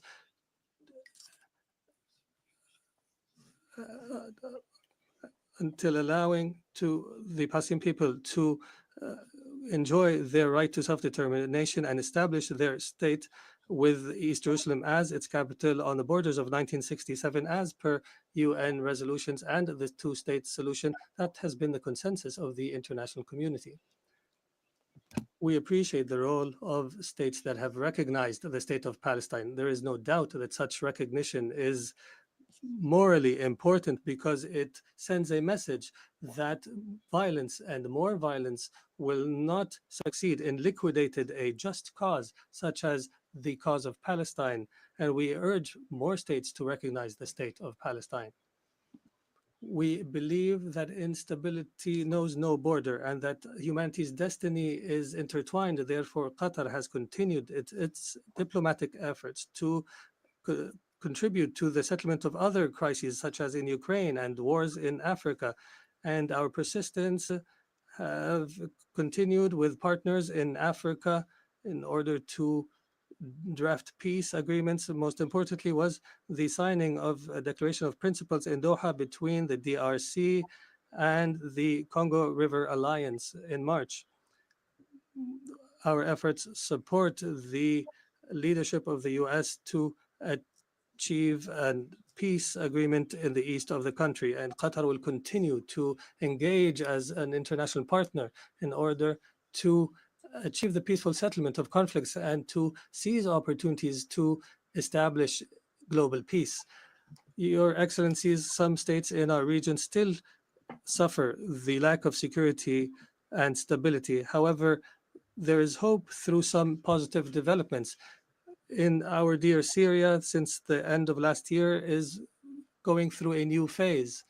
that we hope will be a path towards achieving the aspirations of the Syrian people towards stability, development, and the rule of law after the end of a dark phase of the country's history. Egypt has stood by the Syrian people throughout the previous years. I recalled and urged to support Syria from this podium, even when it seemed to fall off the international agenda. The international community is called upon to assist Syria now in order to succeed through the transition phase after decades of suffering. Our experience in other Arab countries has taught us that building state institutions and establishing relations between a state and others is based on equality, and internal stability on the basis of respect for diversity are paramount issues at this stage. Qatar will not spare an effort to provide the necessary support to our brothers and sisters in Syria. And we have no doubt that the Syrians will be able to overcome this phase and to reject sectarianism in all its forms, and that they will reject external interference, especially the Israeli attempts to divide Syria and the conduct of Israel that is as though all areas south of Damascus are areas of Israeli influence. The Middle East has also witnessed positive developments through the election of President Ahmed Joseph Aoun in Lebanon and the appointment of Mr. Nawaf Salam as a prime minister, which is a step towards stability in the country. Qatar will continue to support Lebanon government and people and institutions, and will continue to support the Lebanese army. We emphasize the need to implement Security Council Resolution 1701 and the withdrawal of Israeli forces from the areas it occupied during the last war, and to end Israeli interference in internal Lebanese affairs. For Sudan, the people in Sudan continue to suffer an unprecedented humanitarian crisis because of the continued violence.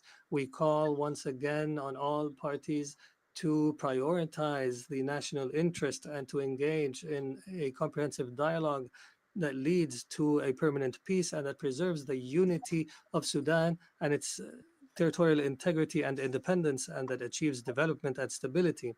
We declare our support for all international efforts that aim to achieve this goal. Distinguished Excellencies, Doha has always been a global capital that hosts major events in all spheres, and an area where leaders convene and decision makers from around the world to engage in negotiations and the formulation of solutions. Doha will host the Second World Summit for Social Development from the 4th to 6th November this year, and we look forward to welcoming you all during this conference. There is no doubt that the trust of the international community in Qatar is based on our successes in the past. This is very much reminiscent of the summit that the Qataris based on this legacy, joint summit, the League of Arab States and submitted organization our application to host the Olympics after the Israeli believing that sports where is there not was just a lot competition, of but a bridge rhetoric, between but cultures no practical and a action means to whatsoever. And promote again, peace and we're now understanding. here at And the as high such, level we strength have of the also general organized debate, and hosted and it's the really no the FIFA World Cup, measures or proving calls that we are able of to address either the hosting genocide in Palestine sporting events of this or magnitude. the In oppression. conclusion, the state of Qatar, realizing the seriousness of the challenges facing the international community, commits to our partnership in seeking truth, peace, and justice in international relations. Thank you, and may the peace of God be upon you.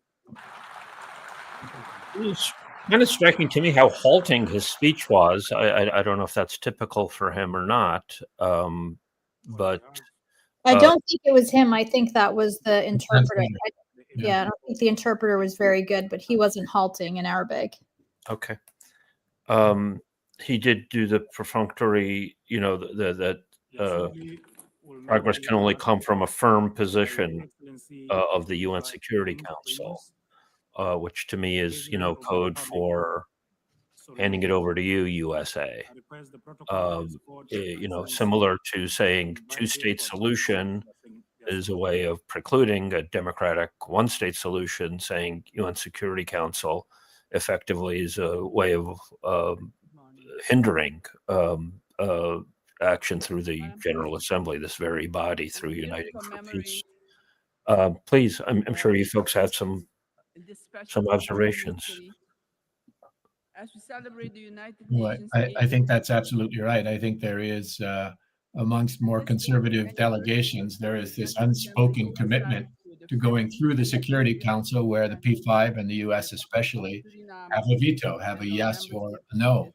And so they can use whatever rhetoric they want, so long as they don't seek to circumvent the General Assembly and the Security Council.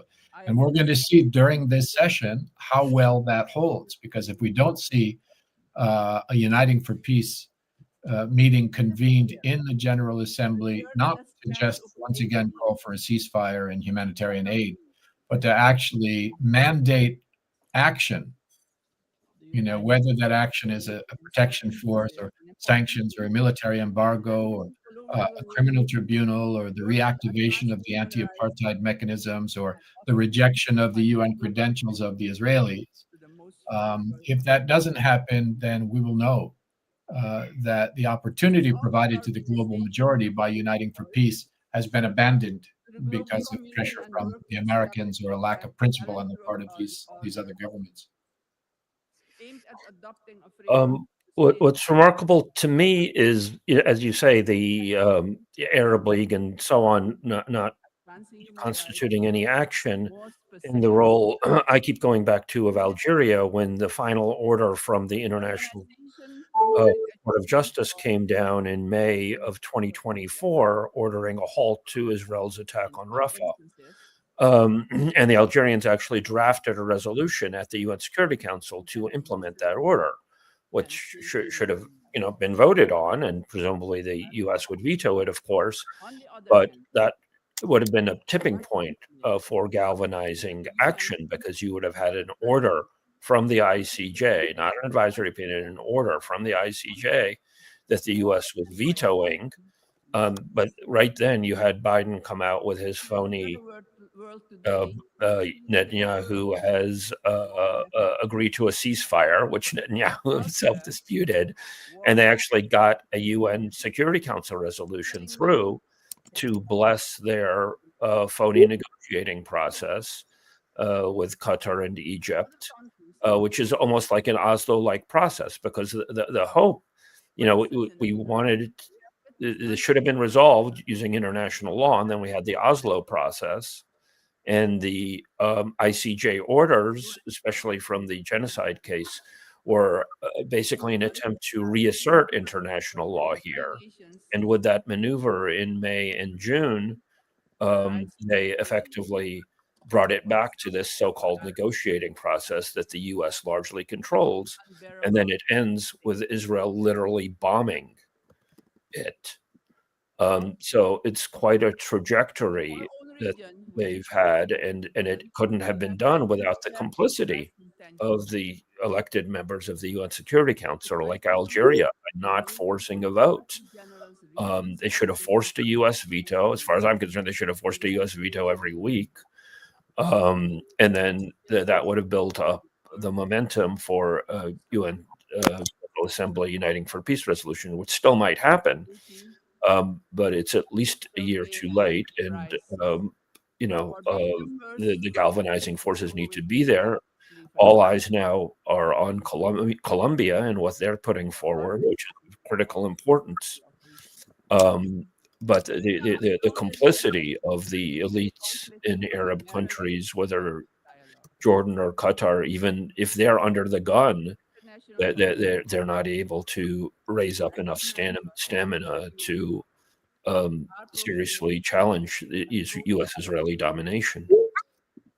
We do not want military aggression. Please, I'd love your thoughts, Susan. Any additional thoughts from Craig? I'm sure that make some reference. The next couple of countries, Suriname, Lithuania, Portugal, Uruguay, but I think we're going to sign off soon.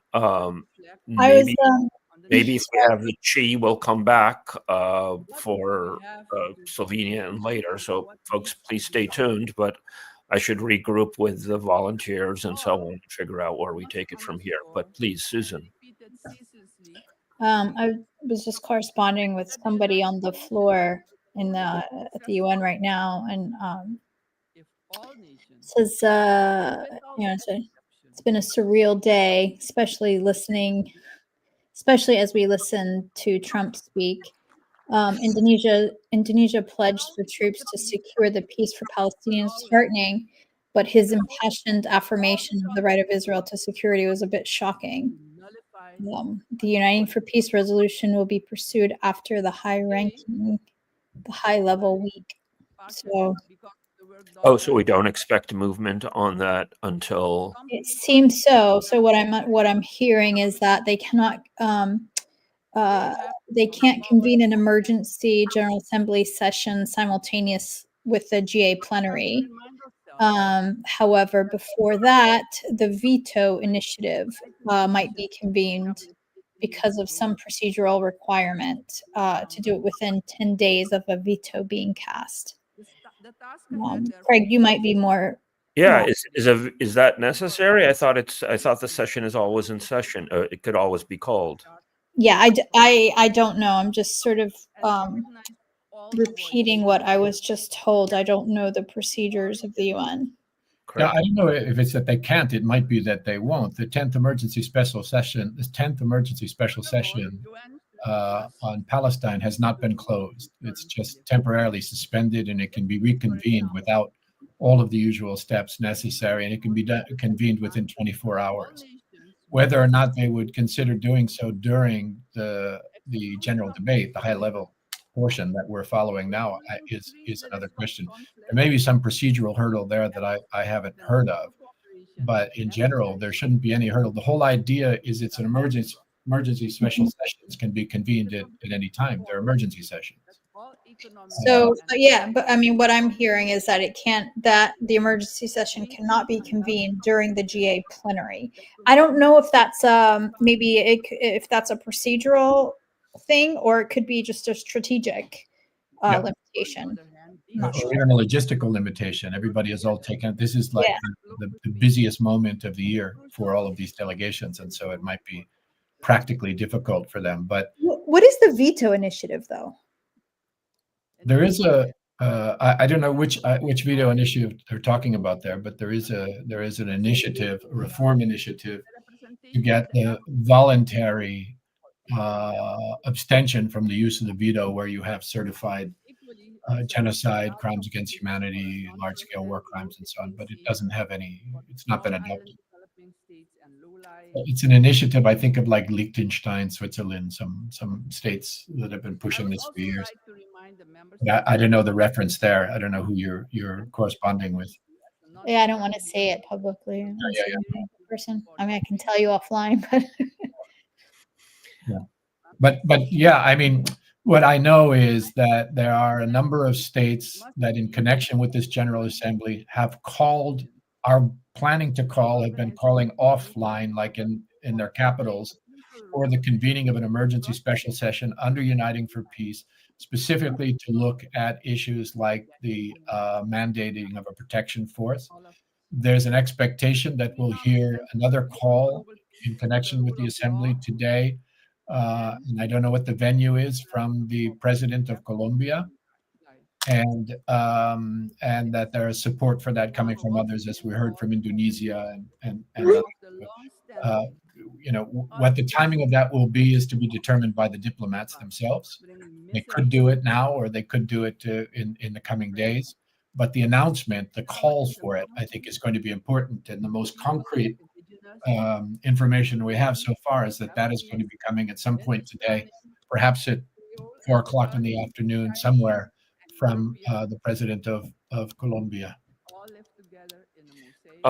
For what it's worth, the representative from Suriname seems fairly reasonable on various matters. I'm not saying that to necessarily tune into her, because I think we should take at least a break, if not wrap up here. Yeah. I want to emphasize again the initiative by Colombia, and there's the opportunity, I think, given the eyes on the UN with the opening of the General Assembly, for people from around the world to be petitioning and speaking out. And you'd think that there would be more parliamentarians in different countries compelling their countries to back the Colombian initiative and other efforts to put concrete measures. And stopgenocide.com, thank you so much to volunteers, Emily, Alia, Roel, and others who've put this together, have also put together at stopgenocide.com/UNGA an easy way for people to send emails to their various representatives, governments, other governments, to get them to take concrete measures. So I think that there's a number. They also they put together, I don't know if they have it or it's on my Substack, at the papersproject.com, a flyer on Uniting for People that people can use as a resource as well. Thank you so much, Susan. Thank you so much, Craig. And again, thank you to the volunteers that made this possible. This would not have happened without their work and effort. Thanks, Sam. Thank you. Great initiative, Sam. Let's do it again. Excellent. Thank you, Craig. Bye. National development, regional stability, and economic resilience.